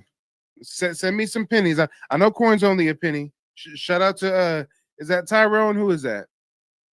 No, Delix. Thank you for the corn. Malik, thank you for the corn. Shout out to Ben. Ben said, I don't know how to do that. I'm just fucking with you. It's all good. The corn emojis are appreciated as well. Appreciate y'all. Guys, let's get into it. Remember, this man is named Claudio Sanz. He's a professor at the University of Georgia. And hold on, let me attempt to refocus my cheap-ass webcam. Is that a little better? Am I in focus? No? Still blurry? Still looking blurry? Come on. Come on. Come on, cheap webcam. All right, that's a little bit better. Let's check this out, y'all. Let's check this out. That's the email I sent him. April 16th of this year. He's a doctor, guys. He has a PhD, guys. Check this out.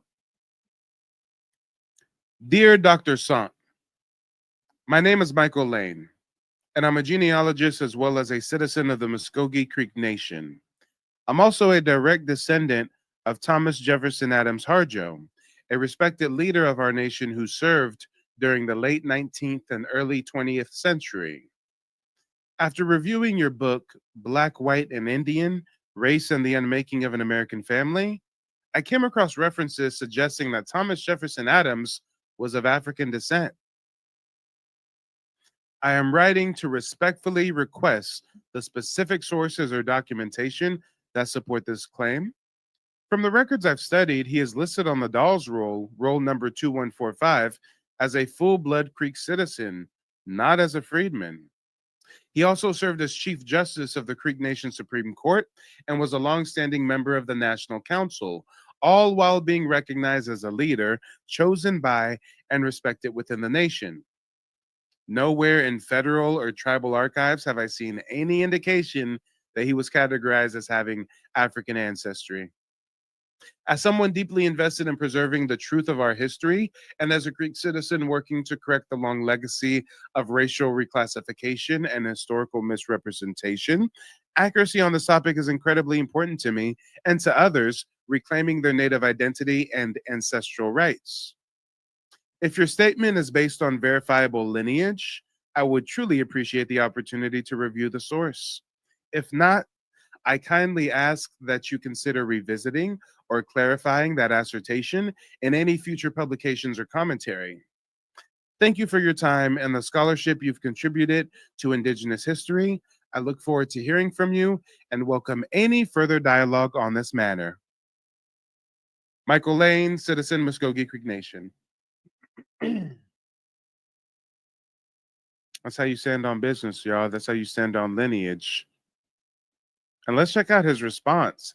I never thought he would even respond to me. He didn't just respond, but he responded expeditiously. Let's see what Professor Claudio Sant had to say when I checked him on the racial reclassification of my ancestor. Following day, he says, Dear Michael, thanks for your email.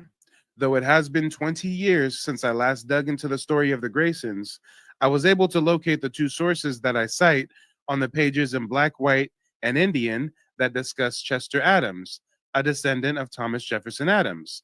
I attached them to this message. Like Thomas J. Adams himself, Thomas J.'s wife Mahala was on the by blood roll, though Mahala's mother was described as, quote, a very ignorant old Negro woman by a U.S. probate attorney in 1916. Guys, let's pause right there. What the fuck is he talking about? He just acknowledged that my ancestor Thomas is listed as a full-blooded Indian. He acknowledged that his wife is also listed as a full-blooded Indian, but he says his wife's mother was described as an ignorant old Negro woman. So I guess that means Thomas is African now, guys. Damn, such scholarship, huh? Y'all, this is a fucking professor. He has a PhD. He teaches American history at the University of Georgia for the last 20 years. Claudio Sant, look him up. My ancestor's listed as a full-blooded Indian. His wife's listed as a full-blooded Indian. But some racist ass probate attorney in 1916 described his wife's mother as an ignorant old Negro woman. So that means Thomas J. Adams is African now, guys. We're Africans. We're Africans. We're Igbo. We're Yoruba. We're Shanti. I mean, what are we talking about? This guy has a PhD. This guy is an author. This guy is a historian. This guy is a professor. This guy is an academic. This guy educates the youth, the leaders of tomorrow. What are we talking about? But let's keep reading. It gets worse, and it'll never get better.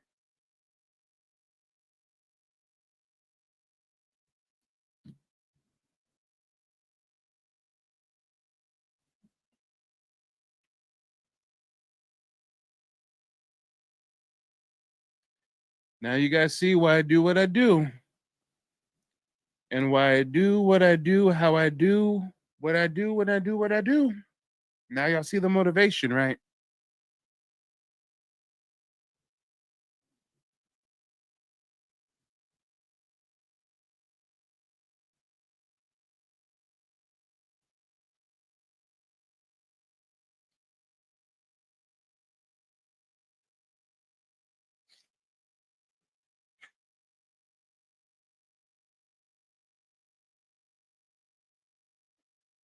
Oh, yeah, it gets worse, and it's never going to get better. Let's keep on reading, guys. Reading is oh so fundamental. Claudio Sant, professor, PhD holder, goes on to say,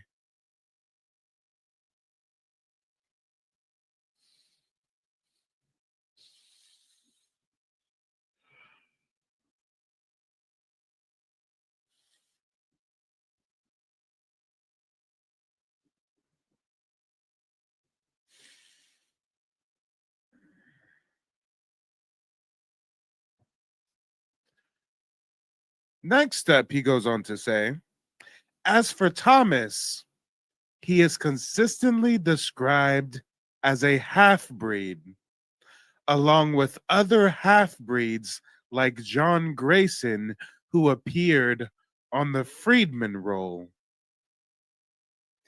I told y'all it was going to get better and it wasn't going to get it was going to get worse and it wasn't never going to get better, right, guys? So first he's going to say that Thomas's wife's mother is described as an ignorant old Negro woman. So now Thomas is an African. If that wasn't bad enough, now he says that Thomas is consistently described as a half-breed. Guys, he never cites that source. We don't know who consistently described him as a half-breed. We don't know where that rumor comes from. But he's going to then compare Thomas J. Adams Harjo to another half-breed like John Grayson, who's on the freedman roll. Why are you going to compare my ancestor to someone who's a half-breed on the freedman roll if my ancestor's listed on the by blood roll as a full-blooded Creek by blood? Where they do that at? Guys, he's a professor. He's a historian. He's a mainstream academic. I mean, what are we what is this? What is going on?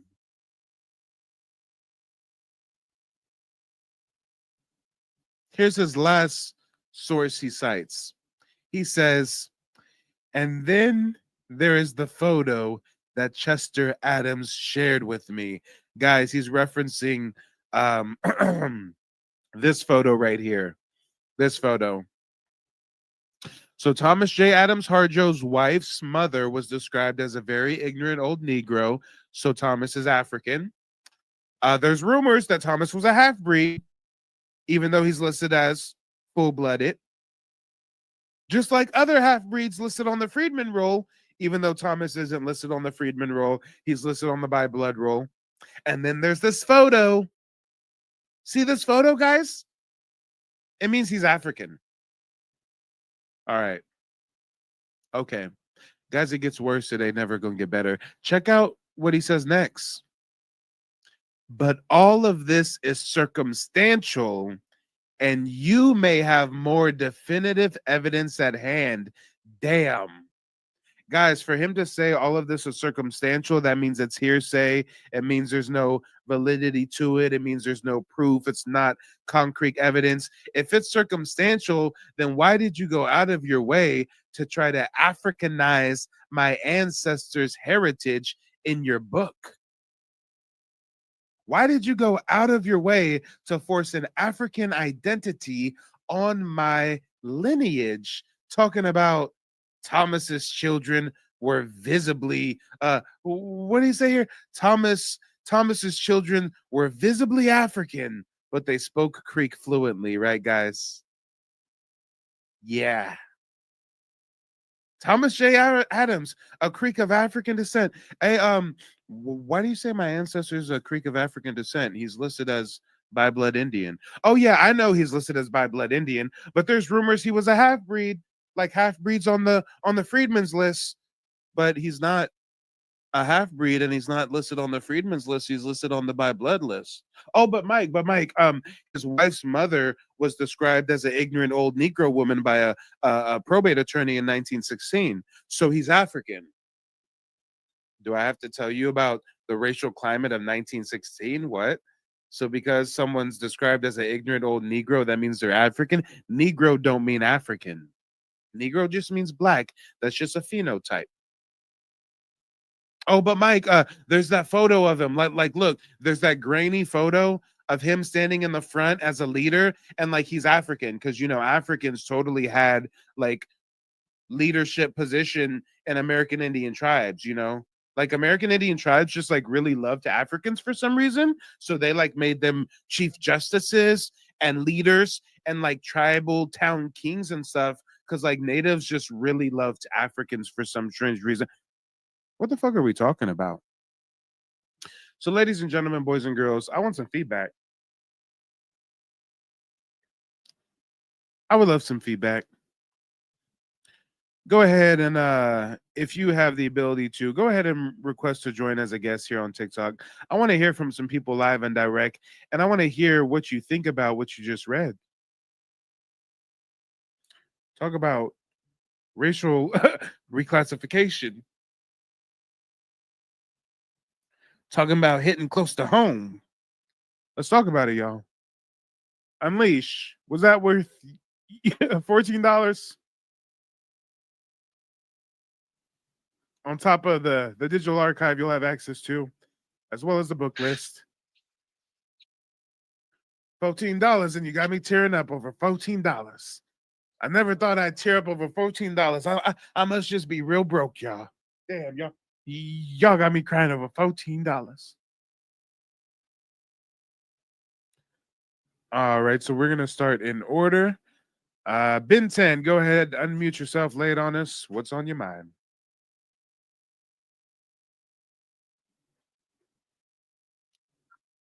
What's up? What's up? So I have a question. Yep. Are you familiar with areas that used to be considered Indian territory before they turned them into like townships and stuff like that? Yeah, but more specifically, I invited people up to see what their thoughts were on the racial reclassification of my ancestor Thomas. I think that's stupid, and I think that it's obvious it's obvious the racial reclassification. It's like it really is what it is, and it's like it's like they use it as a, I don't know how to explain it, like a net to say, oh, to just it's like to justify reclassifying people's identity, whole entire culture. It's like you can literally destroy someone's entire bloodline just by changing the name of who they were for real. I got trolls calling into my broadcast every other week talking about Mike, you're a liar. Mike, you're a fraud. You claim that there's such a thing as Black Indians who have no African admixture, but they're indigenous to America, and you claim you don't have any African admixture, but in this book right here, this guy says your ancestor was African. Bro. Can I also say this? Yeah, go for it.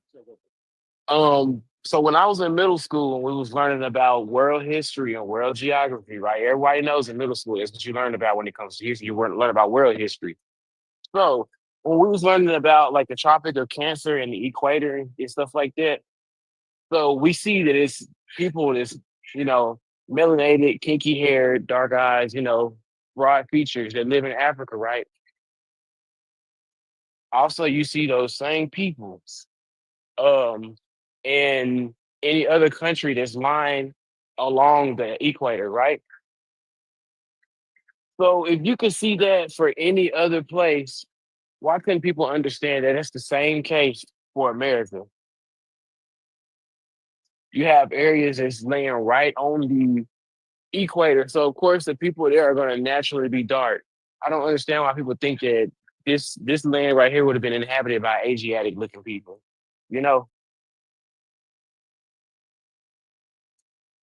Oh yeah, I'm picking up what you're putting down, most definitely. And real quick, we also got Canary back. Canary, go ahead and mute yourself. Let us know, what do you think about the whole exchange with Professor, PhD, Dr. Claudio Sant? Yeah, I think that is really crazy, and I feel like you don't realize how common that type of thing was. I know in my family, they basically said, yeah, just they were actually harassing and doing a lot of things, even when they were proud to, or at least trying to acknowledge their native ancestry. And it's crazy how just like the 2005 thing, that they've been really brainwashing everyone for a really long time. And so when the argument is always the skin and the hair, and it's just really it's interesting how you can find the paperwork and people will still say, a professor will say, yeah, but this and that, and it's circumstantial, so we're just gonna go with it. It's weird and honestly disgusting.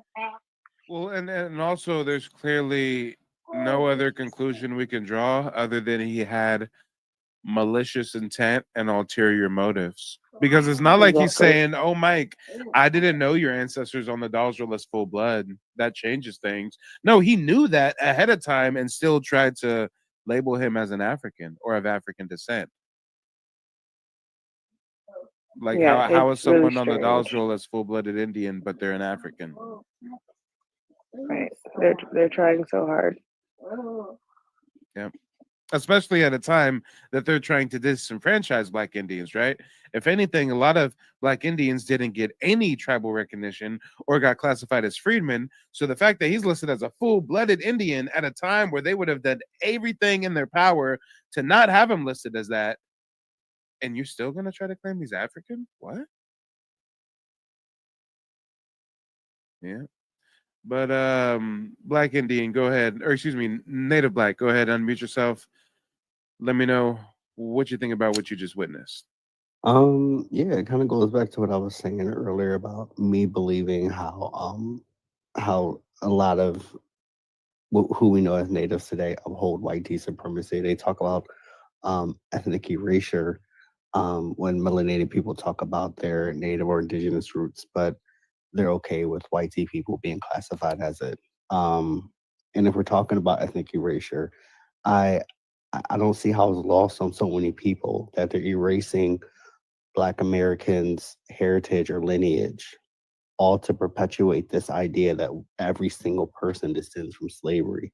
There's nothing wrong with that, but I think the American story is more complex, and I don't think these people understand that trying to make what a native looks like all homogenized in one way, what a Black person looks like all homogenized in one way, it only benefits white supremacy. So, and I just think this was another example of it. It was disheartening. Yeah, you guys are getting a little peek behind the curtain. I mean, again, it's one thing to hear about these things, but then it's another thing to see it in the text, then to have the author questioned and to see his response. I'm like, this is someone we're supposed to hold with high regard and high respect, a PhD holding professor of American history. Like, you would think a scholarship would be to a higher degree than that.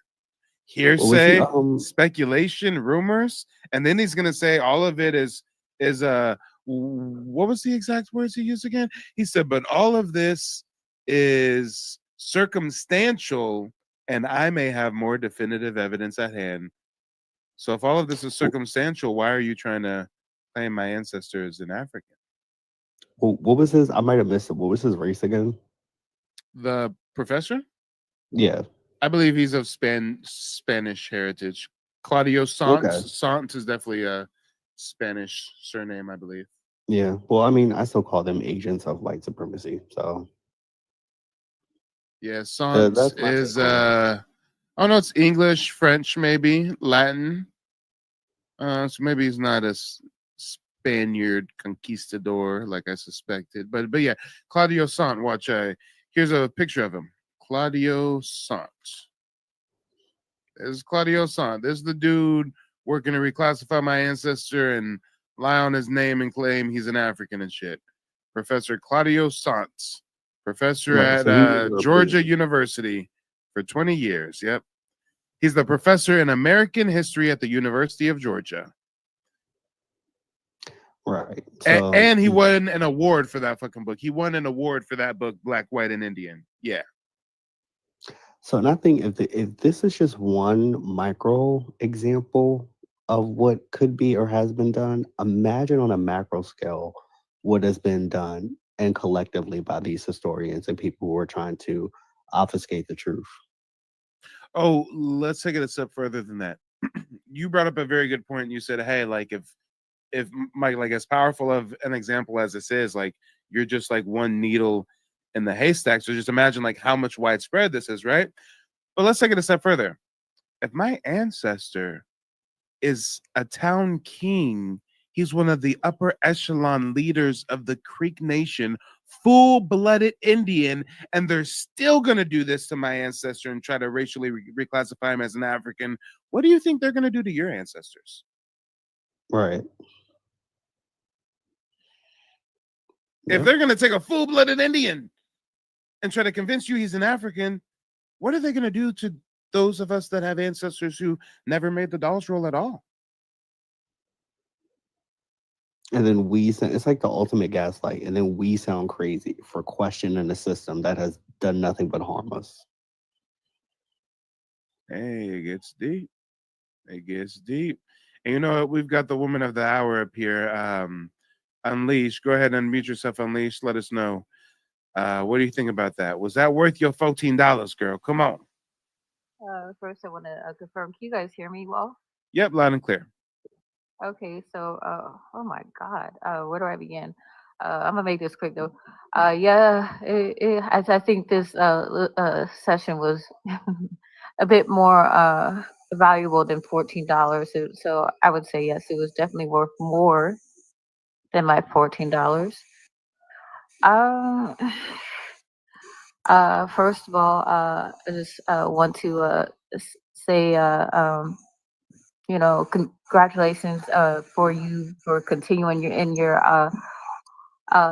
ancestors' legacy of uh, the field of genealogy. Man, this was hard to listen to. This was very hard to listen to. It's the fact that he was such an influential person within the community. He had so many accomplishments. He just had everything in the right place, you know. Uh, his records, you know, proved that he was full-blooded Choctaw. Everything was in the right No, no, place. no. Full-blooded Creek. Oh, Creek? Okay, that's right. I had Yeah, the it was Creek. wrong. No, no. So what happened was the first time I shared it, I kind of skipped ahead and I was highlighting this line up here that said Choctaw by blood. But in actuality, Thomas J. Adams is right here, and he was the leader of the Creek Nation. He's Creek by blood. Okay, Creek by blood. Yeah. But most importantly, that's documented proof that he was not African. He was full blooded. But for all his accomplishments to back him up, all the things he did for the nation alone in his time, and for somebody to do something like that, to just acknowledge him like that, it just sounds like intimidation. Like somebody was intimidated by him, not by his wife's mother. I'm not buying into that excuse. So his mother was a mean, an ignorant Negro. I don't buy that at all. Somebody was intimidated by him, and I don't know if it was because he was full blood or because of his accomplishments as a dark skinned, full blooded Indian, or it could have been, the change that was in process, and how hard it was to, kind of hide his identity because of his accomplishments. But there was some bad blood, some intimidation, and I believe that that was a huge influence on why they portrayed him the way they did in that book. I just thought that it was just very ignorant. It was malice, it just says a lot about. It just says a mouthful about what they've done to many other Indians, and what they will continue to do to our people. But this here, yeah, this example here is just the icing on the cake. I mean, it's not like he was just a full-blooded Indian. I mean, he did a lot in the community, and it still wasn't enough because he wasn't the right shade. And I don't. It was just hard to listen to. Just really hard to listen to. And Like, mind that's you, all. he's also written about in this book the Indian Territory, chiefs, leaders, and chiefs, legislators, and leading men. And nowhere in this book does it mention anything about African heritage. Nowhere in this book does it call him an African. But Claudio Sant goes out of his way to try to force an African identity on my ancestors. I think that Claudio, whatever his name, he's ignorant. Is he still a professor? Yes, for the last 20 years. Yes. Oh, because I'm right here in Atlanta, Georgia. That's why, I'm right University of here. Georgia. Yep. Well, I worked at the University of Georgia, so that's interesting. That's very interesting. Oh, yeah. But yeah, that's I'm gonna land there before I get too emotional. That was something that was a lot. Yeah, it's heavy. It's heavy. And you know what, guys? What I want to do is Ben Ted had a question. I want to answer Ben's question. Then I want to drop everybody down real quick because I want to share with you a quick video. And the panel members won't be able to hear the video if they're on the panel. So after I play the video, I'll bring you guys back up. But Ben 10, go ahead and mute yourself real quick and let me know what your question about Spence Johnson was. So yesterday, yeah, the story you was reading us about Spence Johnson is, for one, I've been thinking this, like, that story has been on my mind. Hold on. That ain't no story, Playboy. That's the life of The Spence Johnson. That ain't no narrative, Playboy. That's the life of. Okay, that's the life. That was his life. Well, like, I'm talking about like the beginning part of it where I know. it just seemed so peaceful. Yeah, like they was at the river just washing their clothes or whatever, normal day. Mm-hmm. And it's so sick because the same exact thing happens today. But the craziest part is, if you were to tell that story to someone, they would say, "Oh well," they would replace that whole wagon part with a ship across the Atlantic Ocean. That's the craziest part about the story. One small detail would change the whole narrative of the story. But wait. You just helped me connect an interesting dot. I've definitely got to frame this way from now on and present it in this manner, since you drew the Africa connection, right? Mm-hmm. What makes more sense? Paying to ship an African from the other side of the world, or going to an Indian by the river and giving some candy to their kids and kidnapping them and taking them to Louisiana to be sold? Exactly. And they could have been a whole couple. They could have been just a few counties over to just a state over. That's the craziest part. What is the craziest part? Like, that's really been in my head all day today. I've got a genealogy client. I'm not sure if you heard me tell this story before. I got a genealogy client. I found definitive evidence his ancestor was enslaved. Not only evidence that they were enslaved, but I found that they were shipped. Not only did I find they were shipped, I found the ship manifest log. I know the name of the ship. I know where it was leaving from. I know where the ship was going. Guess where the ship was leaving from and where the ship was going? Europe to America. That's what some would think. Or some would think Africa to the Caribbean, or the Caribbean to America, right? His ancestor was shipped as a slave from Savannah, Georgia to Charleston, South Carolina. Boom. For anybody who's not familiar with that distance, this is Savannah, Georgia, right here. And this, in the same frame, is Charleston, South Carolina. Yeah, he right up the street. Damn. Hey, one more thing. That's crazy. My great grandmama, usually people will say, "Woo, my Lord." My great grandmama used to always say "my land." And I used to wonder why she say that. Now I get it. My land, because this is my land. Mm-hmm. This land is your land. This land is my land. From the dun dun dun, made for you and me, not for them pale faces. Right. Let's talk about it. Big Mama Tyson Bay says, a hot mess, the lies this country has been keeping up. Yep. Marcus says, mine was from Maryland to Louisiana. Yeah, see, there you go. Yeah. Let's talk about it. Shout out to Rex over on YouTube. Rex says, thank you, Mike. I've always known I wasn't a booty scratching African. Come on, even us American Indians scratch our behinds once in a while, but not in the same fashion. I feel it. Well, guys, I'm gonna drop you guys down for just a moment because I wanna share a quick video clip, and then I'm gonna bring you guys right back. Okay. Now, guys, I gotta ask the audience for some feedback. Put a 0 in the chat if you do not think that there's a concerted Kabbalistic agenda to racially reclassify and Africanize Native Black Americans. Put a 0 in the chat if you do not think there is a concerted effort to, on some secret society type, bourgeoisie, Kabbalist, on some conspiratorial type shit. Put a 0 in the chat if you think there's no conspiracy. Put a 1 in the chat if you think there's a conspiracy.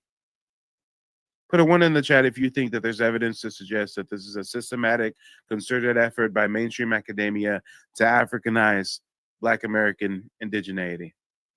Put a 0 in the chat if you think they're nah. If you think we're tripping, 0 in the chat. I see a 1. I see a lot of 1s. I see a lot of 1s. Well, guys, I think you're right. Does anybody remember the name of the professor who racially reclassified my ancestor? Does anybody in the chat remember? We know his last name was Sant. Does anybody remember his first name? Last name Sant. But what was his first name? What was his first name? Last name was Sant. But what was the first?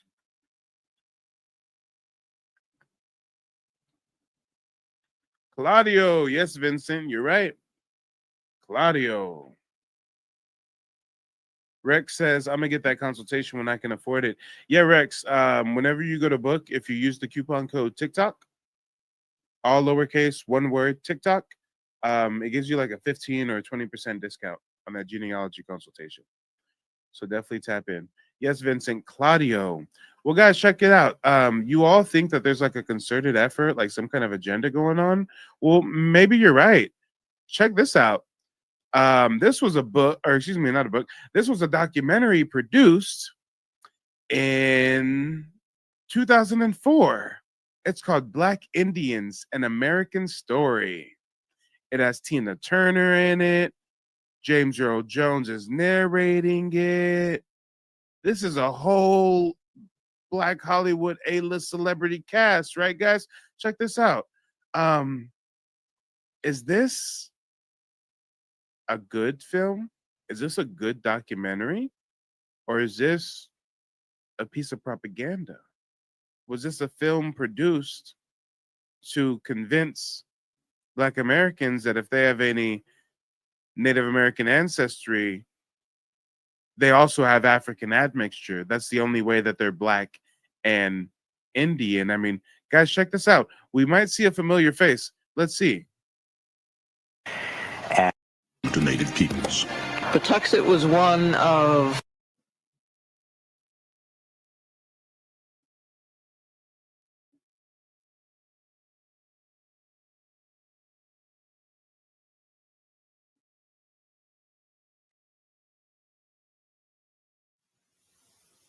Guys, I got to ask you. It's 2004. You're scrolling through cable TV. This comes on, Black Indians. Oh, that's cool. Grandma always said we Indian. Oh, Tina Turner, James Earl Jones. Okay. You watch this. Seems like it's professional production. You think it's on the up and up. But guys, this ain't 2004. It's 2025. Watch this with a lens of discernment. Watch this and be vigilant. Watch this and already have a preconceived notion that this is a piece of propaganda, and see if you can spot how it can be used as a tool of propaganda. Watch, guys. We're deconstructing propaganda.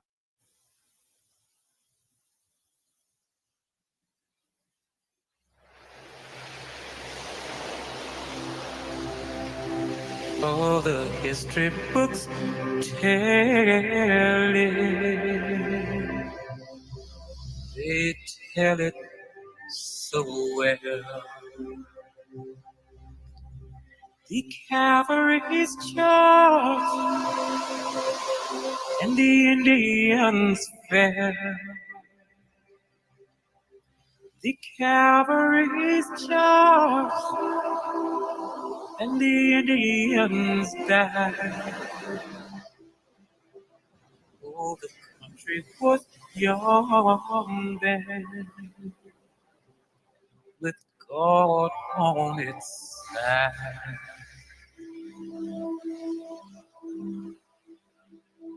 They are called Black Indians. And theirs is one of our great unknown American stories. To most Americans, they are a people without a valued or clear history.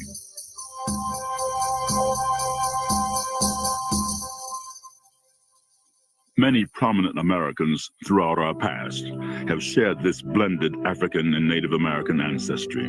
I told you to peep the propaganda. What's the first thing he says? Many of the prominent historical Black figures have this blended ancestry. They're trying to plant the notion in your mind that if there's such a thing as a Black Indian, it's an African that mixed with a Native. Guys, they do this with historical figures. Crispus Attucks, the first martyr of the Boston Massacre, he was a free black Indian. But if you look him up in history books, it'll say he's African and Native American. Mildred Jeter, from the case Loving versus Virginia, she was 100% black Virginia Indian, but they call her an African American, right? Loving versus Virginia was about an African American marrying a white man. No, Mildred Jeter was a full-blooded Virginia Indian. Crispus Attucks, the first American patriot to fall at the Boston Massacre. Frederick Douglass, former slave and great spokesman for emancipation. The famous poet Langston Hughes. There's a great story, that of the Negro in America. The renowned singer Tina Turner. If it was that easy, we would have all been there years ago. Civil rights leader Jesse Jackson. Our time has come. Yes, the Boule Negro that reclassified us to African American has American Indian heritage, yes. If you do the research that I've done on the Boule, you'll learn most of them are mixed breed European and American Indians that work on behalf of white dominant society to reclassify us as African. Yeah. Thank you very much. Despite such a distinguished ancestry, Black Indians are a people whose collective past is barely known. Their identity is often clouded by uncertainty and denial. Born out of the tragic conquest of Indian peoples and their lands, along with the enslavement of Africans, Black Indians are in fact the ultimate survivors in America's difficult struggle with racial and cultural difference. African Americans and Native Americans, the most mistreated and misunderstood people in our history, have forged strong bonds between their cultures. What is it that links these two cultures? What history do they share together and with white society? Has their common ancestry and shared past given them something to be proud of or something to deny? The kids around my neighborhood used to think I was Cuban at the time because I looked different. So I guess the way it works is... I told you guys to spot the propaganda. They describe Charles as African American / Mohawk / Blackfoot. See how the black man got to be an African first? Why don't they just call him an American Indian? Why don't they just call him Mohawk? Why don't they just call him Blackfoot? Why don't they just call him Mohawk / Blackfoot? Why he got to be an African first? African American / Mohawk / Blackfoot. Propaganda. People are so used to seeing what is depicted as an Indian within the movies, the old movies and things. So if you don't look that way, they don't expect you to be Indian. They think you're either black or Hispanic or something else. When we were coming up, it was a bad stigma, I guess, to be Native American. Spot the propaganda. Dennis is too dark. Dennis got too much melanin. Dennis has to be an African first, guys. Dennis has to be an African first. He's an African American / Narragansett / Nyack. Can I get some fists and feathers in the chat if you're peeping the propaganda? Rex says, I'm trying to become a channel member. Mike, YouTube, I'm demonetized, so there's no way for you to be a channel member. But what you can do is become a member of my website. That's how you get access to the digital archive and the book list and stuff. And you can sign up for that membership directly through my website, nativeblack.ancestry.com. Guys, peep the propaganda. Dennis, although he's a fair-skinned brother, although he's a red bone, high yellow mohawk, right? He got to be African first. He's African American / Narragansett / Nyack. And so, I mean, you was just classified as black, or that's the way you went. And, you know, a lot of the older people, they never told you. I mean, it was a long time before I really found out what my heritage was. A lot of people that go through the museum, when they go into the portrait gallery, the last exhibit. Damn, but Pink Belly Everett, Mayo Man Everett, he gets to just be a Penobscot Passaquod Indian. Everett gets to just be Indian, guys. He's not a European American / Penobscot / Penasquade. Everett gets to just be Indian. He's just a Penobscot Penasquade. Why doesn't Everett have to be a European American slash Penobesset slash Penasquade? Because you could be 99% European and 1% Indian, but identify as 100% Indian. But they got something for us called the one drop rule, where if you look like you got a little bit of melanin, well, you're an African first now. That you're going to see on the second floor. And there's portraits of Mashantucket Pequot people. And they don't look like you, Everett. There's pictures of Pequot people, and they don't look like you, do they? Gallery, the last exhibit that you're going to see on the second floor, and there's portraits of Mashantucket Pequot people, and they walk in and they're like, they're not Indian, they're black. I think also because I sometimes had a rather different. Damn, our sister Gabrielle got too much melanin. Gabrielle has to be an African first. She's an African American slash White Mountain Apache slash Cree. But oh boy, Everett, he got to just be an Indian. Difficult upbringing as a child because I did feel in between, I guess is the best way to put it. When I was first going to school, I went to a private Lutheran school, and I was the only child of color in the entire school. And I had wonderful experiences with my teacher, but not such great experiences with the students around me. When we moved to another neighborhood and I went into a public school, it was primarily a black school, and I was thrilled. I thought when I saw more children that had chocolate skin that I'd be able to join in and I'd be more of a part of a group. And that wasn't the case at all. It was quite a shocking and disappointing experience for me to realize that they too thought I was not like them. I was in Narragansett when. Damn, Richard, my brother, you've been in the sun too long, Richard. If you were more lighter skinned, if you were like white tea presenting, white tea passing, then Richard, you can just be a Narragansett Indian. But since you got melanin, since you don't need sunblock when you go outside, Richard, you got to be an African first. You got to be an African American slash Narragansett.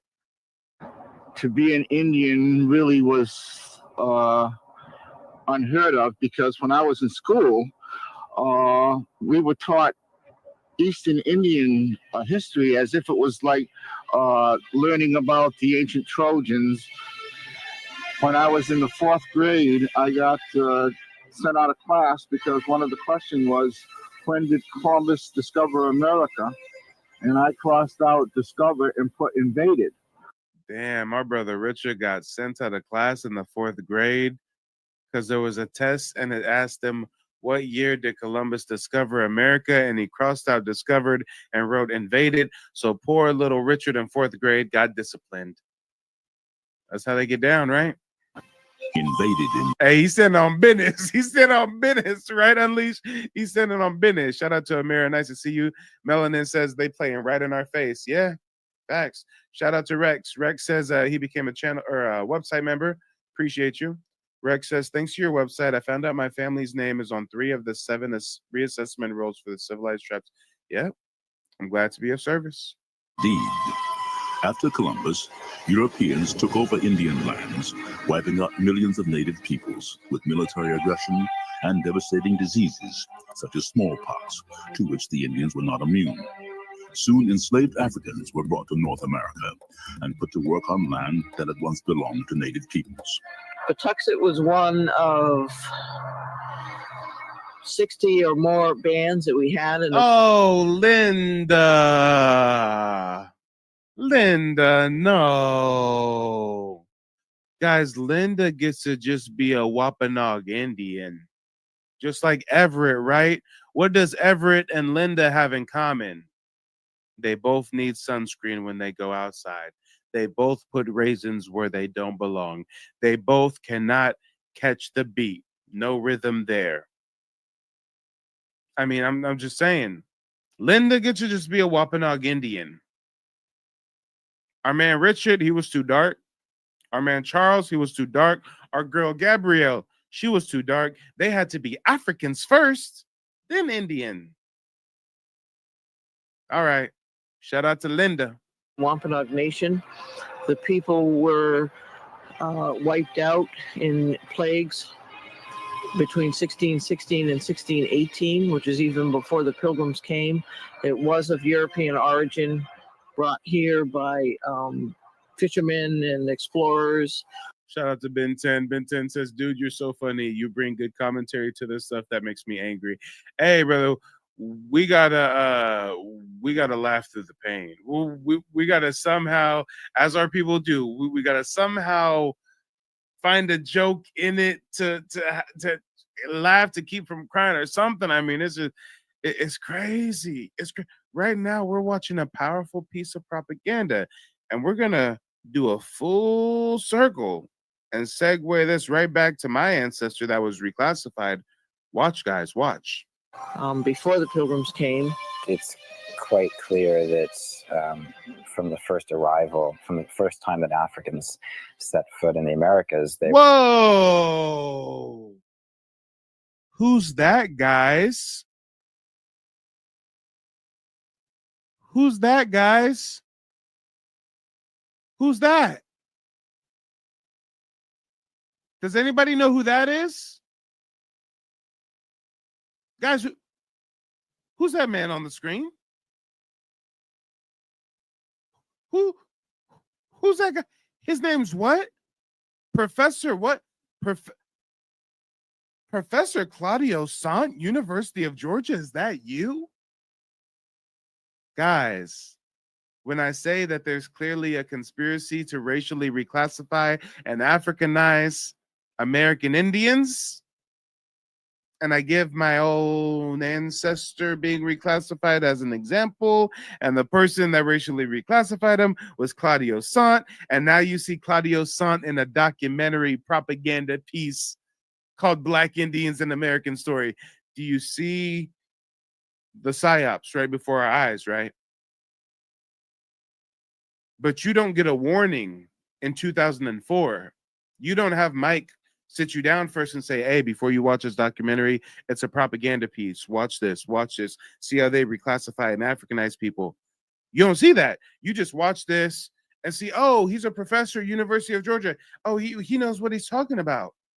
But unless you know the backstory and you read that email exchange between me and him, you realize that he's a part of a weird program to reclassify Black American Indians.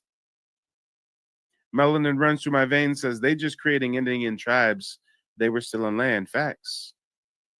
Come on, y'all. Ain't this chickens coming home to roost? So I invite those folks to come back up on the panel. I want to hear what you guys have to say. I mean, Unleash, is this worth your $14 or what? Did you not get a first-hand account and then see how this dude, I mean, what was going on in the early 2000s, y'all? He wrote that book, Reclassifying My Ancestor, in 2005. This film, Black Indian, this documentary, is 2004. Guys, do you want to know what was going on in the early 2000s? This is what was happening. Black Americans, by and large, were coming into knowledge about their indigeneity. So to kind of get ahead of the curve, to kind of hijack that energy, they started to put out stuff like this saying, hey, Black Indians exist, but check this. They're Africans that mix with natives. They're still Africans. You're from Africa. You're African, right? Propaganda. So we got Unleash back. Unleash, lay it on us. What do you think about this? Well, I think he's just an ignorant person.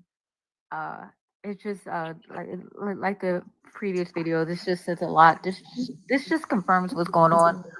How they continue to try to reclassify us, and it just confirms the agenda.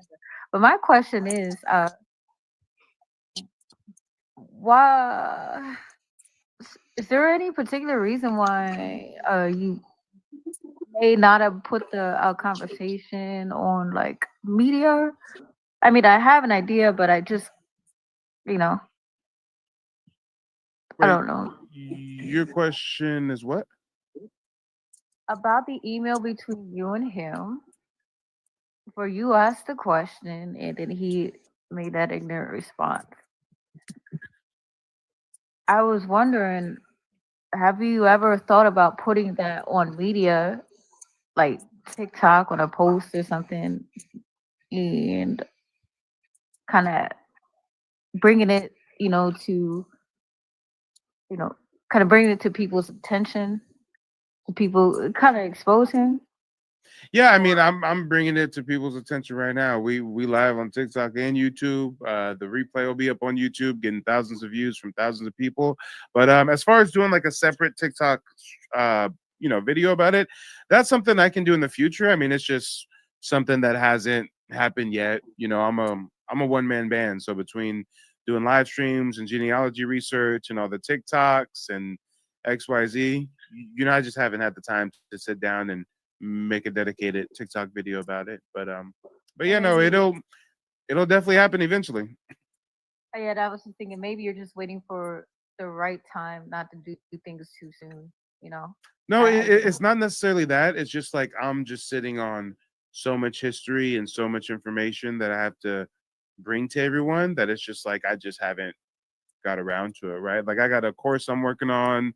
I got the genealogy consultations. I got the research for existing clients. I do like 60 hours of live streaming a week. Then I publish YouTube videos on 2 separate YouTube channels, then manage 2 separate TikToks. So it's just, it's on my list. It's just I got to get to it eventually. It's just so much on my list to knock out.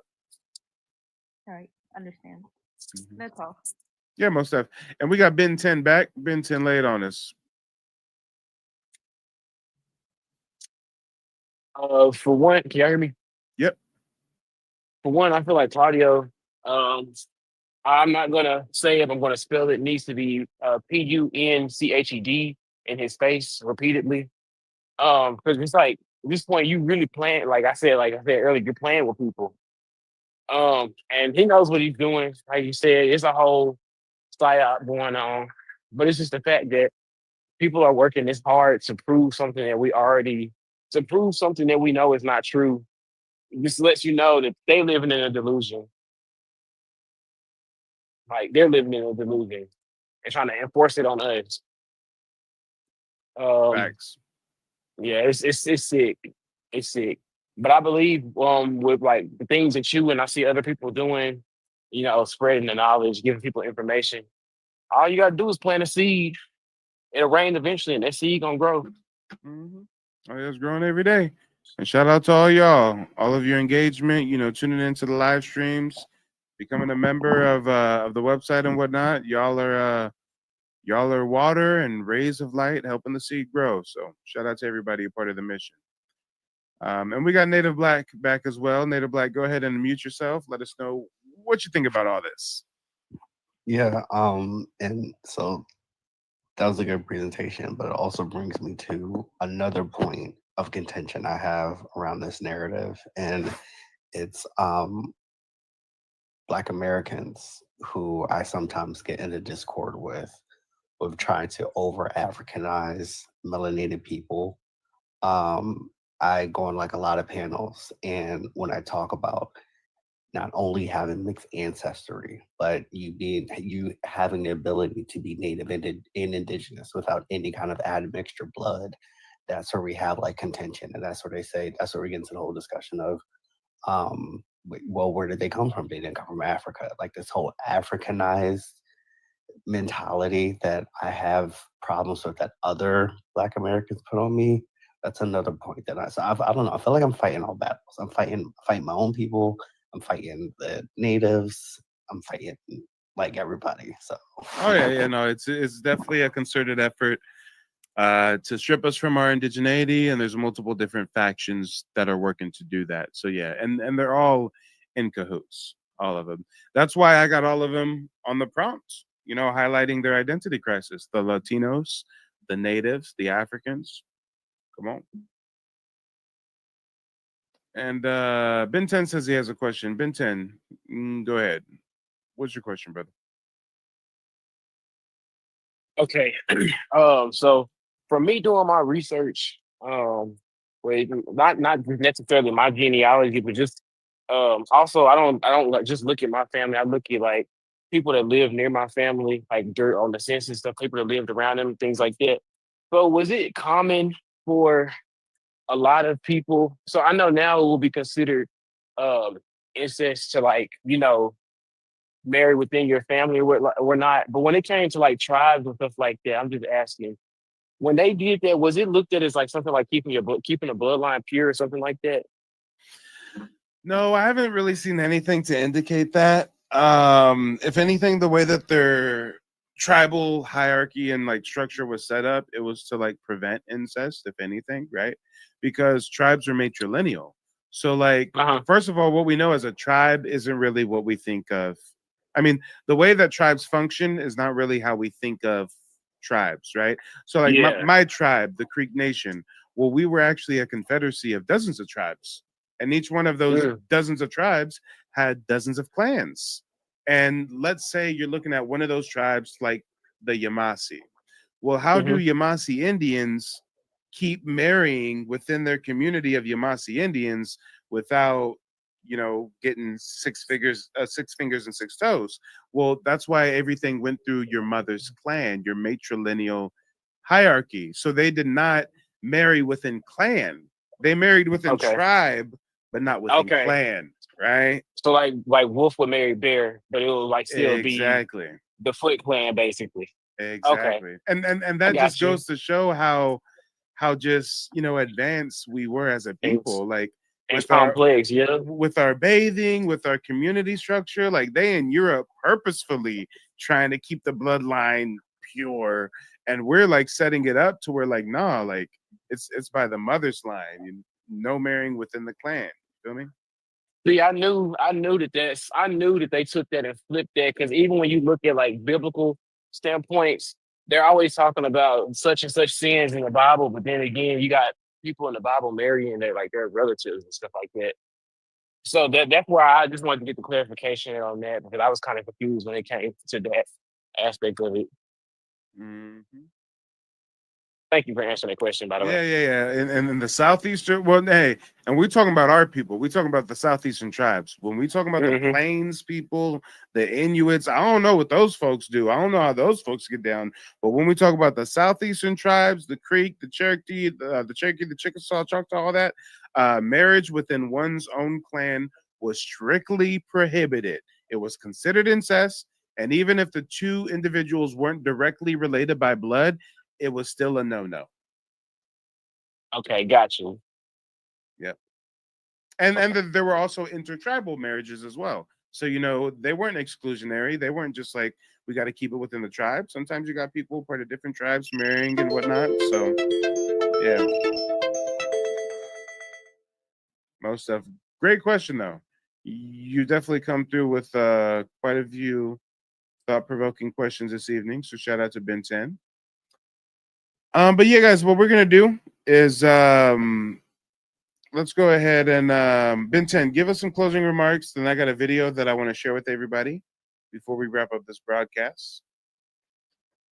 To everyone, stay true to who you are. Follow your gut and your instincts, and don't let nobody tell you who you are. Most def. I feel it. Words of encouragement. Talk to you later, Ben 10. Thanks for calling in, brother. Thank you. All right, ladies and gentlemen, boys and girls, this is what we're going to do. If you guys want an encore, because we're already going on, 5 hours of live content consecutively. What we're going to do, if you guys want an encore, one person, all it takes is one person, taking one for the team. If one person goes to my website, nativeblackancestry.com, and becomes a member of the website, then we will go into an encore. I'll give you at least another hour of live content here this evening. Otherwise, we're going to wrap up. I'm going to kiss on Mary Jane. I'm going to play a new game I just downloaded on my PC and relax. Maybe eat some raw cookie dough. Who knows? Who knows? The night is young. It's Friday night after all, right? So yeah, guys, go to the website, become a member. If you would like the broadcast to keep on keeping on, if you would like to go into at least another hour-long encore, to become a member, it's only $14. You get access to some exclusive perks, like a book list of my primary sources. A lot of these books are suppressed. Some of them you can't even buy in the States. You got to get them overseas. And I do update the book list weekly. Just this week, I updated this new title, Judah P. Benjamin, the Jewish Confederate. A lot of y'all probably didn't know that there was Jewish Confederates. Hey, well, we won't say too much now. Members of the website also get access to a digital archive with 600 documents, family photos, newspaper clippings, book excerpts, Black Indian obituaries, you name it. Bunch of sources citing our indigeneity. You can download these to your phone, to your computer, share them on social media. If any of you guys are content creators or TikTokers, this is a great repository of, content to help you make videos. Find an image from the vault, do a deep dive on it, etc. We've got a few different categories. We've also got Who is Indian, Who's a Negro. This is a essay from the 1970s about how Virginia Indians were reclassified to Negro during the World War II draft. We've also got ex-slave interviews, pretty self-explanatory. Some of these ex-slave interviews are actually from Black Indians who were kidnapped, sold on the auction block, and forced into bondage on plantations. And then we've got Indian slave ads. These are ads put out in the paper by slave masters looking for the Indian runaway slaves. Very, very enlightening. Very enlightening. So guys, we're going to give you like 5-10 minutes. If anybody within the next 5-10 minutes becomes a member of the website at just the inner circle level, you don't have to do it at the mastermind group level. The mastermind group is $49. The mastermind group has everything the inner circle does, but on top of it, you get 2 monthly personalized private virtual seminars where we do a deep dive on some Native Black American ancestry topics. So some of you may be like more advanced with the research and stuff. So that's where the mastermind group comes in. But for the average person, inner circle works just fine. If anybody wants to go into another hour-long encore, we need somebody within the next 5-10 minutes. Become a member at the inner circle level. And actually, give me a moment. I want to shout out all the people tonight who have become members of the website. Give me just a second. Brittany, thank you for actually booking a consultation. You just booked a consultation not too long ago. Shout out to Brittany. Monte, thank you for your support. Dina, thank you for your support. Talisha, thank you for your support. And guys, if you do need one-on-one help with genealogy research, you can book a consultation with me where I'll teach you the 3-step process that me and my family use to trace our heritage and get tribal citizenship.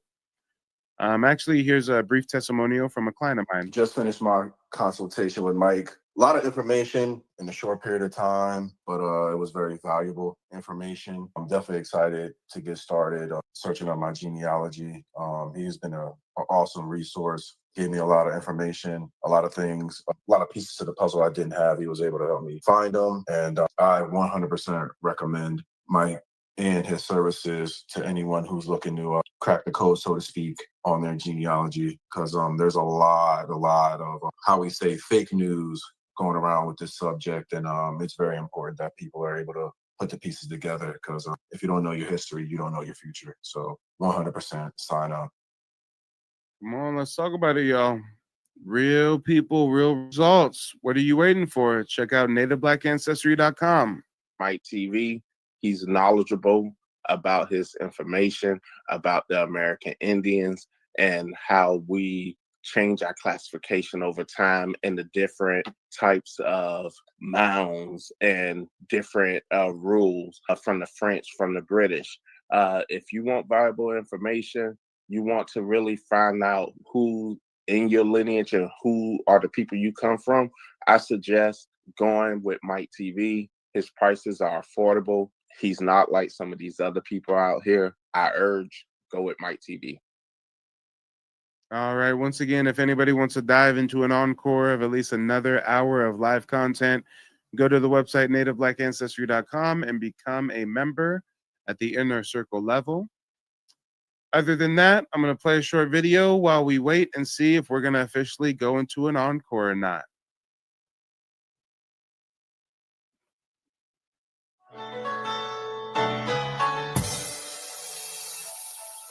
It's the same hustle, it's the same thing, same tears on the we pay. Maybe one day we'll see we're one big family, like it's one channel. Same sunshine, same rain, same struggle, maintain. Maybe one day we'll see we're one big family, like it's one channel. Welcome back to Discussions with Indigenous Education, the genocide of the dark-skinned Indian. And right before the break, we were talking about the Dawes Act, right? And the Dawes Commission, right? And the commission was established to specifically put the rest of the Indians that already hadn't been individualized in the one of the last Indian Appropriations Acts that Well, the we. 5 civilized tribes. I mean, just, and the ones that were in that territory of the 5 civilized tribes. Oh, okay. And so And shout out to Rex over on YouTube. Rex says, I remember being 6 years old, tell him the whole kindergarten class I was an Indian. There you go, Rex. You stand on business, stand on lineage. Rex says, I was fortunate enough to grow up in the Washington state where despite government oppression, the indigenous community remains somewhat intact. That's what's up. Yeah, kudos to that community out there staying strong. And Rex, is that you in your icon photo? Or is that an ancestor of yours? Let me know. And it looks like Allah has some questions in the TikTok live. Allah, if you want to request to join as a guest, I'd be happy to answer any questions that you may have. Here, look, I'll even give you a personal invitation. Let me see if you come up in the back end. Let me see if I can give you an invite. Oh, yeah, Allah Ki Hechulu. There we go. I'll give you an invite. Allah, let us know where you calling in from and what's on your mind.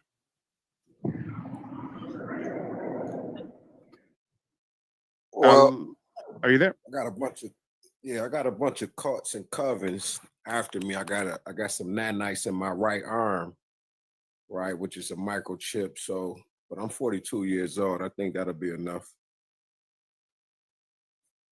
Wait, what does microchips or nanites in your arm have to do with the?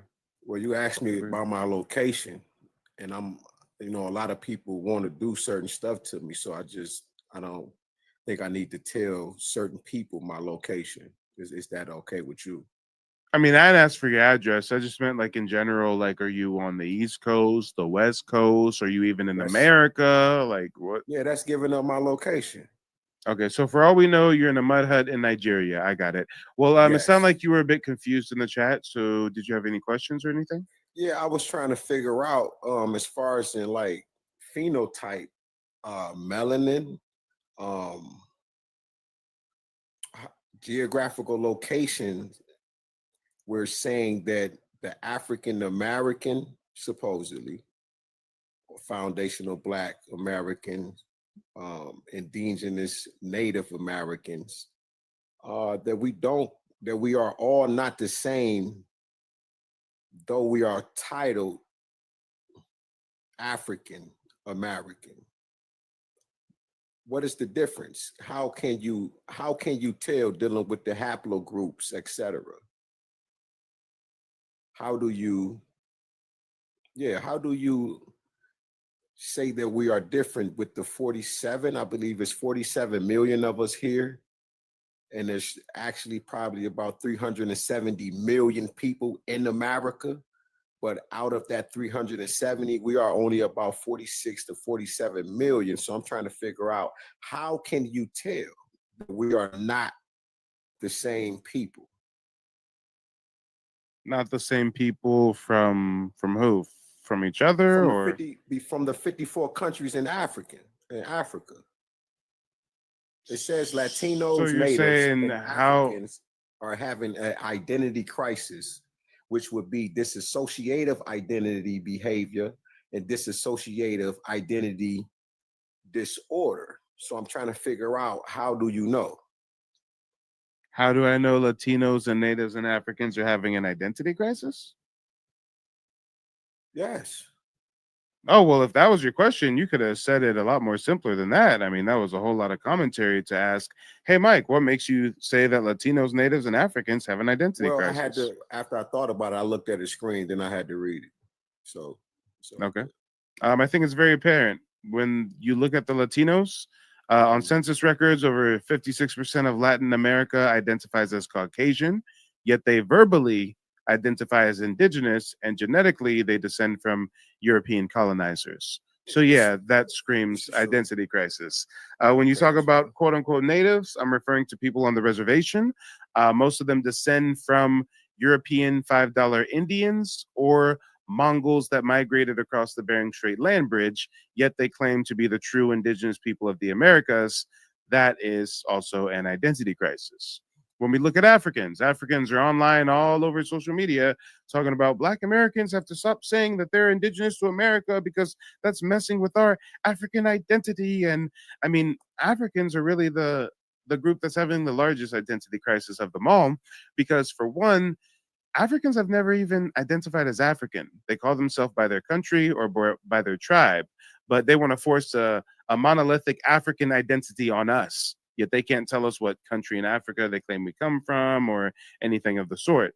Secondly, now that we've made being quote unquote Black something that's globally revered, something that's so fashionable, right? Now Africans are trying to cling to the title Black, talking about their Black Brits and their Black people now and stuff. So again, I'd say that's an identity crisis. Oh, okay. So being that someone that'll be from Ghana that was raised here in America, they would be called a Ghanaian American, correct?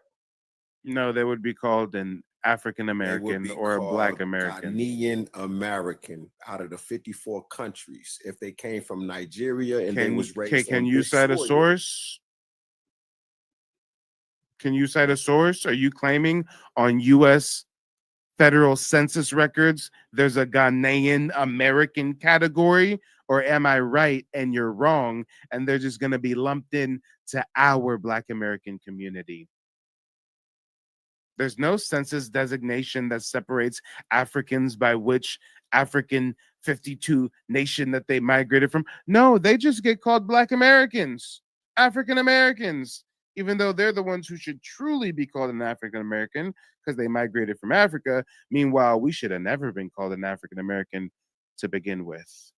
Shout out to Deluxe. Deluxe says some of us are being called back to our roots. Facts. Yeah, Facts. but why did you mute me? What's that up? Because I can. This is my show. I mean, hopefully that clears up your question. Do you have another question before we continue with our video? Yeah, I didn't know you was like that. It's all good. Okay. Cry yourself to sleep tonight. I'm like that, y'all.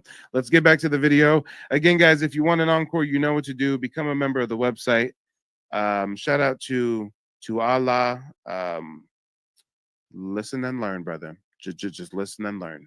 Dawes Commission and the Dawes Act specifically was established to individualize them and give them individual allotments of land. Matter of fact, I might be going out of place. Let me ask you a question. What happened with the rest of the land? Well, that happens a little bit later. That does happen later. Okay. A little bit later, but again, remember we did mention that the lands were getting whittled away. So they were, slowly but surely getting whittled away. Right, and so again, it's 1893. Right, the Dawes Commission is specifically negotiating with the tribes, offering them an incentive. The tribes was like, no, man, we did this for y'all already. For the last 300 years, we've been doing this for y'all. And so now we have another act. Yes. What's the next act? And this act really kind of put the nail in the coffin, I think. Okay. Because it just did away with a lot of things that the tribes couldn't get back. But this was the Curtis Act of 1898. Okay. And the Curtis Act, what it did was it dissolved tribal governments. So if you were looking at genocide of indigenous populations, particularly here in the United States, this would definitely be one of the acts that you would look for as far as how they systematically and through their organizational tactics dismantled the tribes. So remember that Curtis Act. But go ahead. Okay, and what the act did, it allowed the Dawes Commission to take control of the tribal membership rolls. Ooh. Okay, because now they want to know who all the people are. So they have to come up with these rolls so now they can get because up until now They don't know who. They don't know how many Indians are here and stuff, because previous years they have a count of the United States. They do it every 10 years with the census. 1870 was the first year that that the slave population was counted. Not as a whole person. Another conversation continues. Well, by 1870 they were counted as whole people. Oh, they were about that time. Yes. Oh, that's right. Because now slavery has been abolished. We had the slave civil war and everything like that. Okay. Yeah. But now we have, with the Dawes Commission coming in, and now we have this Curtis Act that is now. So now, okay, so wait a second. So we had the Dawes Act, right? First the Dawes Act. Then we had the Dawes Commission. And I know that they thought we were going to go to the rolls, but then we had the Curtis Act. Right. And the Curtis Act gave permission for the Dawes Commission to make rolls for the tribes. Yes. And the chiefs. Shout out to Engine Radio. Engine Radio says, as soon as I click on Mike roasting somebody, never fails. Started laughing as soon as I get in. Hey, brother, I'm either dropping some receipts, I'm roasting someone, or I'm making a good joke, or all of the above at the same time. Let's talk about it. And yes, shout out to Native Black. He just kind of wanted to ramble. Yeah. But again, guys, if you want the stream to keep on keeping on, if you want us to go into an encore, go to nativeblackancestry.com, become a member of the website. Got a lot of exclusive perks for members of the website. And if you need one-on-one professional guidance, you can always book me for that genealogy consultation. But let's keep learning more about the Curtis Act and the Dawes Commission. Had no say. The chiefs didn't have a say at all. The chiefs did not have a say, and particularly, and I will say this particularly when it was dealing with the freedmen. Right. Because now we have a commission established, right, of white men. Yes. That have the legal authority to say who is and who isn't. And so they put together the roles, recognizing they had separate roles for two different groups of people, the freedmen, right, versus the Indian, right? And there in Indian country, they now had to make separate roles, because now they're saying, the commission is saying, that these people are not part of the tribes. That they were slaves. Right. So if they were slaves, then they didn't have any blood relationship, and so we have to make a separate role for them. Not that was the case. Right. And again, this is where the genocide of the brown-skinned Indian, darker-skinned Indian comes back into this conversation about what's happening west of the Mississippi. And that's how all of this draws back in, because now they can control the idea, the definition, the identities, and point specific groups of people that can be, and then the rest of y'all is something else. Right, you can't be. And there were many people that were put on the freedmen rolls who had blood relationships. Some of them were full blood. Full blood, quarter blood. We don't even consider the blood part, because again, if you're part of a tribe, you're part of a tribe. So blood didn't matter, until the Europeans came in, But now, because of the laws that they created, that made it that a dark-skinned person, of course, they were slaves, that they were not Indians. And so now you have the Dawes Commission that is sitting there and saying, you're a freedman, so you get put on that role.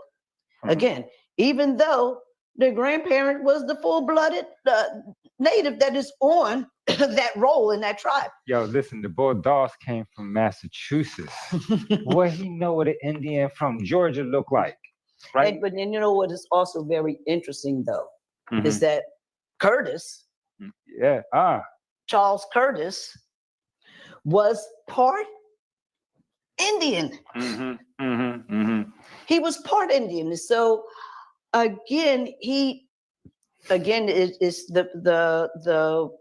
the mentality at that time. He just felt that by doing this, it was better for his people.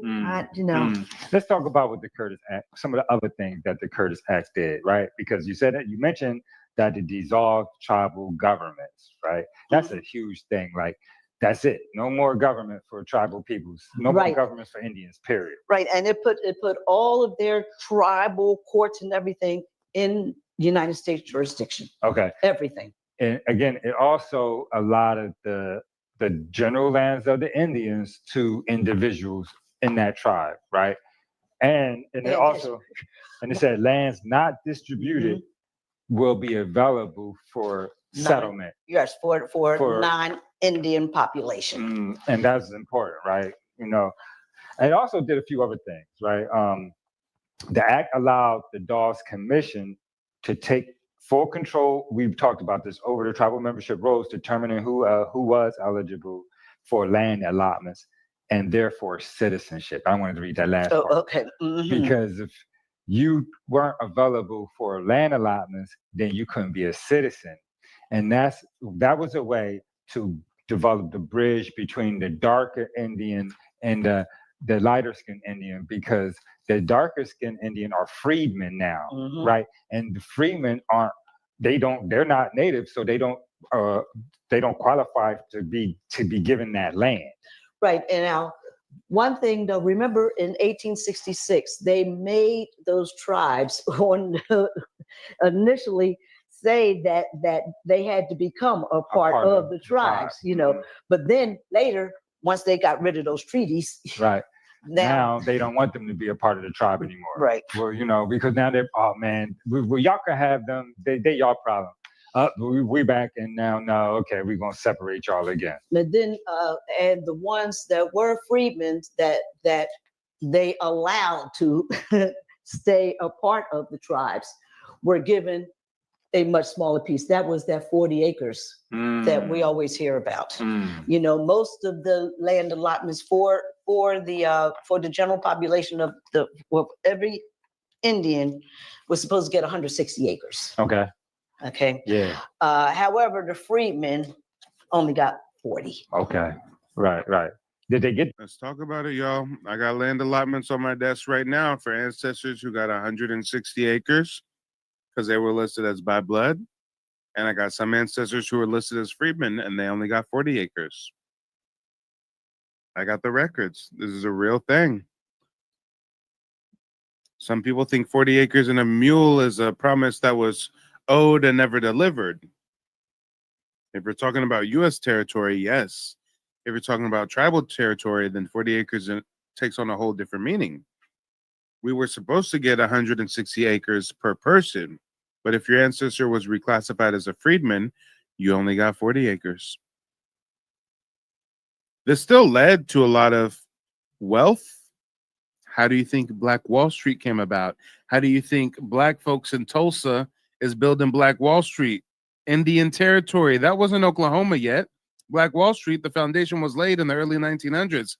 Oklahoma didn't get statehood in 1906 or 1907. So where are all these Black folks coming from that are in Indian territory? Tulsa, Oklahoma. They were Indians. Black Indians, if you will. And a lot of people hear about Black Wall Street present day and still don't really get that Indian connection. They just think, oh, these are Black folks. Here's just Black Americans. No, these were Black Indians. A famous Black Indian is Sarah Rector. Sarah Rector became like the youngest Black millionaire. Why? Because her family's 40-acre land allotment, they found oil. And she became a millionaire overnight. Her and her whole family in Oklahoma. Sarah Rector, born in 1902 in Taft, Oklahoma, came from very humble beginnings, but later became the wealthiest black girl in the country at the young age of 11. As the owner of the family's land, she began earning more than $300 a day, the equivalent of about $7,500 a day in our time. She was the richest black girl in the 1900s. Why? Because her family, they still got disenfranchised. They should have got 160 acres, but they only got 40. But still, they found oil on that 40 acres of land. Let's talk about it, y'all. And remember, they tried to reclassify the black Indians as freedmen. They tried to claim that they were all black slaves. They're all black slaves of Indians. Miss me with that. Come on. Come on. Let's talk about it. But let's finish up this video, and then I got to wrap up this broadcast, y'all. Hit day 40. Well, that's another. Well, you know, let's take a break here. And when we get back, we'll start to wrap up this show. All right. So we'll be right back with more discussions with Indigenous educators. Damn, and shout out to Melanin. Runs through my veins. Melanin is talking about that dude that was on the panel not too long ago. She says he came in here talking like a computer chip spy ready to throw a grenade at the channel. It's crazy work. Hey, I do be getting some strange personalities. I said the same thing I said to everybody. I said, hey, where you calling in from? What's on your mind? He's like, well, brother, I got nano chips in my arm right now. I said, okay, well, what does that have to do with the topic at hand? Well, you asking where I'm from, which means you want my geolocation, and I got nano chips in my arm because people is tracking me. And I'm like, oh no, brother, like I just meant, like, are you on the East Coast? Are you down south? Are you even in America? Like, what? Nah, brother, but that would be my location, and I can't give you my location because of the nano chips in my arms.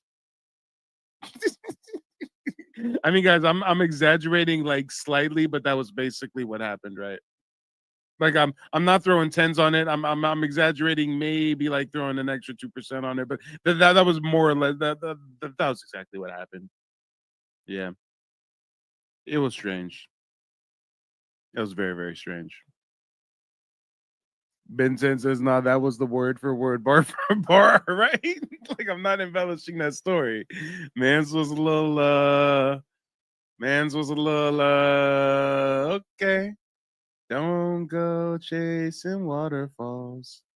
Just stick to the rivers and the things that you're used to. Yes, sir. Thank you for joining me. So imagine this. One day, someone comes along, looks at your family history, and says, nope, you're not who you think you are. Suddenly, everything changes. Your rights, your land, even your identity. That's the story of the Native American reclassification in the United States. Today, we're uncovering how reclassification erased the identities of many Native tribes. Its economic and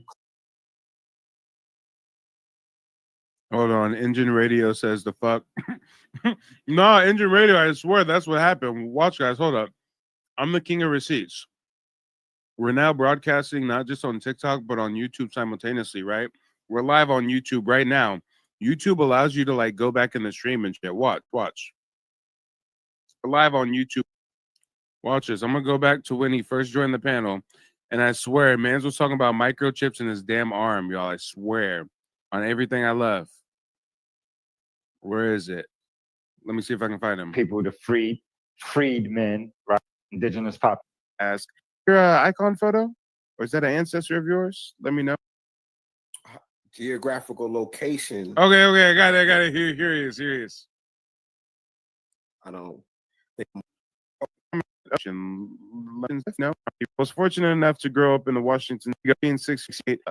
Has some questions in the TikTok live. Allah, if you want to request to join as a guest, I'd be happy to answer any questions that you may have. Here, look, Jen, he came up here talking like Robo.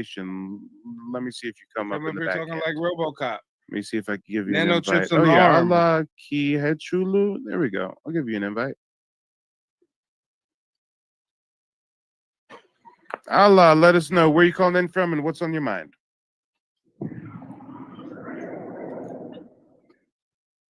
Well, Are you there? I got a bunch of cuts and covens after me. I got some nanites in my right arm, right, which is a microchip. So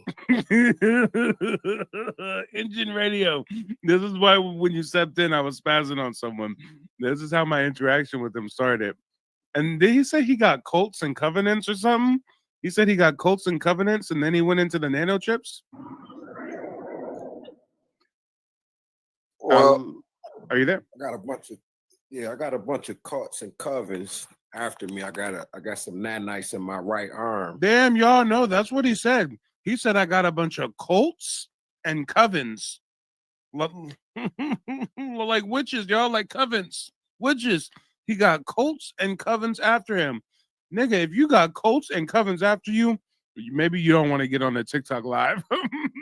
Maybe you don't want to get on the TikTok live. They might be able to hex you through the TikTok live. They might be able to do the voodoo hoodoo through the TikTok live. If I had cults and covenants after me, I would not be on social media like that. No, I would not. No, I get rid of my social media if I had cults and covenants after me. Good Lord. If the ancestors are in the algorithm, which they are, then the cults and the covenants are as well. Okay. Right, which is a micro.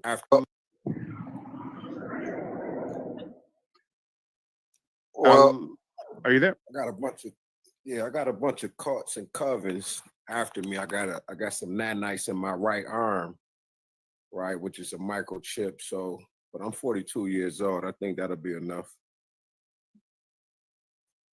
What does microchips or nanites in your arm have to do with the?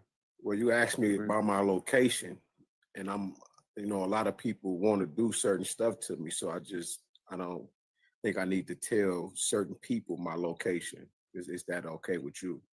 I mean, I'd ask for your address. I just meant like in general, like, are you on the East Coast, the West Coast? Are you even in America? Like what? Yeah, that's giving up my location. Okay, so for all we know, you're in a mud hut in Nigeria. I got it. Well, it sounded like you were a bit confused in the chat. So did you have any questions or anything? Yeah, I was trying to figure out as far as in like phenotype, melanin, geographical locations. Hold on. Vincent is cracking me up. Vincent said, bro, go look at his profile. How do I find his profile? What was his name again? It was like AH something. Okay, he's in the chat, so okay. I'm gonna go to his profile real quick. Vincent, check out his profile. Okay, Supreme Mind of God. Hold on.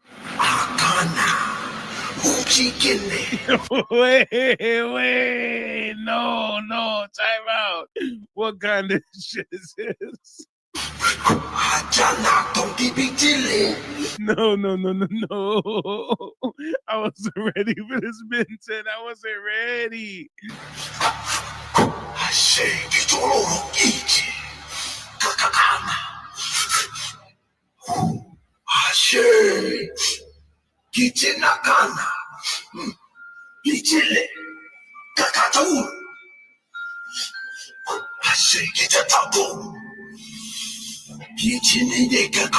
Yeah, bro, I don't know what's going on. I don't know what language at it.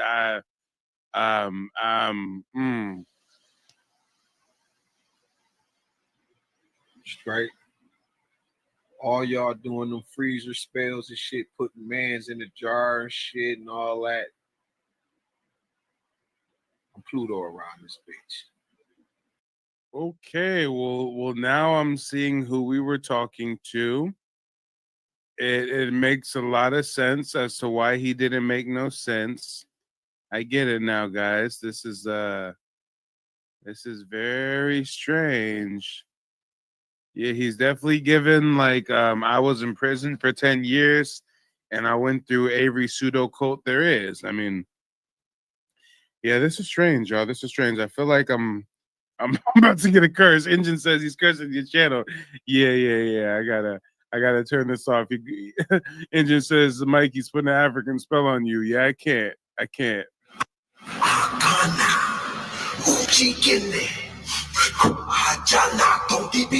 Nah. I'm cool. I'm cool. I'm cool. It's okay. It's okay. Not today. Not today. Maybe tomorrow, but not today. No. Ben 10 says, and you was being so nice to him too. Hey, it's crazy. I be so nice to people, but they'll still act like I'm being so mean to them. Let me get a fist or a feather in the chat if y'all were on last night's broadcast and y'all heard that girl Minnie. I think Minnie was the one who said that I was disrespecting the black woman and the black woman is God. And no, I'm joking a little bit, but yeah, Minnie definitely had some issues. I mean, who was on last night's broadcast with Minnie? Lord, oh Lord. But ladies and gentlemen, boys and girls, that's all I had for you this evening. You ain't got to go home, but you got to get up out of here. I got to get some R&R. It was nice chopping it up with you all. Make sure to check out my website, nativeblack.ancestry.com. Shout out to everybody tonight that booked a genealogy consultation. Shout out to everybody tonight that became a member of the website. Shout out to everybody that sent a gift, that joined the panel, that lent me your attention. Shout out to everybody. As always, when we wrap up, I like to get a little feedback as to how long people have been tuned in. So go ahead and spam the chat real quick. How long have you been watching? 5 minutes, 20 minutes, an hour, 2 hours, 4 hours, 5 hours? We've been going for 5 hours and 40 minutes. Shout out to Ben 10. Ben 10 says, I will be booking very soon. Well, hey, Ben 10, I look forward to connecting with you, brother. I definitely look forward to connecting with you.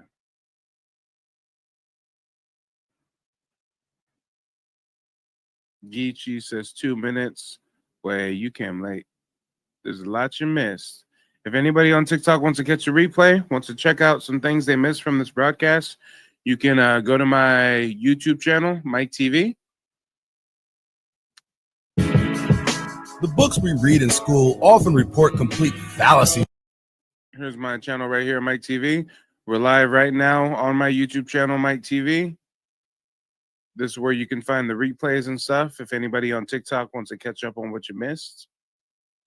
Shout out to Melanin Runs Through My Veins. Shout out to Engine Radio. He said, damn, I just been here for 10 minutes. Yeah, y'all late. Y'all working on color people time. But all right, guys, I got to get up out of here. Till next time. Thanks for tuning in. Peace. They don't want you to remember this. You not no slave, you indigenous. Fuck how they painted them Indians. You went to war with the French and the British men. Quite frankly, you was kings, Merovingians. They took the women and men, made them prisoners. Raised up the children to worship their images. Set up a lab to the genes and they mixed them in. This shit get way deeper than your pigment.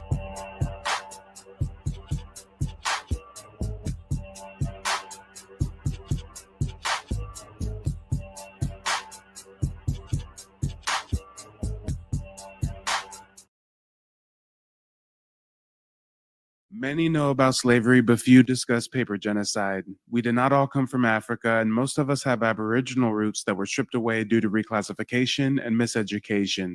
As a native Black American and a member of the Muskogee Creek Nation, I understand the importance of tracing your lineage. If you want to learn how to trace your genealogy and apply for tribal citizenship, go to nativeblack.ancestry.com to schedule a consultation. They don't want you to remember this. You not no slave, you indigenous. Fuck how they painted them Indians. You went to war with the French and the British men. Quite frankly, you was kings, Merovingians. They took the women and men, made them prisoners. Raised up the children to worship their images. Set up a lab to the genes and they mixed them in. This shit get way deeper than your pigment.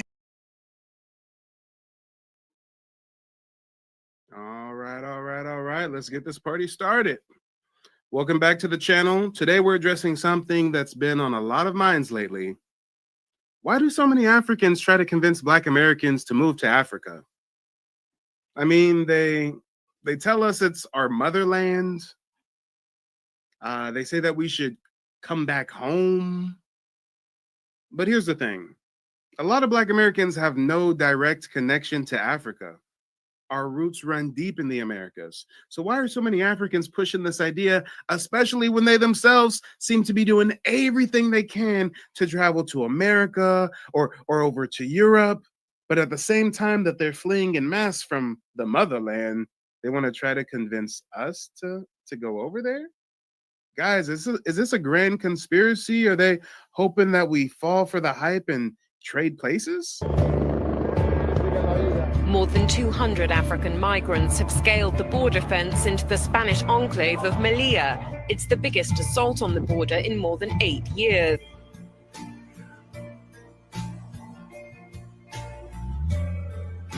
The new arrivals, many from Cameroon and Guinea, headed towards the migrant reception center, celebrating touching European soil.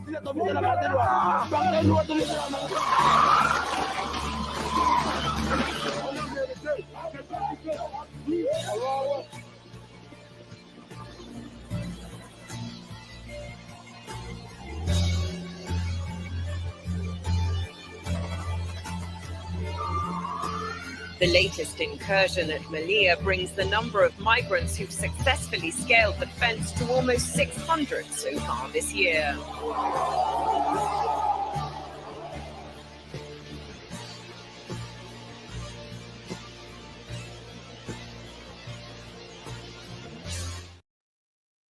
Yeah, I don't know. Something's going on, guys. Something is definitely going on. It's a strange dynamic, and today we're diving into why this happens. What's the real agenda behind this push to, quote unquote, come home to Africa? Is it about cultural unity, or is there something more at play here? We're going to unpack it all, so stick around and let's figure out what's really going on. Before we jump in, make sure to hit the like button, and if you're new here, don't forget to subscribe. Let's go ahead and get into the content.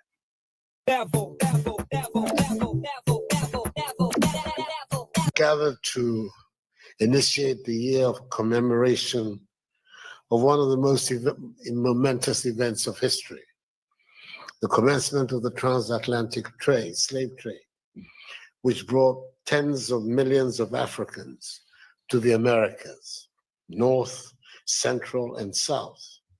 All right, guys, I'm sorry. I really want to let the video play, but I got to fact check this lying ass African. Did you hear what he just said, y'all? Did y'all hear him? If you do a simple fucking Google search, the new official number of African slaves trafficked worldwide during the transatlantic slave trade is 12.8 million. 12.8 million. So why is he talking about tens of millions? Guys, I had a genealogy consultation the other day. Swear to God. Swear to God. I had a genealogy consultation with two people back to back, matter of fact. Both of them were born in the 60s. They were elders. And you know what they told me? They said, Mike, when we was coming up in school and college and stuff, they was teaching us that hundreds of millions of Africans were trafficked during the transatlantic slave trade. Hundreds of millions. Now the official narrative has changed from hundreds of millions to 12.8 million. And this African president of Ghana hasn't got the memo because he's up here promoting tens of millions, y'all. Tens of millions. First of all, it was 12.8. And we know it's probably even less than that. And out of those supposed 12.8, over 60% went to South America, Brazil. So go tell them Afro-Latinos to go back to Africa. Over 40% went to the Caribbean. So go tell the Jamaicans to come back to Africa. Less than 4% of the African slaves went to the 13 colonies, but he gonna get up here talking about some, hey, Black Americans, we need y'all to come over here, spend some money, maybe move here. We know of the horrors that accompanied that forced journey. We know of the brutalities that were meted out to them during their stay in the Americas. We know of the great difficulties they have encountered in attempting to assimilate and live. Wait, hold the fuck up. Don't you ever throw dirt on our ancestors' name talking about some fucking assimilate. Assimilate what? Assimilate who? Assimilate where? We ain't never assimilated. You Africans try to assimilate with European culture and custom. We got our own shit. We are globally revered for our individualistic nature and our cultural phenomenons that we create. Our culture is synonymous with American culture. We're so impactful on the global scale. And he really tried to slide in there some slick shit about, oh, we know how hard it was for them to assimilate. We ain't never tried to fucking assimilate. We know of the brutalities that were meted out to them during their stay in the Americas. How if you weren't there? know of the great difficulties they have encountered in attempting to assimilate and live and maintain their dignity in the Americas. We know of the extraordinary achievements and contributions they've made to the life of the Americas. Damn, that's wild, y'all. Have y'all thought about that? Have y'all thought about how we were reclassified, made slaves on our own land, hit with misnomer and misnomer and misnomer, and throughout all that, taught ourselves to read and write and came out with thousands of inventions that are impactful on a global scale. And at the same time, them Africans have been free for the last 400 years and they ain't done shit. Why are the people who are in bondage accomplishing more than the people who are free?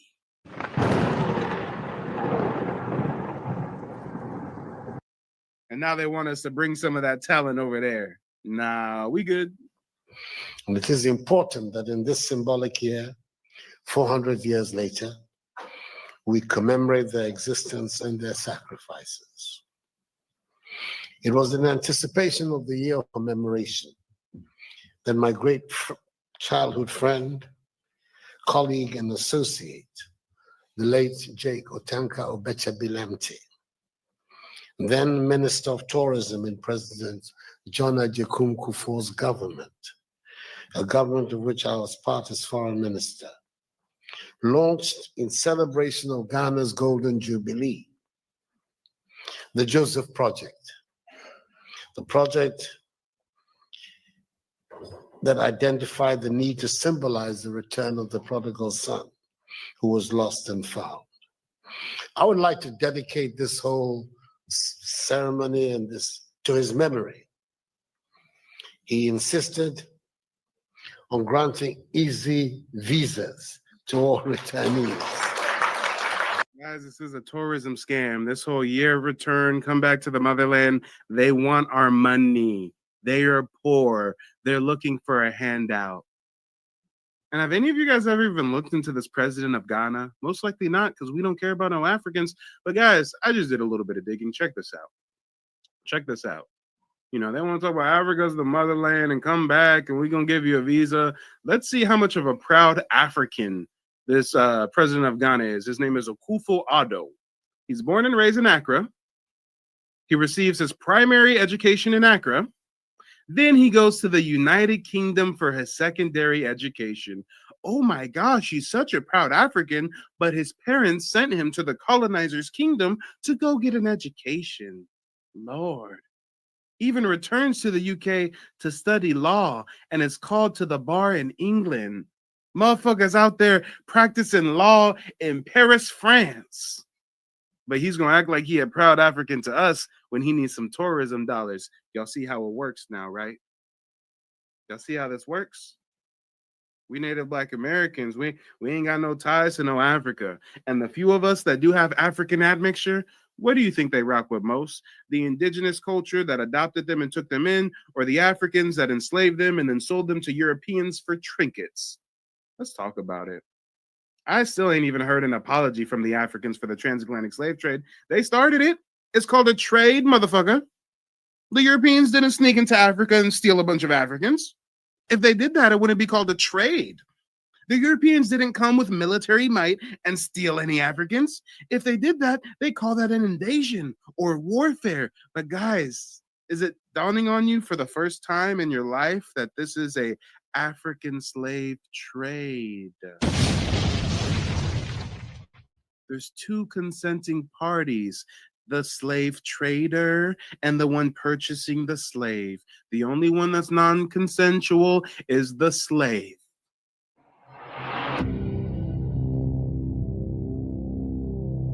But they really make it out to this day that like the white man snuck over there and stole a bunch of Africans and the Africans just couldn't do anything about it. But Africans don't talk about their role in the transatlantic slave trade.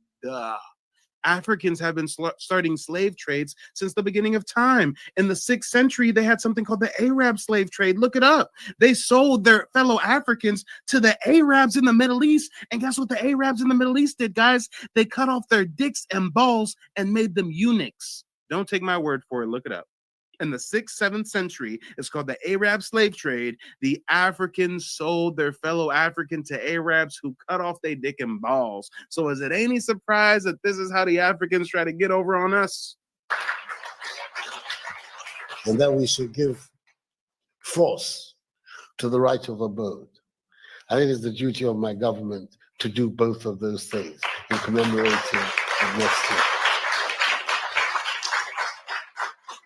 But I would like to say in conclusion that the most important consequences of all the activity we're here to initiate is that together on both sides of the Atlantic, we will work together to make sure that never again will we allow a handful of people with superior technology to walk into Africa, seize our peoples, and sell them into slavery. I wonder if you know that I know he's lying right now.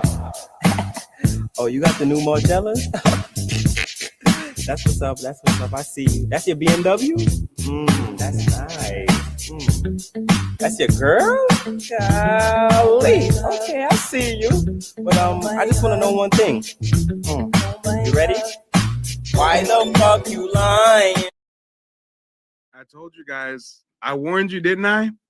Didn't I just tell you guys moments ago that these Africans try to paint the picture that the white man just snuck in and stole some motherfuckers, right? He just said, never again will we let somebody with superior technology take our people and make them. Motherfucker, you sold them. They didn't take nothing. They gave you gunpowder, muskets, mirrors, beer.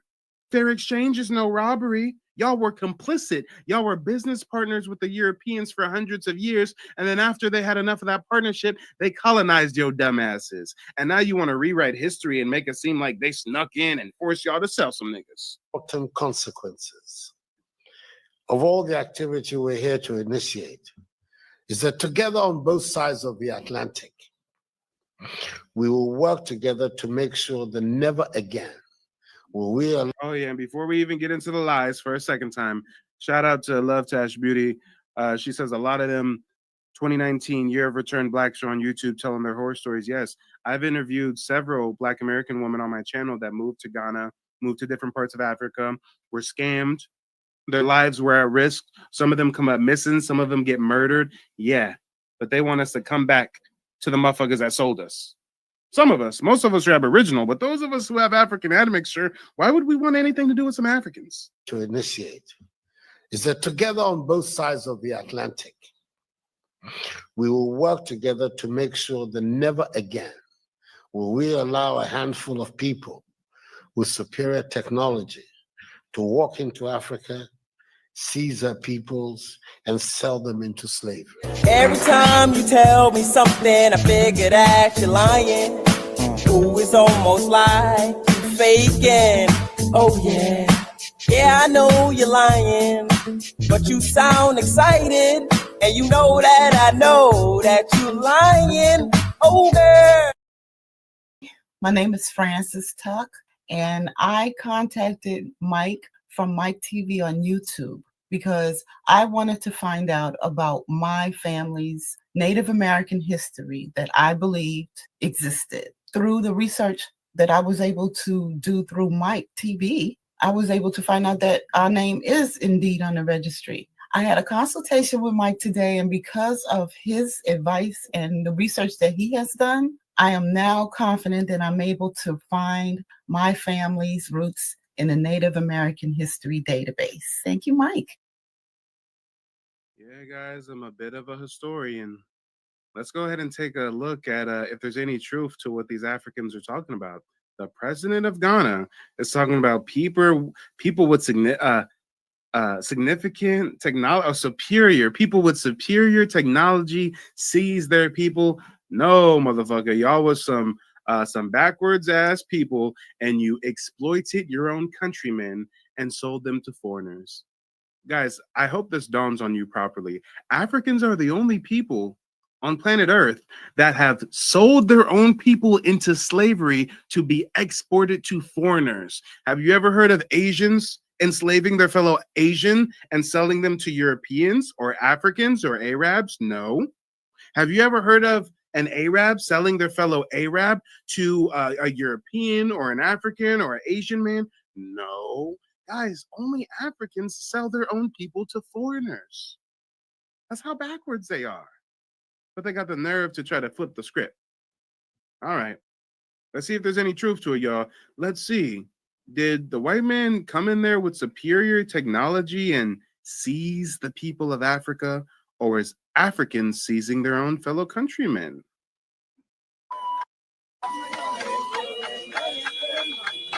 Hold up, foul on the play. I thought it was the white man sneaking in the bushes of Africa. I see the African in the bush. What's this African in the bush about to do? Oh, Lord, and there's an African behind him with a gun. You don't say.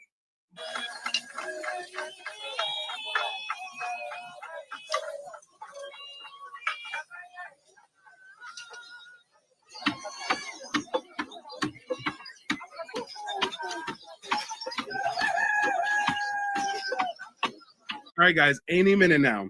Any minute, we're going to see a bunch of white folks with guns steal these Africans and force them onto slave ships. Any minute now, some white folks is going to jump out the bushes and steal these Africans and make them slaves.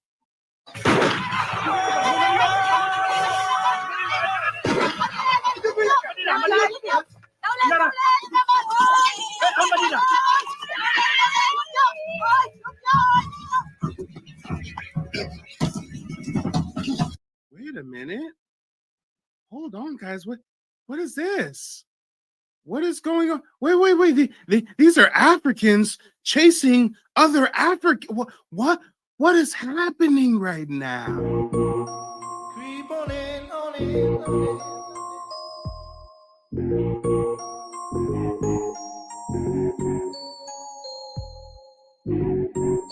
What is this? What? I thought it was the white man who stole them. I thought it was the white man with superior technology seizing the people of Africa.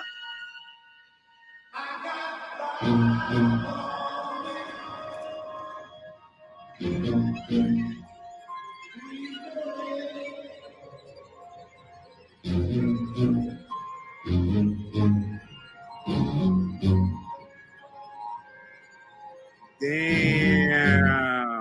Truth is stranger than fiction. Truth is much, much stranger than fiction. Let's see where the Europeans finally come into play. Let's see how long it takes for some Europeans to enter the scene.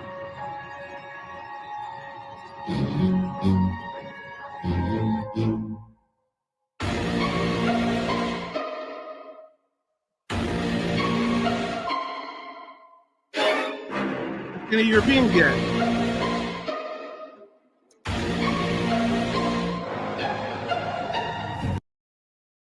Hold on, y'all. I'm gonna skip ahead. I don't see any Europeans yet. There's a painting of Europeans, but where do the Europeans come into play? Where do the here come the Europeans. They're sailing to the west coast of Africa. And what happens once they get there? What happens?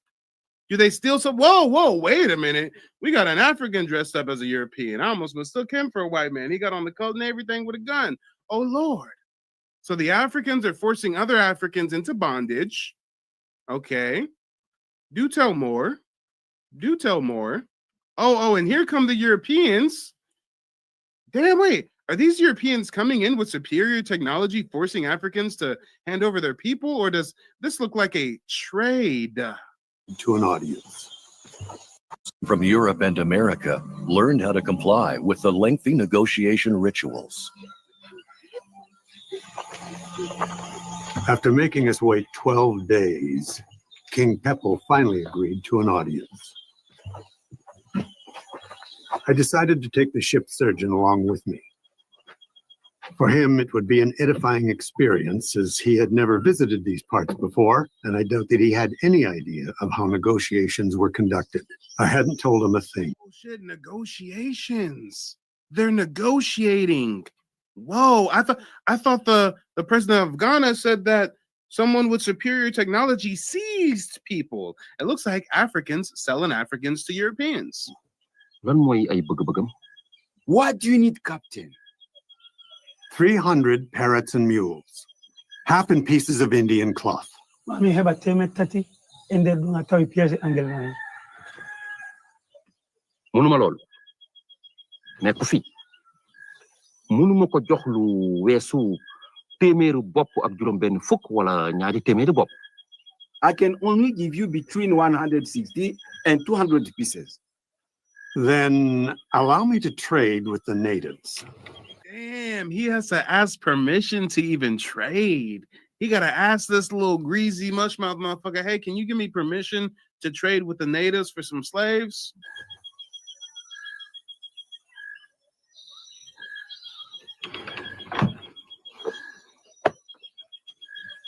Dinaa ci xalaat. I'll consider it. Hey, history is stranger than fiction. They be running around dick riding Mansa Musa. They don't talk about how he was one of the biggest slave traders. They talk about how he traveled from city to city with so much gold, he destabilized economies. They don't talk about the hundreds of thousands of slaves who traveled in his caravan. Come on, let's talk about it. But these Africans gonna act like someone went over there and seized some people. Nah, y'all was doing some Grammy business. Some real Grammy business. And now we got this African dude, the one on the screen. I think his name is Dejimu. I'm familiar with him from like Blood Diamond, Fast and Furious series. He was in Guardians of the Galaxy, Rebel Moon. He's a pretty successful African actor over here in America. Key part over here in America. But let's see what he has to say about Black Americans. Let's see if this is a part of a larger conspiracy to convince us to go to a place that they're fleeing from. Do you get interested in this work to start with? Well, I think my acting work really sort of like opened my eyes. So I came to America at the age of 23, and I felt this profound disconnect with African American. Maybe you felt profound disconnect because y'all was coming over here acting xenophobic.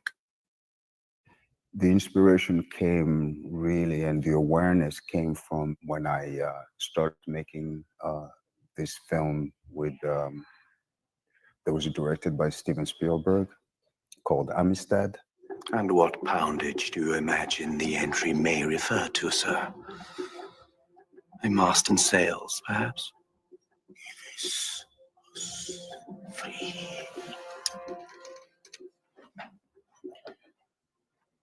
Give us free. As I was doing research for the film, I became profoundly aware of the disconnect of Afro-descendants from their roots and culture. And I had this compelling. Okay, so he says he comes over here to our country, feels disconnected with us, and then he plays a slave in a movie one day, and now he feels connected to us. Do tell more.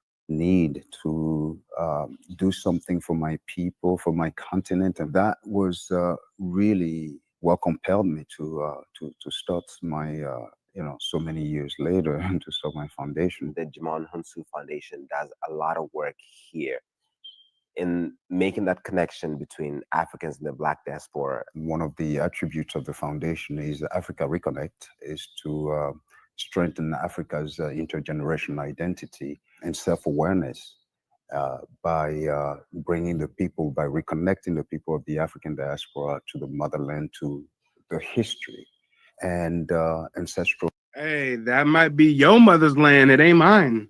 Stop the cap, Playboy. Stop the cap. We can trace our roots to the Americas, to the 1600s. Stop it. I've done genealogy work for hundreds of Black Americans. Guess what? I've only found 2 that had African heritage.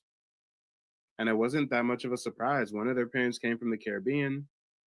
Another one of their parents came from Canada. And before Canada, they came from the Caribbean. So it's like, when we look through the documentation, most of us do not have African roots. But here he is perpetuating this come back to the motherland scheme. Roots and culture. You're in a unique position because you straddle both worlds. You live here in the US, you're from Africa. There's a lot of... Oh, yeah, he wants to reconnect us with the motherland, but he don't want to live in the motherland, right? He wants to live in America, but convince us to go to Africa. Are you guys understanding the play here? Are you guys finally picking up what I'm putting down? from the president of Ghana to this actor to many others. There's a lot of YouTubers online even trying to do these come to Africa tours and hold time their tourism scams. I hope you're starting to see the larger conspiracy at play. These motherfuckers used to be business partners with the Europeans, selling some of us as slaves, and now they turn around and try to convince us to come back to the motherfuckers who sold us in the first place.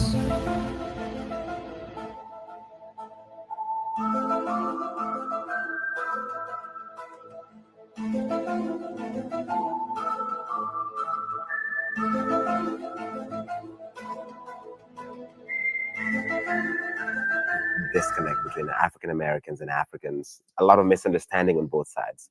Why do you think that is? It's mostly due to the lack of knowledge because we don't know about our history. We don't know about ourselves. Sometimes when you address an Motherfucker, are you French? I say again, motherfucker, are you French? Who is we? You are an African born in Africa who migrated over here for an acting career. Who the fuck are you to talk about we don't know our roots, we don't know ourselves? Who are you talking?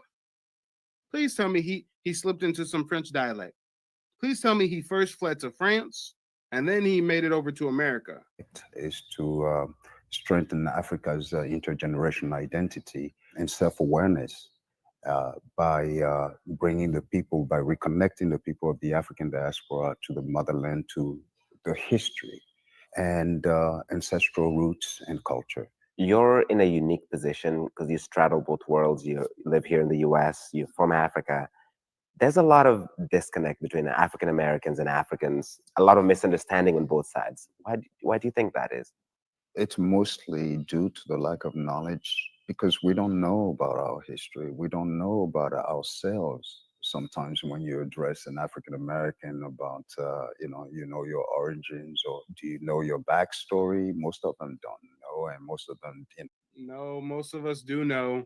Most of us know who our parents are, where our parents are from, where our grandparents are from, where our great-great-grandparents are from. Most of us know we're indigenous to the Americas. No, African, try again. Stop it. We ain't gonna let no Africans sit up on a national stage and talk greasy about us. You're not the spokesperson for Native Black Americans. You're not of our culture, not of our ilk, not of our lineage. You are a foreigner to us. Stop it. We don't let foreigners speak on our behalf. Bringing the people, by reconnecting the people of the African diaspora to the motherland, to the history and thank you, Ty Dash. Where's the proof of American blacks are straight from Africa? Why pick on us when there are blacks from all over the world that aren't fleeing to Africa? Thank you. The transatlantic slave trade really did happen. Guess where most of the slaves went? Brazil. But he's not on Brazil national television saying, hey, Afro-Latinas, come back to Africa. Why? Because they poor. They ain't got no money.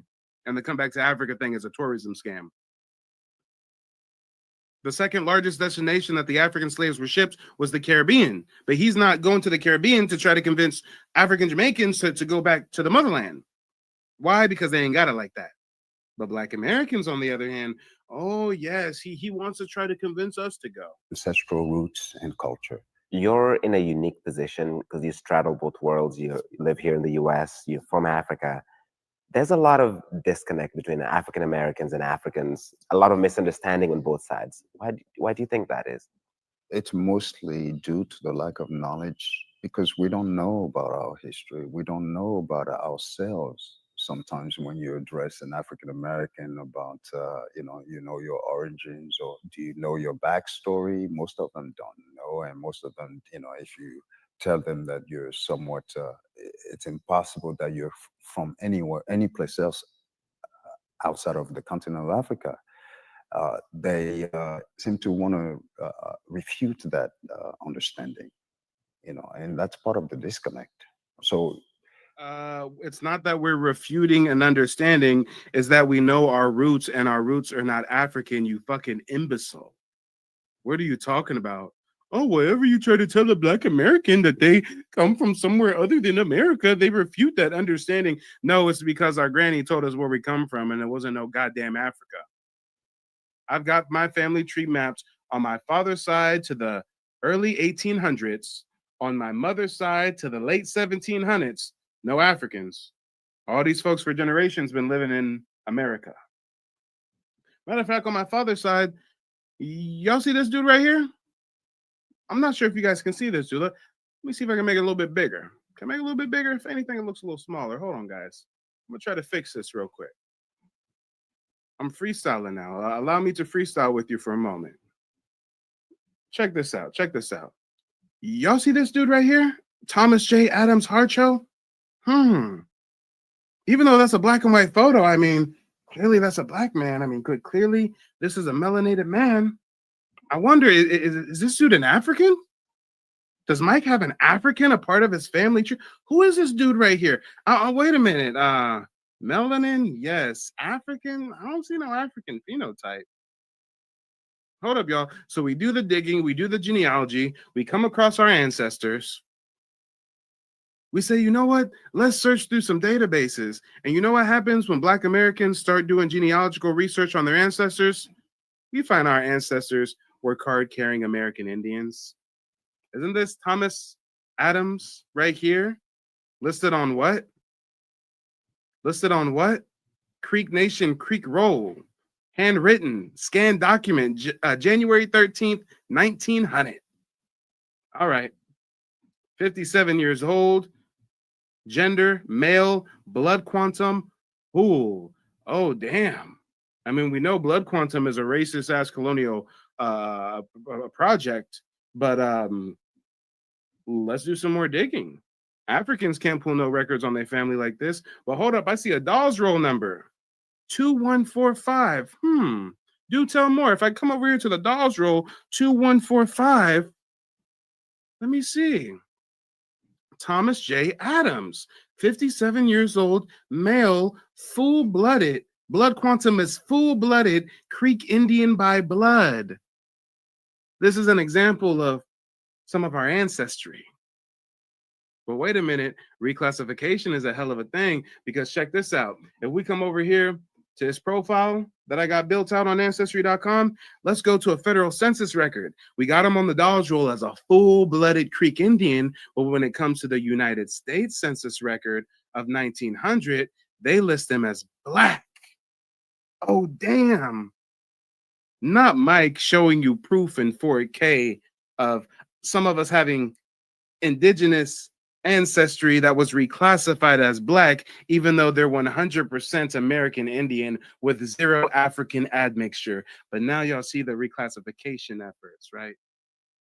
Now y'all see why the first thing that I show you on my website, nativeblackancestry.com, the first thing you see on the homepage is a clear timeline of racial reclassification of our people.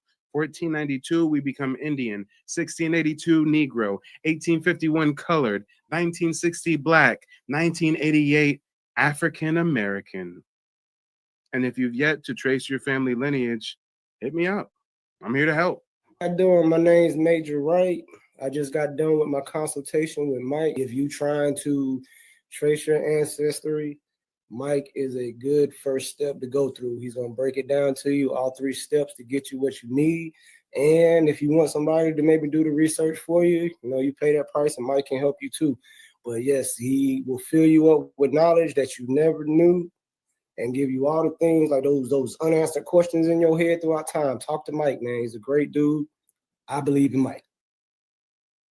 My foundation, one of the leg of Africa Reconnect is to organize curated trips to for young African Americans from the age of 18 to 29 to visit. Oh boy, so yet another cliche back to Africa tourism scam.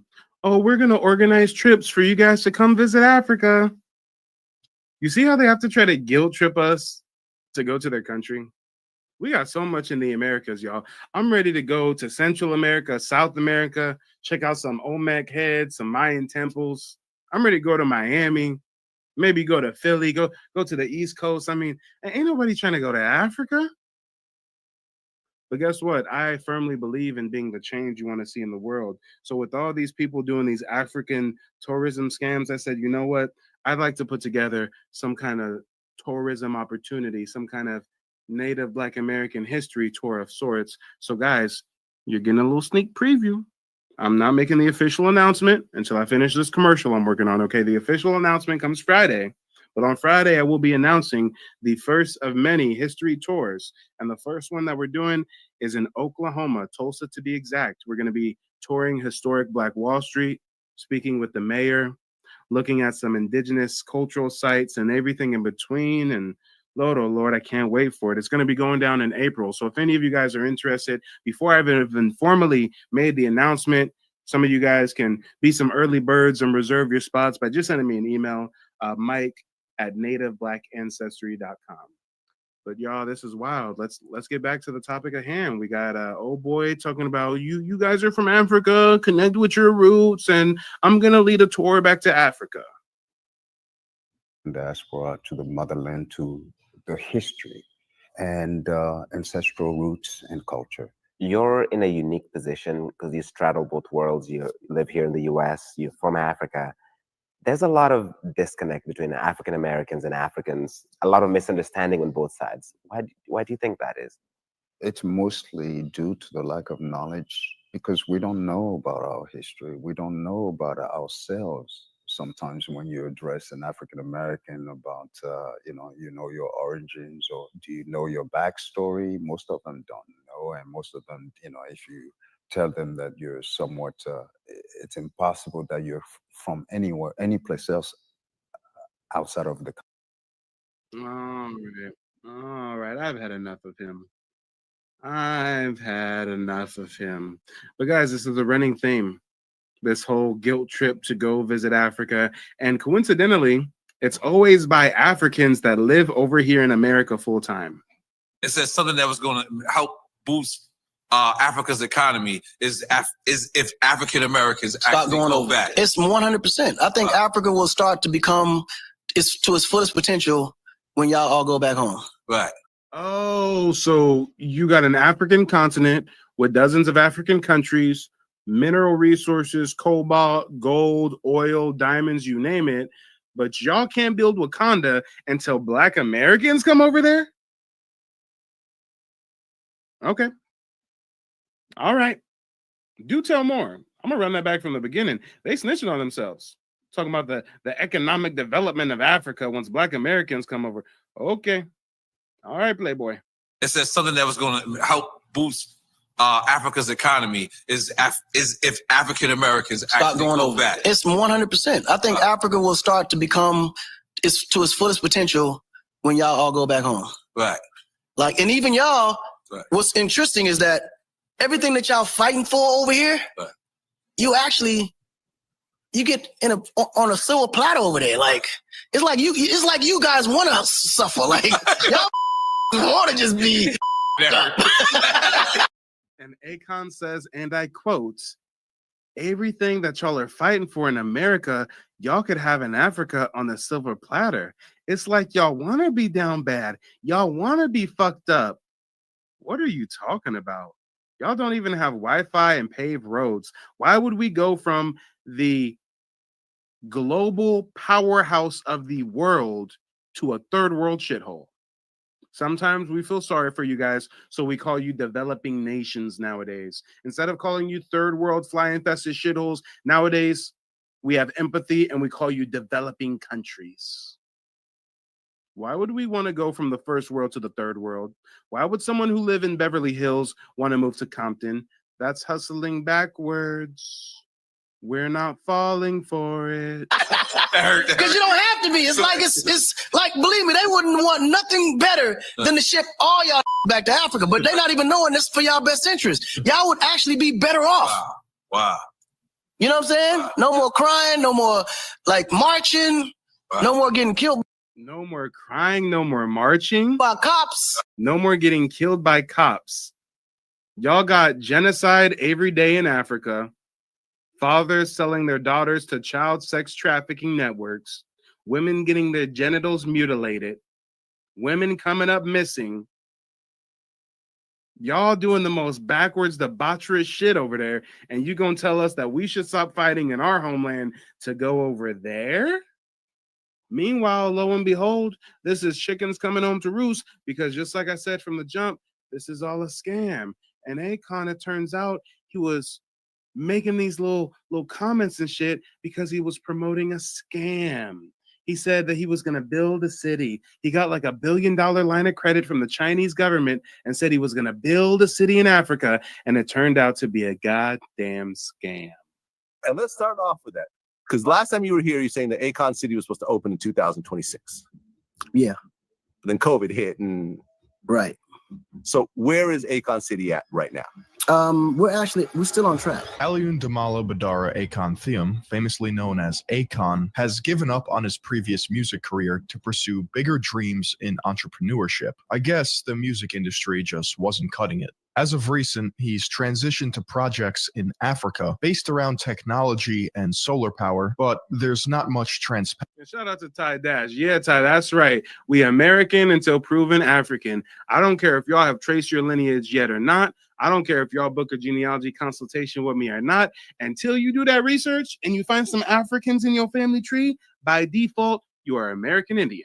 Transparency surrounding his work, but don't be fooled. I'm sure we're in good hands. After all, we're talking about Akon here, and he has big plans for the future. In a genuinely devised plan, or a midlife crisis as I would describe it, Akon is building his very own city known as Akon City, which is estimated to cost north of $6 billion. To be honest, I'm just surprised Kanye didn't beat him to it first. Akon chose his homeland, Senegal, as the land to erect his wondrous new city, which has led many to compare it to Dubai or the African fantasy city, Wakanda. I bet... Shout out to Jay. Jay says, if everything is already in Africa, why do the Africans not have any of them? Exactly. It'd be different if we saw evidence of Wakanda, if y'all was living good, and y'all was like, hey, come over here, y'all be better off. But y'all flee to our home and tell us how good you had it at your home, and we should trade places with you and go to your home while you want to live in our home.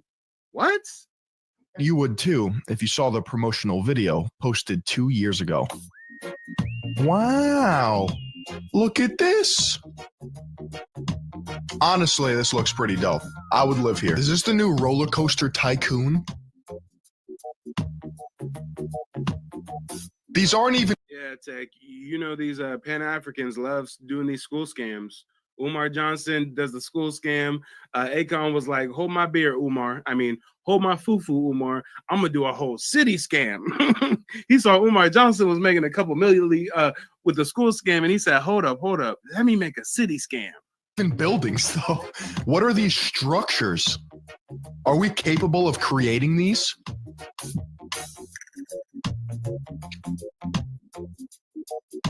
Oh, thank God. It's only 100 kilometers away from Dakar. I was getting worried. Bro, the buildings look like intestines. Akon must have played one game of Halo Wars as the Covenant, and this was his semen-induced fever dream. Who does he think he is? Okay, hold on. Semen-induced fever dream is diabolical. Wait a minute. Leave it to some pink bellies to say some out-of-pocket comments. Hold on. I ain't watched this before. It's bending the laws of space and time itself. I just realized, bottom left corner, we have bad consultant. That gives me hope. Listen, if he can pull this off, all the more power to him. Yeah, I'm buying a ticket to Akon City. However, something tells me that we're not quite there yet. I don't know, it's just this small little inkling, this voice in my head.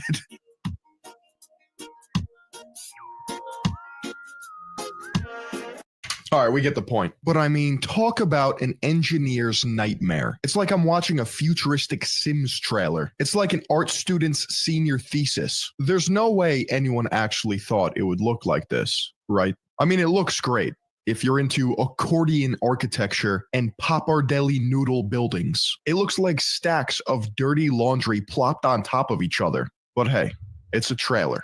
We gotta see more. If we go to the website, aconcity.com, menu, they got this nice districts tab, right? Let's see here. We got African Culture Village, offices and residential, entertainment district, health and safety, education district, technology district, and the Sennewood district. Apparently, Akon Tower is in the Sennewood district. And if you couldn't guess already, you can grab a beer at the Akon Club, maybe even get grinded on by Akon himself. I mean, we gotta check out the African Culture Village.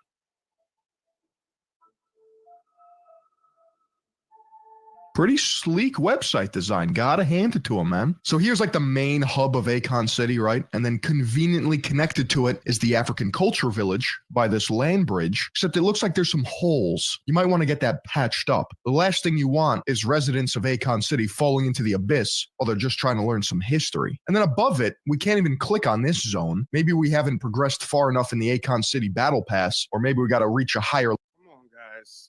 These Africans think they're a lot smarter than they are. We see the playbook. They flee from Africa to America, get rich and successful off of the foundation that our ancestors have paid for them. Then they try to convince us to go to Africa while they stay here and reap the benefits.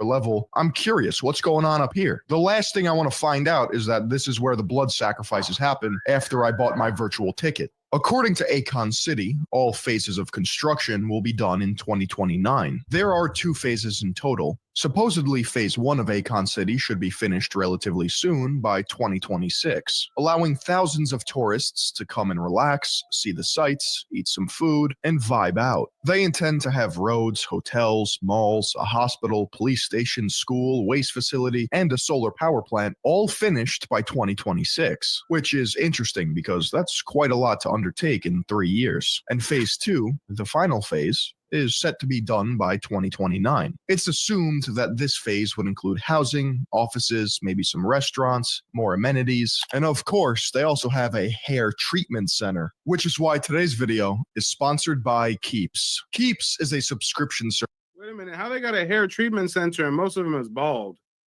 I'm perplexed. I'm confused.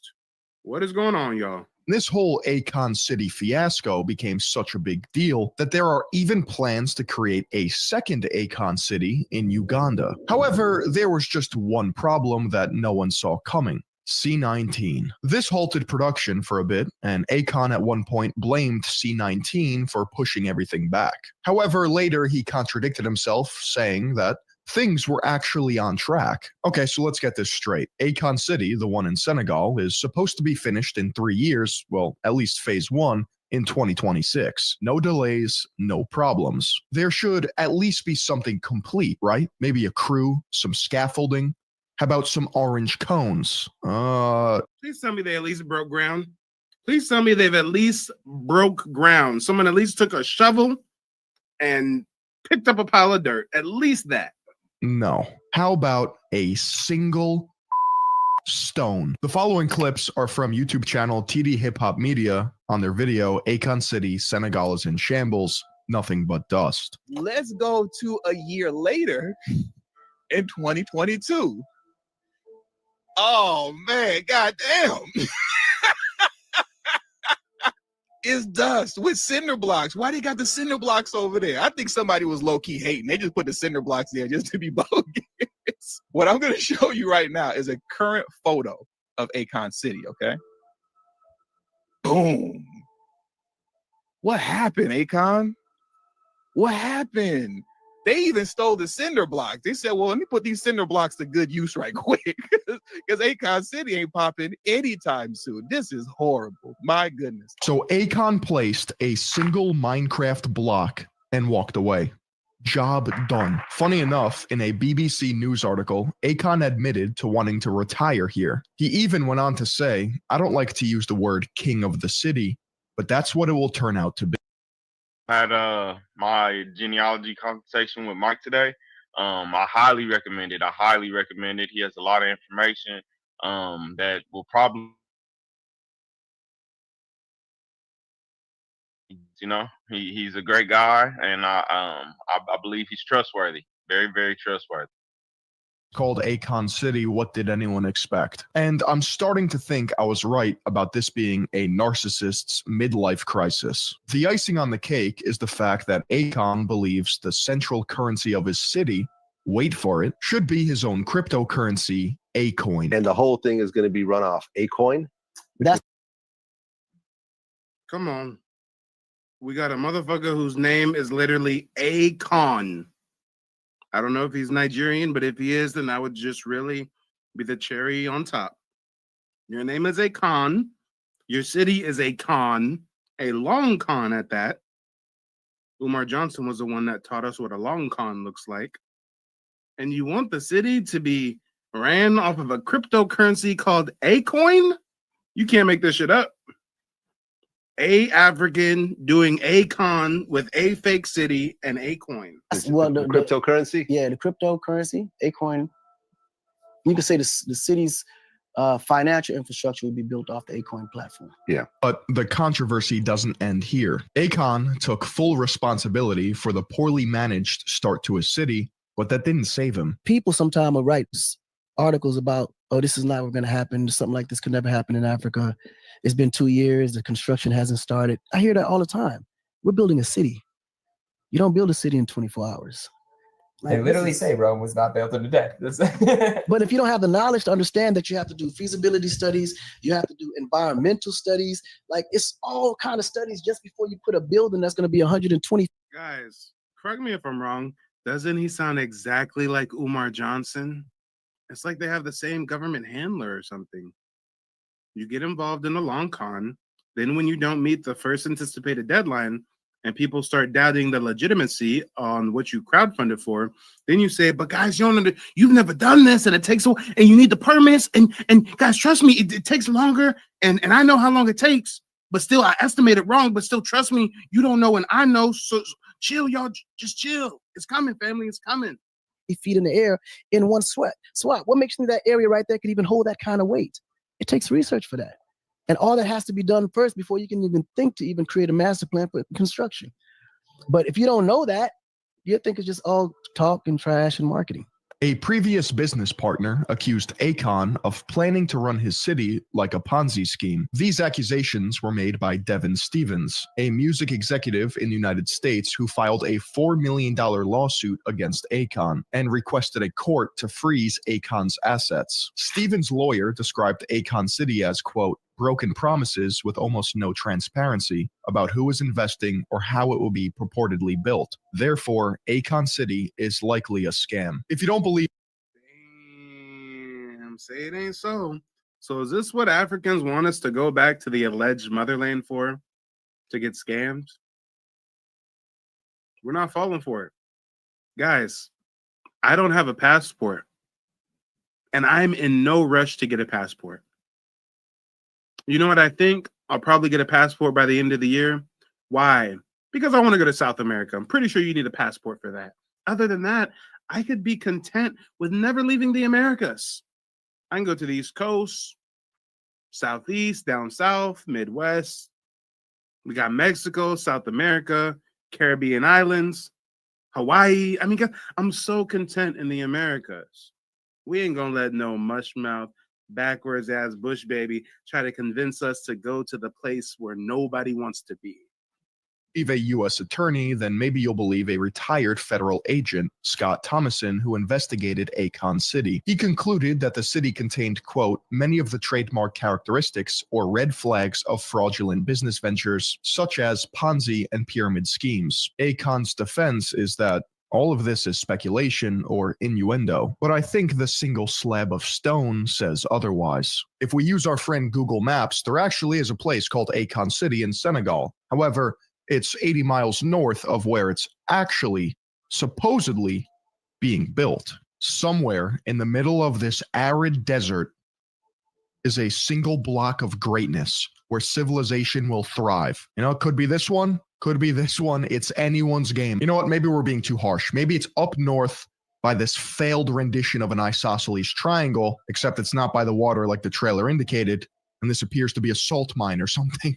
The only problem with these pictures are that this is not in the middle of the desert where the brick was placed. And something tells me they look a little different than the concept art. It's really a shame because it calls into question the other projects that Akon is affiliated with that have supposedly helped African communities. For Guys, didn't Akon tell us from the jump? Wasn't he part of the dumb niggas that go to Vlad TV and snitch on themselves? I swear Akon told us from the jump he's a con artist. Didn't he say that his claim to fame before music was running a automobile ring or something? Some kind of auto theft ring or some shit? Right, guys? Right? So, whew, boy, Unfortunately, see, I was the type nobody really never saw who I was. And I try to keep that cushion between me and the customer. Here's my location, come see me. Like they was out there like that. So they was the front runners of the whole operation. Now, my two partners just, I would say, got a little too comfortable. They're flowing over me. At the moment, I ain't really, think nothing of it. 2 days later, I'm coming out my house and I see a helicopter hovering. I'm like, damn, helicopters are everywhere. I must have raised the budget, for security in the city or something, because I never really seen this many helicopters. 2 days later after that, I'm leaving the mall and I see another helicopter. So now I'm like, this is 3 times in 1 week. I said, on the floor, hands down, face down. I was like, oh yeah, what the fuck? The basic routine. Man, they locked my ass up, man. I'm sitting there, they interrogating me. And I'm actually in a stolen car at that moment. Red-handed. Red-handed, but it was all legit though. The VIN number was clean. The car was registered, had State Farm insurance, and they couldn't figure out how the hell he did this. So he was like, yo, how do you do this? I said, what do you mean? I'm just a customer. I bought this car. It was used. Somebody sold it to me. They're like, nah, don't worry. We've been trailing you for a minute. We got plenty of surveillance. I said, I don't know what y'all surveilling on there because I'm just hanging out. Then you must have saw who I bought it from if you was watching me. Go chase that nigga. Because me and you, we're in the same position. So, of course, they try to get you to confess and tell on yourself. It never really happened. I go through 6 months of trial in the process of me being held in jail. They just love to sit in front of that Russian Jewish dude and snitch on themselves, huh? And then I had a case in a gun charge in Burlington County with Just. So when I beat the case in Atlanta, they had to transfer me over to Burlington to actually. Come on, guys. Don't fall for the hype, y'all. Don't fall for the hype. And don't touch that dial. As soon as this broadcast ends, there's going to be a 10-second countdown, and the next stream is going to begin automatically. And the next broadcast is one that is very near and dear to me because we're going to talk about reparations. More specifically, I'm going to give you guys an action plan where you can get reparations in 3 months or less. Yeah, I know it sounds crazy. Go ahead and stick around for the next broadcast and see what we're going to get into. They don't want you to remember this. You not no slave, you indigenous. Fuck how they painted them Indians. You went to war with the French and the British, man. Quite frankly, you was kings, Merovingians. They took the women and men, made them prisoners, raised up the children to worship their images, set up a lab to the genes and they mixed them. And this shit get way deeper than your pigment.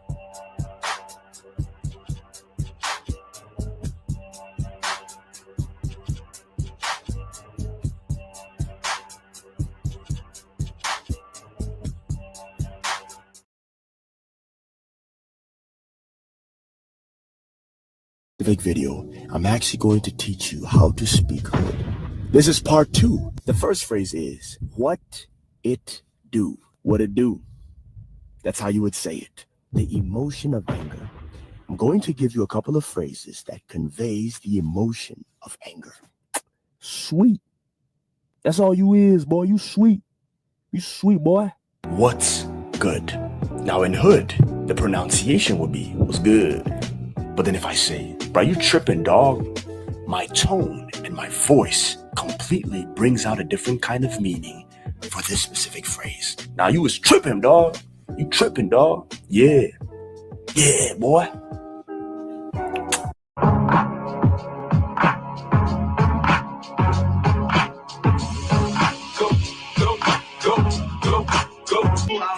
I pay for therapy because my thoughts tear me to keep on dragging me. I pay for tips, they scatter me. I cannot barely sleep, cause even I cannot hold on without you inside of me. So they removed the D and the E from the word slide and they made it slide. Slide. Through. Through. So slide through. Slide through. Now what is the meaning of slide through? Slide through means come over or visit.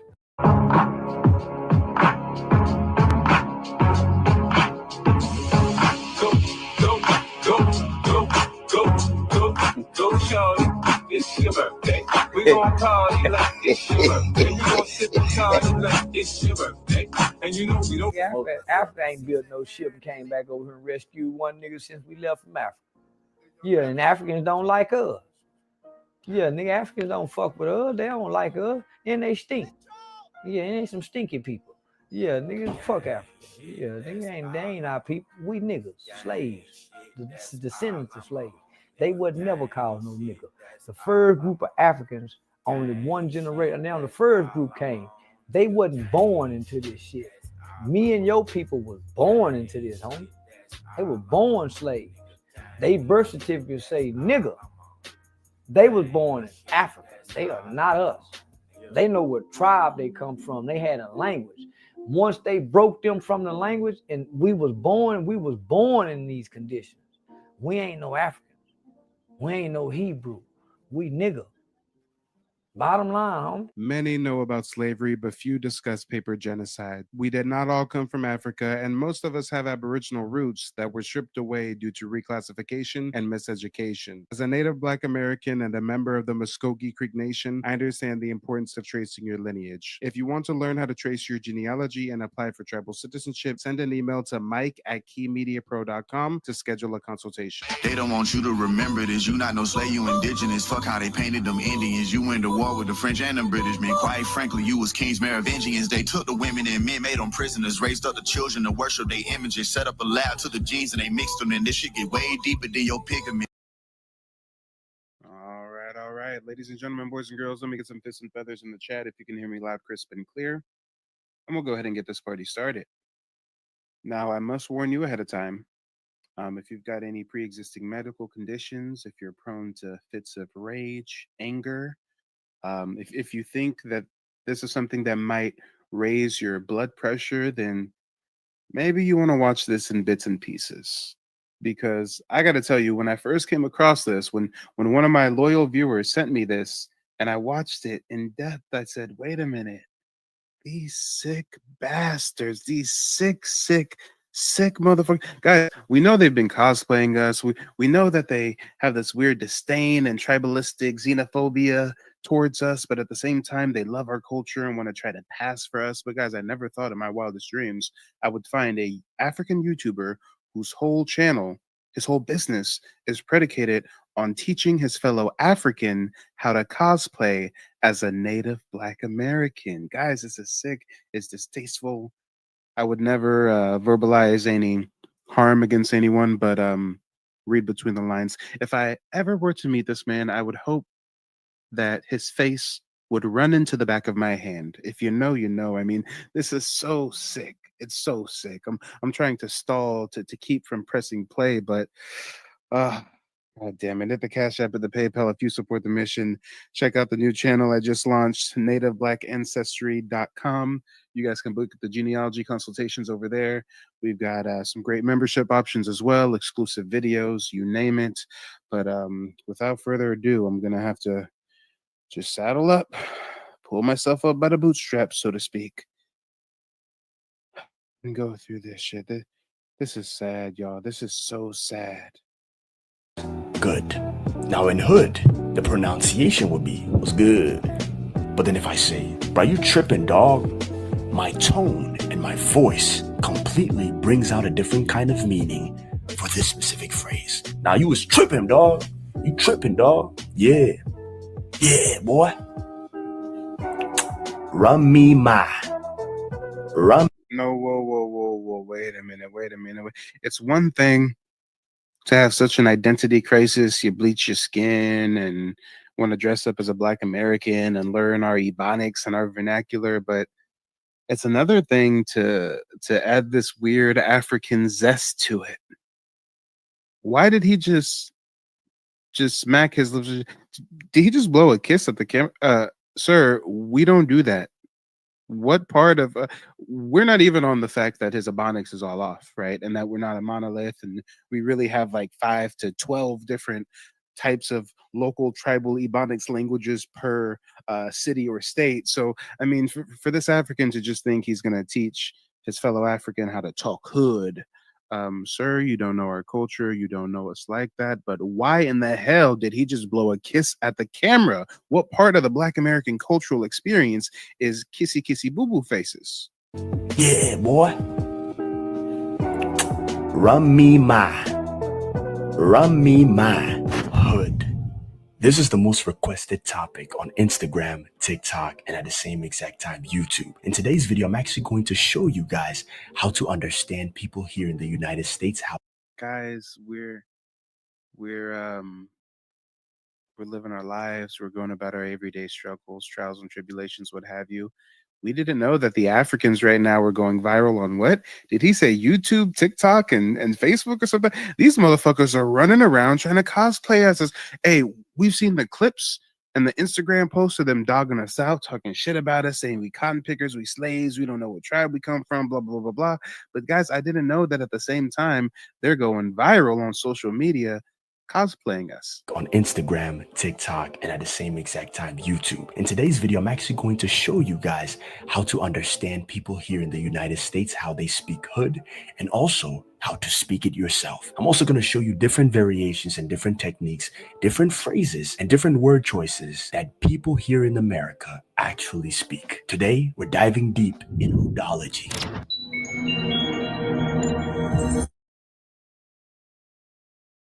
And this motherfucker can't even give us credit. This isn't what Americans speak. This isn't what hood Americans speak.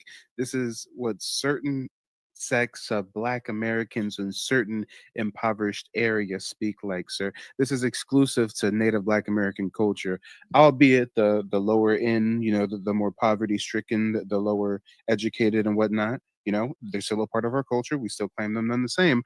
But why is he trying to pass this off as an American thing? Is he even going to acknowledge that this is a foundational Black American thing he's trying desperately to teach others how to do? And I want you guys to understand that here in the United States, like I said before in the previous video, we have 50 states. Within those 50 states, there are different variations of English. Today, I'm actually going to show you a specific variation of hood that is within the area where I live. I live in the DMV area. The DMV stands for DC, Maryland, and Virginia. So in DC, Maryland, and Virginia, the slang terms are a little bit different. So for example, if you go into Maryland, cities like Baltimore. Hey, DMV, y'all better get your migrant.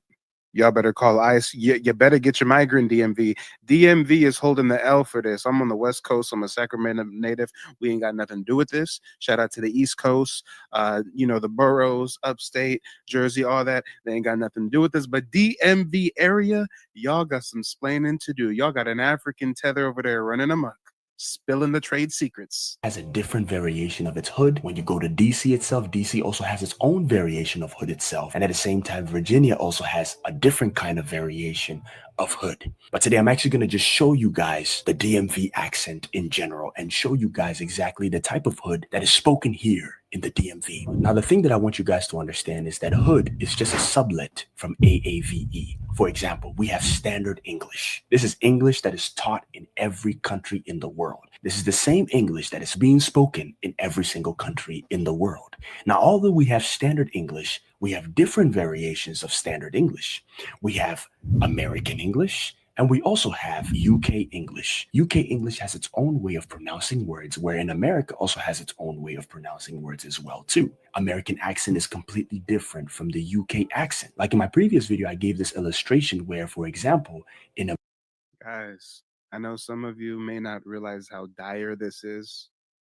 I know some of you, maybe this strikes a bit of a nerve. Maybe it makes you a little bit flustered. Some of you may think this is comedic. This is funny. This is a good laugh. Damn, they want to be us so bad.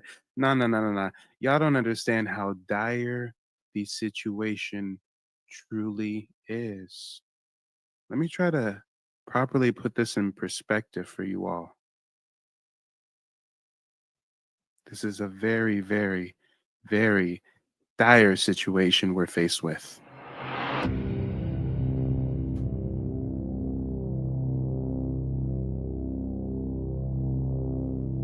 Nah, Mike, what are you talking about? Nah, this is funny, kind of sad. They have an identity crisis. They're insecure. No, guys, this is a much, much more dire situation than you realize. You do know that for the first time ever, we're having African migrants by the hundreds of thousands sneaking through the U.S.-Mexico border.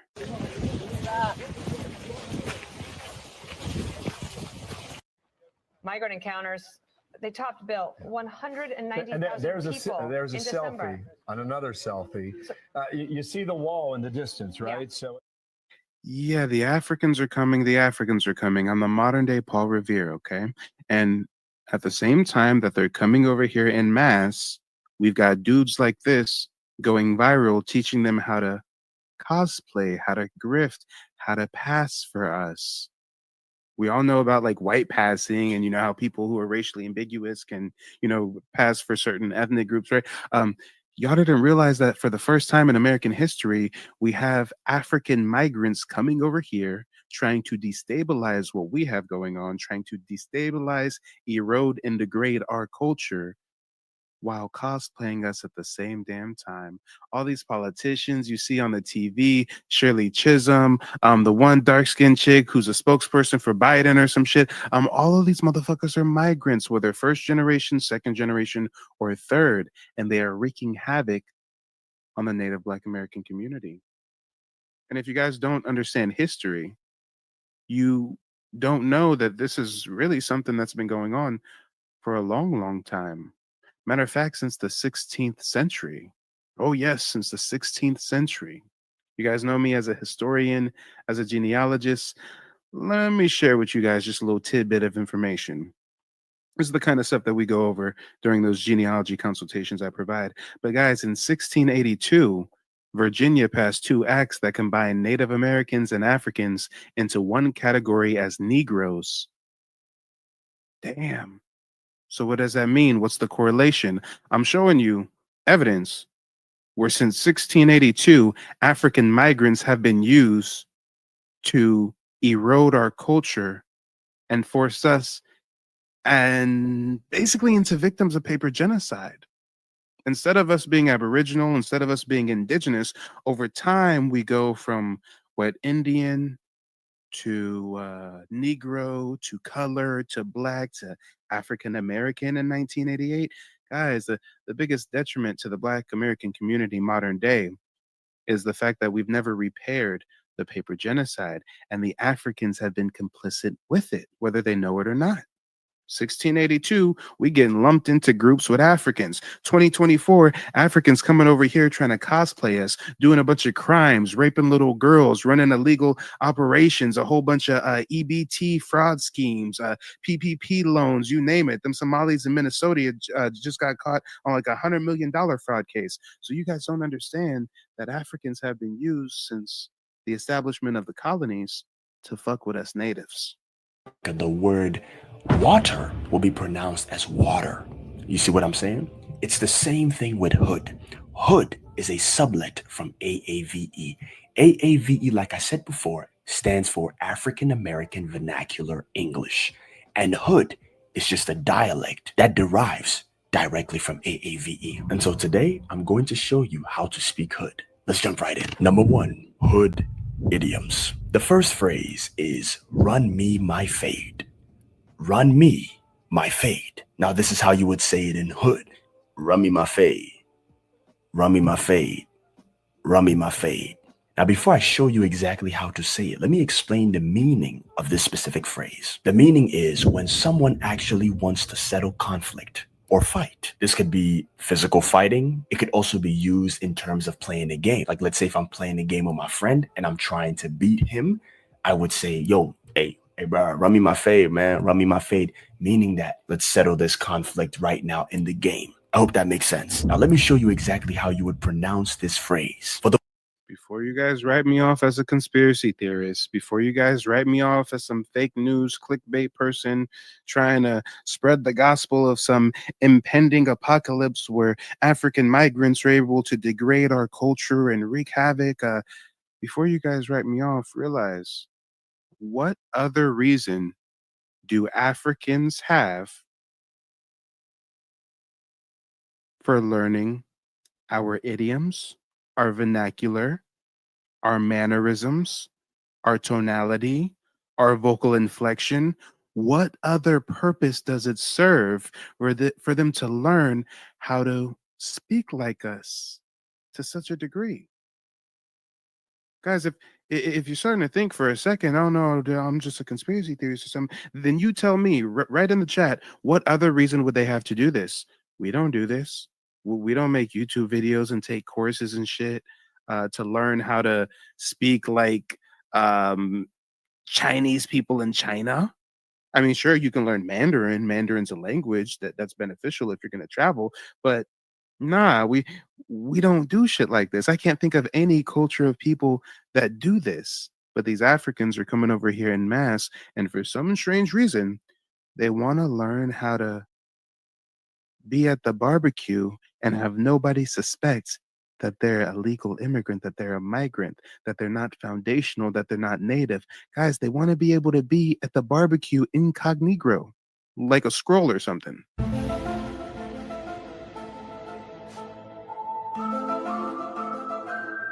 Run. Instead of saying run, you will say run. Run. Like R-U-H, run. Now, me would be run me. Instead of saying me, like M-E, M-I, me. So let's try it again with run. Run, me, run. Why would they go to such lengths to learn the particulars of our vernacular if it wasn't for reasons of espionage, for lack of better terms? And shout out to Tech Phoenix, beauty and brains as always. Phoenix says, we know why. Too bad our census records are hundreds of years long. Guys, peep game. We've been reclassified as African American since 1988. Really, an African migrant that comes over here, they could rightfully claim the category as African American. They come over here and they try to cosplay and pretend like they're not an African. They're just a Black American. So do you see why I go out of my way to spread the gospel about Native Black Americans? Native in every sense of the word. Whether you got tribal affiliation or not, there's a big difference between these fresh off the boat motherfuckers cosplaying and us who've been here for generations on generations on generations. My. Now, my, instead of saying my like my with M-Y, it would be my as in M-A, my, with a little bit of a slanted I at the end. My. Run me my. Run me my. Fade. Instead of saying fade, you would say fade. Fade. Run me my fade. Run me my fade. You see? So he thinks Black Americans don't pronounce our D's. He thinks that we don't say fade. Fade. Okay. DMV, y'all got some explaining to do. See that? So now if you're saying it really, really fast, it'll be like, hey, bro, run me my fade. Hey, bro, run me my fade. Hey, bro, run me my fade. You see what I just did right there? Practice that. Number 2, on the block. Now, the meaning of this phrase is, it refers to hanging out in a specific area or a specific spot in the neighborhood. Like, hey, bro, we on the block. Meaning that we are at this specific location. Hey, pull up to the block. Meaning that come to this specific location. You see what I'm saying? And yes, producer, for real, I've seen the same thing. Africans are in the UK cosplaying as Black Americans. Some of these dumb girls in Essex and in France and Italy and shit, they can't really tell the difference. So that's the only way these African dudes get any play. Because we all know that Africans are globally viewed with disdain. Nobody in the world rocks with Africans. They have the weird insecurity, inferiority, white worship complex. So isn't it an easy avenue for them to just pretend to be us, right? On the block. Now, the way you would pronounce this phrase would be on a block. On a block. On the block. But you barely hear the TH in the word the. So instead of saying on the block, on the block. So it becomes on block. On a block. We on the block. We on the block. So the TH becomes na.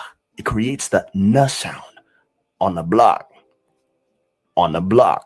Try that. Number 3, throw shade. Throw shade. Now the meaning of this is to make an insult or to make a subtle comment about someone in an indirect way. For example, this is exactly how it would be used in a sentence. She ain't even say it directly to me, bruh. She was low-key throwing shade to me. She ain't even say it directly to me, bruh. She was low-key throwing shade. She throwing shades. You see? Now, this is exactly how you would pronounce it. She throwing shades. She throwing. Throwing. You don't say throwing. Okay? Don't say throwing. Don't say the full word. You will say throwing. Thaw, thaw, thaw. Like you're making a th sound. Thaw, thaw, like thaw. Evening, I had a consultation, a genealogy consultation to figure out my Native American ancestry. And I was given a lot of valuable information this evening, from the origin of the tribes to the different ethnic breakdown to how everything was ran and colonized before, the discovery of Columbus, and after he came over here. So I think that you will find the value in the information as I did. Thong. She thawing. Then you bring the ing in. Thawing.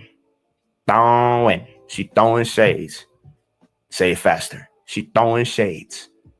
She throwing shades. There you go. Number 4, catch these hands.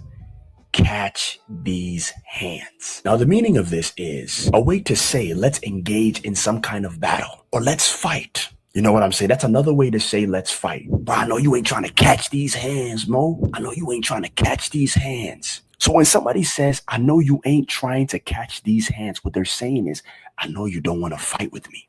I know you don't want to see how. Damn, they want to be us so bad, don't they?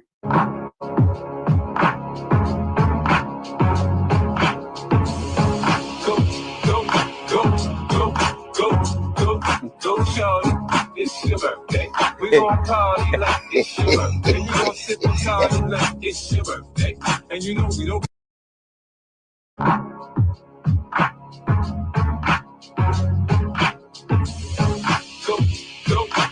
You know what? I gotta pause this clip to shout out Bullish. Yeah, connecting the dots. Bullish Prince of Wales says no conspiracy about it. Jordan Peele created a film about the body snatch called Us. No conspiracy about it. Yeah, if you think about it, that cast was all African migrants. And they were what? Pretending to be some shit that they wasn't. Oh Lord, oh Lord, oh Lord. Takes whole new meaning when we talk about them tethers. Go, shorty, it's your birthday. We gon' party like it's your birthday. You gon' sip and party. Hey guys, this is how we're gonna play it, okay? We're gonna treat this like the Roman Colosseum. Give me thumbs down in the chat if it's off with his head, metaphorically speaking, YouTube guidelines and whatnot. Roman Colosseum rules are in effect. Thumbs up, he gets to live. We spare him. Thumbs down, it's off with his head, metaphorically speaking. So guys, over the next minute or two, I'm going to see whether I see more thumbs up or more thumbs down. And if we see more thumbs down, then I'm going to have to get real petty. And Mike getting petty means Mike go into his saved tab on IG, because oh man, I got some receipts of these Africans on Instagram. Oh Lord, they be cutting up over on Instagram. So if you want to see me get down real grimy with the receipts, go ahead and spam those thumbs downs in the chat. On the battlefield, I know you ain't trying to catch these hands. Catch these hands sounds very similar to standard English. There really isn't a way to actually pronounce it. But once you develop your accent and you develop the hood accent, it will come out smoothly. I know you ain't trying to catch these hands. I know you ain't trying to catch these hands. The way I say hands, I don't say, I know you ain't trying to catch these hands. So you notice I don't say hands. Oh shit, wait a minute. Oh Lord, he went back to his native accent, y'all. He went back to his native accent. He threw me off guard. This whole video, he's been doing like a terrible black accent on top of another terrible black accent that's on top of another terrible black accent, but he just let out his Igbo man lingo. Hold up. Hands. The way I say hands, I don't say, I know you ain't trying to catch these hands. So you notice I don't say hands. I say hand to catch these hands. The way I say hands, I don't say, I know you ain't trying to catch these hands. So you notice I don't. Yeah, now you see why they trying to cosplay as us and learn our vernacular. Because if they speak in their indigenous ways. They don't even have to speak their tribal language. They can speak English, but if they speak in that musty ass African accent, we can see them from a mile away. I say hands. You have to understand in the American accent, the letter A itself has a different sound. Like I explained in my previous video. I explained that it has this A type of sound. A sound. Instead of me saying, I know you ain't trying to catch these hands, I am saying, I know you ain't trying to catch these hands. Hands. Now that was the first segment into hoodology. Now in this specific segment, I'm actually going to talk about double negatives. Let me show you exactly what double negatives are, and let me explain exactly what it means. And then I'm going to give you examples of how double negatives are used in various sentences. Double negatives is a grammatical construction where two negative words or elements are used in one sentence. In standard English, this would actually result to a positive meaning because the negatives cancel each other out. Now, here are some common negative words: no, not, never, none, nothing, nobody, and ain't. These are the common negative words that are used in a double negative. For example, a double negative statement would be, I don't know nothing. I don't know nothing. To say I don't know and then to also say nothing is a double negative. Oh Lord, I can't.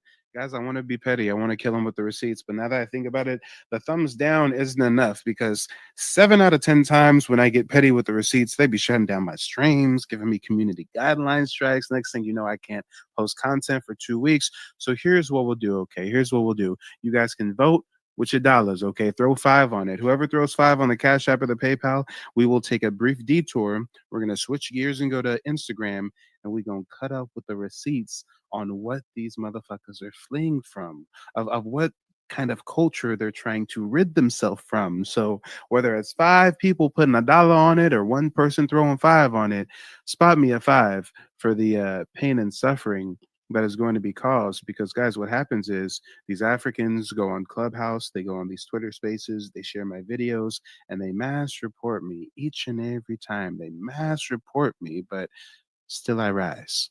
So in standard English, the proper way to actually say it would be, I don't know anything. And when you say I don't know anything, you're actually speaking correct. But in hood, it's absolutely different. Here are some different examples to show you. I don't want nothing from you, which means I don't want anything from you. Ain't nobody got time for that, which means nobody has time for that. She ain't never been there before, which means she has never been there before. He don't know nothing about it, which means he doesn't know anything about it. They ain't said nothing all day. They haven't said anything all day. I ain't never seen nobody like that. I have never seen anyone like that. Now, those are what we call double negatives. So you will usually hear a lot of Americans use those kinds of phrases. The third segment is intonation and rhythm. If you take a look at this statement, what's good? What's good? Now in hood, the pronunciation would be, what's good? What's good? So it goes from what's good to was good. You don't hear the D. Good. There's no D. Huh? Good. No D. What's good? Hey, what's good, fam? What's good, dog? What's good, bruh? You see? What's good? Now, what's good, on the other hand, can have various meaning. What's good can actually mean something that's positive, like, hey, how you doing, man? What's good? That's one meaning. Another meaning could mean like, what's good?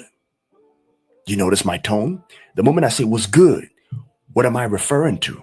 Like, are you trying to catch these hands? Do you want to fight? Like, what's up? You see? The same phrase can have various meaning depending.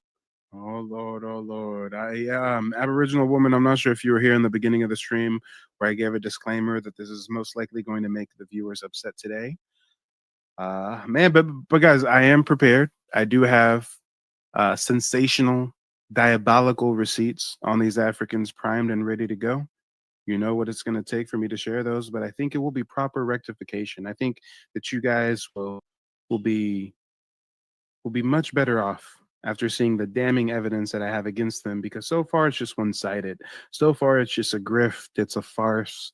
He's being so disingenuous, so distasteful, while not even giving us credit that what he's trying to do is rooted in our culture. He's just passing this off as an American thing, but oh Lord, if you want to see some give back, I'm ready. On your tone and your pitch. Depending on how high the tone is, or depending on how low the pitch is, it can have various different kinds of meaning. So I could be like, what's good? Which means I'm really angry and I'm trying to fight. Or, what's good, bro? Which means, how you been? What's good? Which means I'm really, really excited and anticipated to see how you are doing. Another example is this specific phrase, I bet. I'd bet. Now, in standard English, it would be pronounced I'd bet. But in hood, it's I bet. I bet. I bet. Which can have various meanings. Various different kinds of meanings. It could mean let's go. It could mean say less. Say less means no problem. Say no more. I get it. I understand. I bet can actually mean various things. So for example, if somebody says, hey Collins, let's get up and let's go to the mall. And I say, I bet, meaning, okay, bro, I understand what you just said. Let's get up and let's go to the mall. All right, and we got Jay Stone coming through with a contribution on the Cash App. Thank you for sliding something in the brown paper bag. Brown paper bag. Brown paper bag. Oh, yes. Now I have permission to get a little bit petty. Just a little bit. Let's go over here to Instagram and see what we find. Let's see. I say don't go chasing waterfalls. They should just stick to the bush meat that they're used to.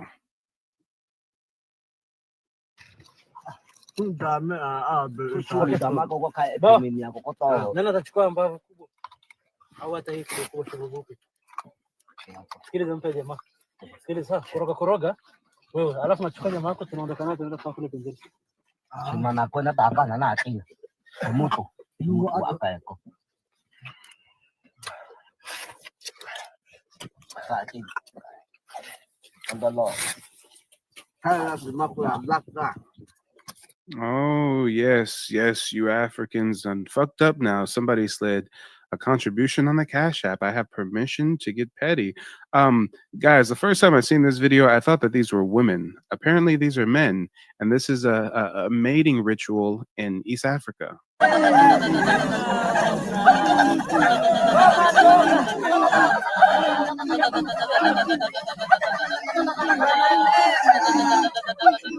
I wonder if I can zoom in on this bullshit.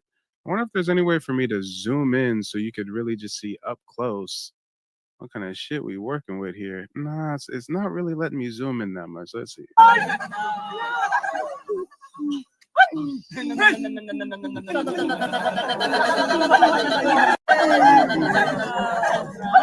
Yeah, can somebody cue the Kendrick?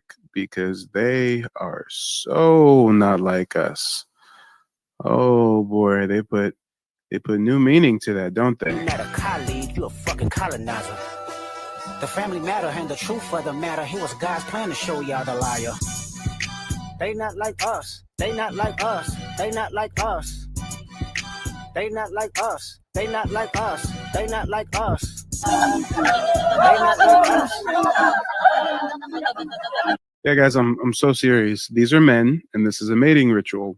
It says here, the Fulani festival is an amazing show of cultural expression. Here, the Fulani men, specifically from the Wudabi tribe, court the females of the tribe through a colorful display of facial expressions and chattering, which takes incredible skill to demonstrate. Nigga, what skill are you talking about? It don't take no skill to. Oh Lord, hey, the craziest, most Christian members of our community that go hala shabala and start speaking in tongues and shit. That shit sounds at least a little bit pleasing to the ear compared to this chatter.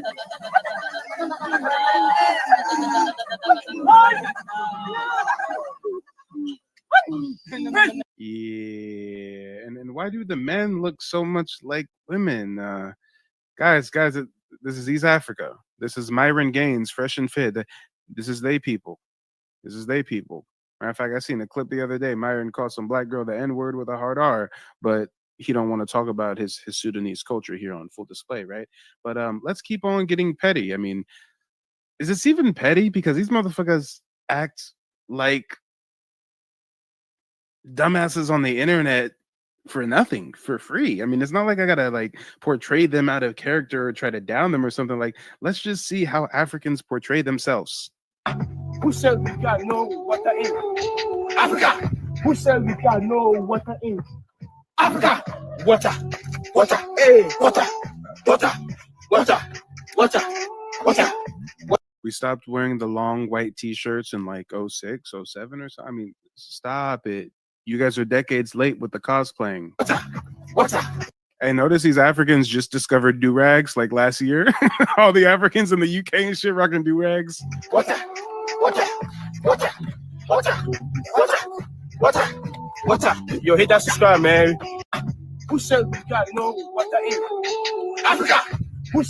Yeah, guys, is this me being petty? Or is this me just sharing with you all how Africans portray themselves online? If you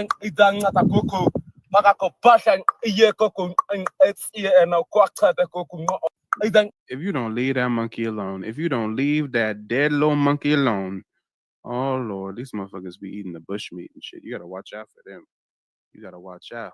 My mama can't tell me not one story about Africa. My grandma ain't never tell me one story about no motherfucking Africa. I don't know nothing about Africa. All I know is all the African people I know and run into, they think they better than us over here. So what you pussies worry about me saying that I'm not African? I'm just American. The fuck is wrong with you niggas? You niggas got a problem? Hey, Trick, the problem is when we delineate, when we say, no, we are foundational Black Americans, no, we are Native Black Americans, no, we are distinctly different than them Africans. Guess what that does? It fucks up their whole cosplaying grift. You see, it has various meaning. Even with that same exact statement, it could also mean different things depending on your pitch, your tone, or your rhythm, in terms of how you're basically speaking. So if somebody says, you trying to catch these hands? I bet. Different meaning. That doesn't mean let's get up and let's go to the mall. That means, yeah, I'm ready for what's up. Whatever you got going. Why would anyone interpret, are you ready to catch these hands as let's get up and go to the mall? Oh, Lord. Fuck your motherfucking podcast. Fuck your show, nigga. Don't bring my motherfucking name up. I don't know you pussies. So I'm not bringing you niggas' name. I'm still not saying you niggas' name. So what the fuck you mean this show you can talk about? You got my name in your mouth, pussy. Both of you looking like ass pussies. And I'm with the shit. I don't care how old I am. We about the same age, nigga. Oh, y'all, Africa this. Ain't there one of you motherfuckers trying to go back to Africa? Who tried to go back to Africa? Umar Johnson's goofy ass ain't relocated to Africa. Phil Scott's grifting ass ain't relocated to Africa. You take the craziest, most fake guru-esque Pan-African out there, and they ain't in Africa. They in America. Everybody wants to be in our ancestral homeland. I wonder why. Everybody come over here to America, talk about, because back at home, because back in my country, take your ass back to your country. I'm from America. They can't deport me. They can't come get me. My mama can't tell me not one story about Africa. That's what he said. They can't get me. Okay, your ass can get deported. We cannot. Let's talk about it, y'all. Let's really talk about it. Oh boy, these Africans. I am a Zoom like you. Guys, this is 2024. You can't be doing what? If I was doing this, I would get cancelled. I am a Zoom like you. Oh Lord, these Africans, they want to be us so bad.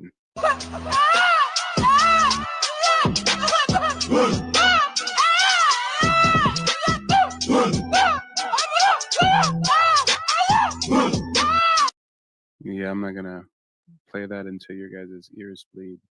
I know that one's rough. Oh, viewer discretion is advised for this one. Them African women is nasty too. Them African women ain't got no hygiene. Downloading. Like this in Africa. This is like this. Like this, you see? Blessing the land, my guy. Blessing the land. What have we got to say to this? If you're confused as to what's going on right now, let me provide some context. She done tricked some white man into marrying her and taking her back to America. Now that her African ass is married and in America, she cutting up. Right now, she pissing on this man's balcony. I ain't never felt bad for a white man before in my life. But this poor white man, this poor pink belly, 5 minutes too long in the sun, you're getting sun cancer as a fucking white man. This poor white man, we just gonna call him Bob. Poor Bob. Poor Bob is out there barbecuing on his patio. Probably got some Budweiser waiting on him in the fridge, okay? He out there risking sun cancer just being out there for a few minutes to clean that grill. And what does he got to see? He got to see his African bride out there pissing on the porch. And what have you got to say to it? You're not noticing. You see? I can just drip dry as well, huh? Yeah, not her twerking saying it's drip drying. Hey, ladies, I'm not sure about, what you guys do with your toiletries and your hygiene, but y'all don't drip dry, do you? Let me know in the chat. I've never heard of drip drying before. I've never, no, nuh-uh. Drip dry. Blessing the land. Drip dry. Let me have a taste. Oh, and you thought it was bad until she said, let me have a taste. You thought you'd seen it all until she said, let me have a taste. And yes, she's getting ready to get down there and lick up her own urine from this white man's porch. I ain't never felt bad for a pink belly motherfucker before a day in my life. Oh my God. That poor white man. That poor pasty white man. Lord. Monsieur Candy, how far you have fallen. Monsieur Candy, you have fallen so far off the hog. Hey, is this an act of reparations? Them motherfuckers enslaved some of our ancestors. So now they got to take on these dusty ass African migrants who is using them for green cards and pissing all over.